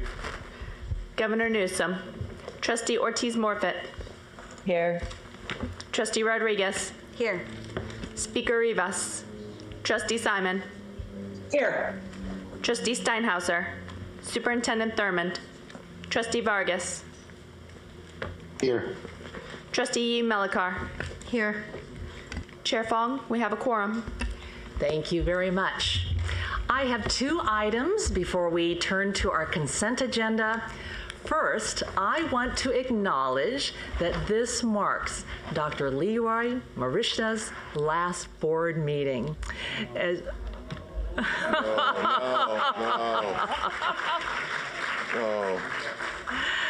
As you know, Dr. Marishta came out of retirement after a distinguished 40-plus year career at the CSU, including service as president of Cal State East Bay to serve as Cal State LA's interim president. And before that, he came out of retirement to serve on the Sustainability Financial Model Work Group. Dr. Marishta, on behalf of this board, thank you for your long-standing and extraordinary service. And we wish you the very best as you return to your retirement. I think your retirement is safe now, but we're not making any promises. And now I am delighted to introduce our second featured campus for the November meeting. Please enjoy this video highlighting one of our southernmost universities, CSU San Marcos, which serves as a beacon of progress for the region from its hilltop home in northern San Diego County. Please roll the video. Welcome to Cal State San Marcos, a powerhouse of higher education with a mission of student success. As a proud federally designated minority-serving institution, HSI and ANAPISI, over half of our students are first-generation trailblazers, and we serve the highest number of military-affiliated students per capita in the entire CSU. As the #1 ranked university in the nation in social mobility, we work with partners to send the message to every young person: yes, you can go to college. The Alliance program opens doors for students who might not otherwise be on the track for college. Exposure is huge. It provides opportunities for students to see that they can go to college. If they can dream it, they can do it, and see that college is for them. The most important thing is showing up. And I think they've done that. Making sure that those who need the step further is important. And we have one goal in mind, to make sure we have a successful community for everyone. Faculty-student mentorship is deepened through undergraduate research, scholarship, and creative activities. As a first-generation undergraduate, Dr. Raymond Malfavon Borja was part of the Center for Training, Research, and Educational Excellence at CSUSM. He went on to get his PhD, and now, in a full circle moment, he dedicates his time to training and mentoring underrepresented students in the sciences at CSUSM. It means the world to me to be able to work with our students here, the chance to guide them, mentor them. I take that really seriously. We let them know that we were in similar footsteps to their own, especially myself, right? I was in their seat as an undergrad here, and now I'm on the other side of it, but we share with them that I was first generation, I was a low-income student. What's really special is in our center, everyone is first generation. We all happen to be this collection of first generation academic professionals, and I think that's one great strength with connecting with students and helping them to know that if they did it, we can do it too. Our students learn in and out of the classroom, developing practical skills that set them apart. That includes those who are eager to strike out on their own and make a difference while doing it. Sophia Lombardi is a recent graduate who started her own sustainable swimsuit business as an undergraduate. As a member of the CSUSM Entrepreneurship Society, she won the university's annual Quick Pitch competition to fund her company and bring her vision to life. The Quick Pitch competition really opened a lot of doors. Specifically, I was able to get introduced to the Social Enterprise Program, which was really cool because both the students participating and myself were able to get real-world experience. Sophia had the opportunity to lead and collaborate with fellow students, ensuring her business met its demands while maintaining her vision of sustainability. It's so important for fashion brands to really incorporate sustainability. I decided I wouldn't be a part of that, and I knew it was my responsibility that I had, and I wasn't just going to ignore it. With a focus on addressing critical workforce needs, our engineering program was established in 2019. Mariposa Rodarte Iman is a first-generation student blazing a trail in a field historically underrepresented in terms of diversity. Our dedicated engineering faculty are empowering students like Mariposa to raise their voices and shine brightly. It kind of prepares me for the real field that is going to be expected, but to not be afraid and just to only push harder. Viasat supported the founding of engineering at Cal State San Marcos because we believe in the transformational force STEM fields can have on social mobility. And we're not done yet. We continue to champion and invite community partners to join us in making an investment in Cal State San Marcos and its amazing students. The future integrated science and engineering building will have a transformational impact on our region. Leading at the intersection of innovation and social justice, Cal State San Marcos magnifies student opportunity, transforming lives and communities. Being one of the top universities in the nation on social mobility comes with tremendous responsibility. We owe it to our students to double down and make sure that we are serving them and that we get them to the graduation finish line. Leading with care, fostering academic excellence, and innovating and adapting to the needs of the future. We stand as a beacon of promise and possibility. That's the power of you. That's the power of us. That's the power of CSUSM.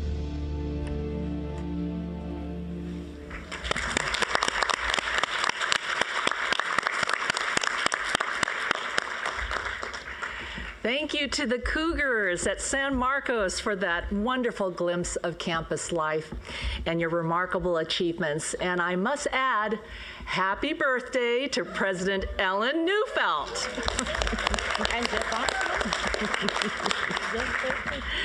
And now we will move to the consent agenda.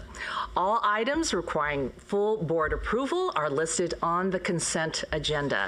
Does any trustee wish to remove any items from the consent agenda? Seeing none, may I have a motion to approve the items listed on the consent agenda? Second? All those in favor? Aye. Any opposed? Aye. Aye. Oh. Any opposed? Aye. I think she said aye. All right. Abstentions? The items on the consent agenda have been approved. With the business of the day almost complete, it is now time to join in honoring and celebrating two extraordinary women who embody the values, indeed the heart of the CSU. Chancellor Garcia, would you please join me at the podium?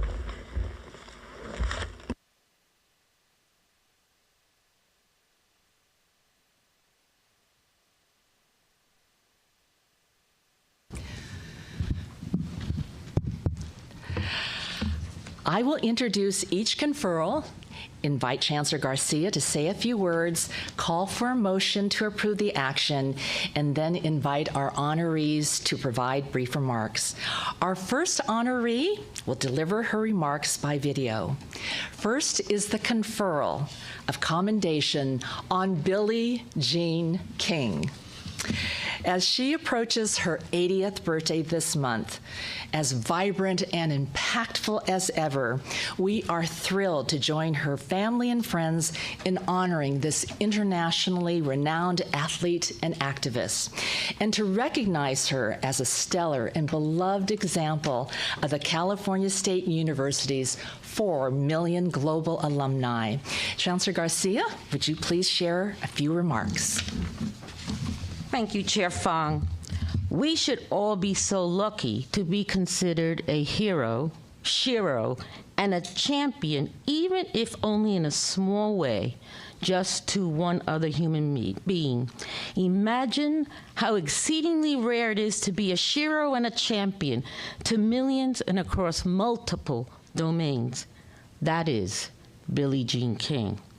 One of tennis' all-time greats, she inspired countless fans, young and old, male and female, and definitely me, with her skill, athleticism, and fierce competitiveness. She was equally fierce and equally inspirational as a champion for gender equity on and off the tennis court. A special consequence for the CSU and for higher education more broadly, she was a powerful advocate for Title IX, delivering courageous and inspirational testimony on Capitol Hill in support of the groundbreaking legislation.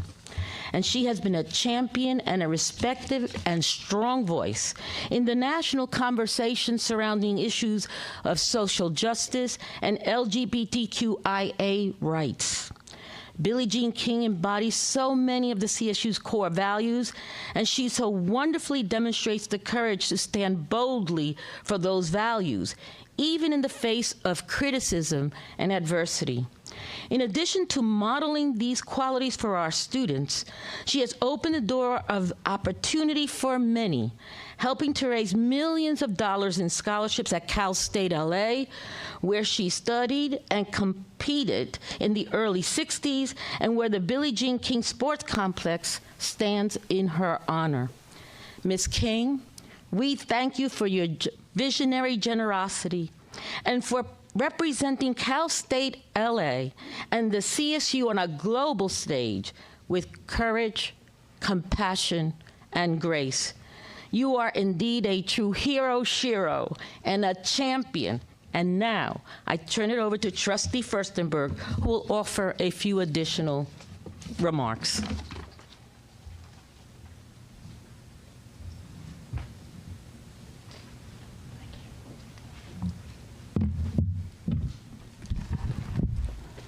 For me, today is a continuum. I better put my glasses on if I'm going to continue. 4 years ago, at the March 2020 board meeting, and it was our first Zoom meeting, the CSU Board of Trustees passed a resolution honoring Dolores Huerta on her 90th birthday. And 1 year later, on the Bakersfield campus, she was presented with this amazing book. And she signed it for me, and I treasure it. I saw her twice in October, and she will be fantastic on her 94th birthday in April. And I hope we can help her celebrate that. This acknowledgement meant something to Dolores 4 years ago, and to the CSU students who passed by her trees, her benches, her plaques on all 23 campuses and here at the Chancellor's office. But today, let me tell you a little bit about the Billie Jean King that I know. What is remarkable about Billie? One of the greatest women tennis players of all time, her Grand Slams, her Wimbledon finals, 90 million people who watched the Battle of the Sexes in 1975. But Billie is really a greater champion because of what she does off the courts than the trophies she has won. Billie was an activist as the civil rights movement grew, an activist for women's equity. Why should men receive larger prize money than women participating in the same tournaments? But not only did she ask the tough questions, she found the tough answers. In 1970, she joined the original 9 and became the first president of the Women's Tennis Association. And when she won the US Open in '72, her prize money was less than the men's prize. But 1 year later, only 1 year later, in 1973, she found the answer: a sponsor who would equal the prize money for women. And she went to the US Open and she said, "I've got it solved for you." And they realized that wasn't the way to go. So in 1973, they changed the equation, and Coco Gauff received $3 million when she won the US Open a few months ago. And it was her first victory in a major tournament. All 4 Grand Slams have equal pay today because of Billie. But she never stopped. She's never forgotten those who were with her along the way or those she met. She went to Cal State LA because of a tennis coach, and she had to work to pay her tuition. She came back to Cal State LA to raise millions of dollars to provide scholarships for today's student. She formed the first Women's Tennis Association, And when the Title IX was passed in '73, she formed the Women's Sports Foundation because she knew universities would be slow to incorporate Title IX equity provisions for women's sports. And she knew if young girls got into sports, they would grow up as independent women. Today, Billy is just as active, just as committed, just as dedicated as she was 50 years ago. And that's why she keeps helping Cal State LA. And that's why she keeps building platforms where young girls and women can excel. She was the epitome of the CSU student 60 years ago. She is the epitome of a CSU leader today. But to Billy, the work remains. To Billy, the CSU is the symbol of what she cares about. She has never stopped opening doors, finding opportunities for those who need and want to step up. I got the pleasure of meeting Billy in 2008. I had just retired from the American Film Institute. She was going strong, and she asked me to join the Board of Trustees of the Women's Sports Foundation. She didn't know that I had wanted to be a sports announcer when I was a young girl, but I was 20 years ahead of my time. So our paths intertwined for several years, and then I started to write books, and then I got the honor of serving on this board, and our worlds intertwined again because she was the heart and soul of the CSU. And then in 2018, Billy became a minority owner of the Los Angeles Dodgers. And many of you know that I'm very emotionally connected to the Brooklyn Dodgers. There you go. Yes, Brooklyn. Baseball may have been her brother's sport, but Billy doesn't know how to do anything except her way. And her way is the CSU way, including every possible person, giving them equal status, including them at every point with respect, and finding the best in everyone, because the best can make a difference. So today, Billy, it's CSU's turn to say thank you. Thank you for setting the standard and always taking others with you. And thank you for hitting millions of aces for AFI students today and tomorrow. Billy is in Greece on another project, but the chancellor and the chair said that I could tell her about today, and she sent us this video to say her thank you. Thank you to the California State University Board of Trustees for this amazing recognition. I'm sorry I can't join you in person, as I'm attending the annual Billie Jean King Cup, the Women's World Cup of Tennis in Sevilla, Spain. I'm grateful to be a part of the Cal State family and so proud of the 460,000 diverse students in the system and the devoted faculty and administrators who put our students first. CSU is a leader, setting the national standard for a quality and affordable undergraduate education and providing our students opportunities for economic and social mobility. Thank you for celebrating my 80th birthday, and I'm looking forward to being with all of you in the years ahead. Thank you.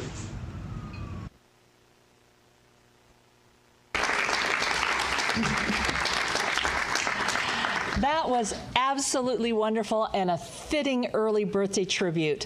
Thank you all for beautifully capturing the remarkable accomplishments and enduring legacy of this globally renowned, trailblazing athlete and activist, and a true golden eagle. The conferral of the Commendation of Billie Jean King is an action item before the board. May I have a motion? A second? Any discussion? I have a motion and a second. All those in favor, please say aye. Aye. Aye. Aye.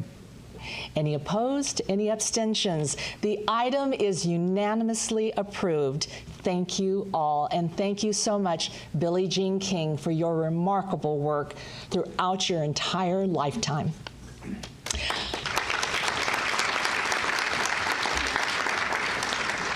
Our next action item is the conferral of the title of President Emerita on Lynette Zalesny. I recall that as a brand new trustee 5 years ago, Trustees McGrory, Steinhauser, and I arrived at 7 a.m. on a Monday morning, knowing that we were charged with the appointing of new presidents for both CSU Bakersfield and CSU Dominguez Hills. An intimidating and consequential task indeed. And I am pleased to report that both of those hires have worked out splendidly. I instantly recognized that Lynette Zalesny was a remarkable leader. Our expectations for her were sky high. And since that Monday morning in 2018, she has far exceeded those lofty expectations. She transformed CSU Bakersfield and raised it to new heights with her warm grace and dynamic leadership. I'll use a term I reserve for the very few. Lynette is a rock star. Chancellor Garcia, would you please share a few remarks? Thank you, Chair Fong. President Zelensky's service to the California State University has spanned more than 35 years, including numerous leadership roles at Fresno State from 1988 to 2014. By the time Lynette arrived at the CSU Bakersfield in 2018, she was well acquainted with the mission, meaning, and value of the CSU in transforming the lives of its students. She looks for the strengths and talents in those around her and provides them opportunities and support to reach their full potential. She makes connections and builds bridges that expand the influence and reach of the university. Under her leadership, CSU Bakersfield has seen record enrollments and record graduation rates. She has established CSU Bakersfield as a valued anchor university in the region through a wealth of community partnerships. The university's undeniable upward trajectory has led to increasing levels of philanthropic support, including the largest gift in the university's history to establish the Grimm Family Center for Agricultural Business. And as CSU's first female president, she has currently been an inspiration to others, as this story will illustrate. Shortly after beginning her tenure as president, Lynette was in line at her local grocery store next to her mother and a young daughter. Noticing Lynette's signature Roadrunner lapel pin, the mother asked if she worked at the university. "Yes," she replied with pride. "I'm the university's new president." The little girl's eyes widened a bit at the news. Lynette then took off the Roadrunner pin and handed it to the little girl as a gift.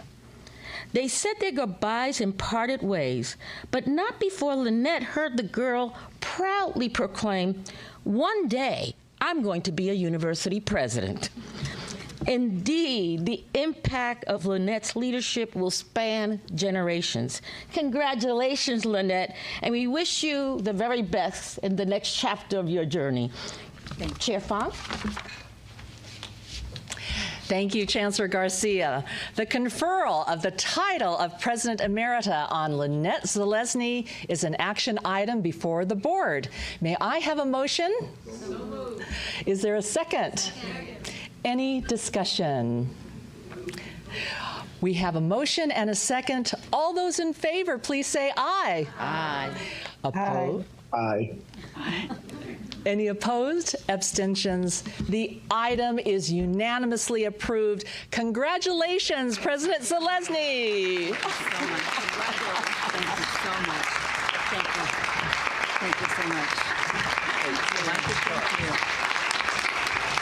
Well, thank you very much. Well, my sincere and heartfelt thanks to the Chancellor, to Chair Fong, to the trustees. This does mean a lot. I began in the CSU in 1974. I was a student at Humboldt. If you do the math, that's almost 50 years ago. It's been an honor and a privilege to have served my entire professional career in the CSU, and specifically serving the California Central Valley.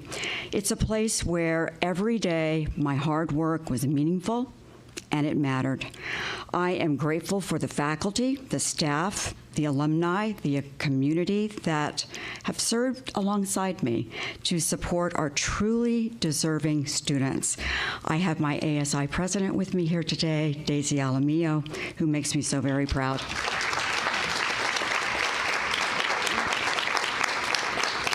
Indeed, I wouldn't exchange my CSUB students for any others in the universe, and they shine bright, and I know they're listening as I speak. To my presidential friends, know my respect and affection. To my family, deepest love. I've had an amazing career, and I've loved every minute of it. The next chapter beckons, and I know it will bring joy. So let me close with a humble poem, which I always feel more comfortable with. And this is all for you, friends, fond and forever. F is for fortuitous, fellowship, far-reaching, friendships, fond and forever. R is for radiant, reflections of you, remembrances rich. I is for indelible, iridescent impressions, infinite illumination. E is for epic, enduring endearment, extraordinary esteem. N is for now, novel nostalgia, new days near. D is for dawn, decades dear, dancing dreams. S is for sage soiree, sparkling sea, sandpiper song, silken scarlet sunsets, spirit full. Thank you very much. Thank you so much, Lynette. Cheers.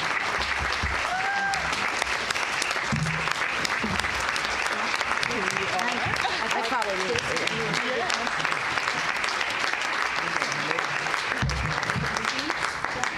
And then the chancellor, why don't you bring over the side of Daisy?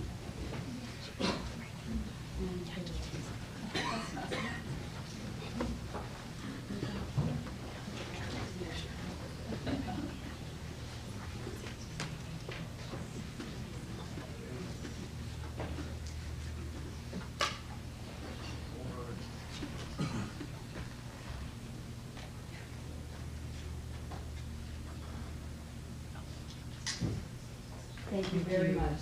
Thank you. Thank you. Congratulations. Congratulations, Lynette. We wish you and John a glorious retirement, and you have our deepest gratitude and appreciation.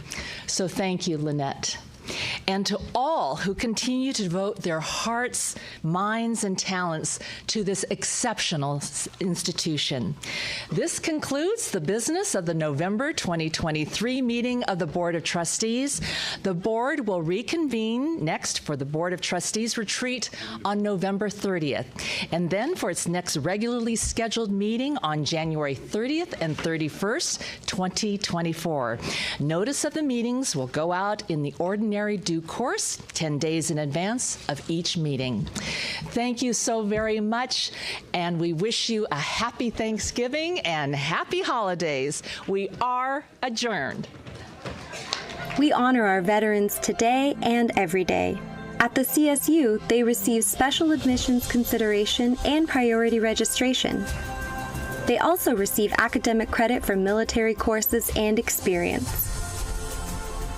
Welcome to the live stream of the California State University Board of Trustees meeting. Please adjust your audio as needed. Nearly 6,000 service members and veterans, as well as more than 12,000 dependents, are pursuing their academic dreams at the CSU.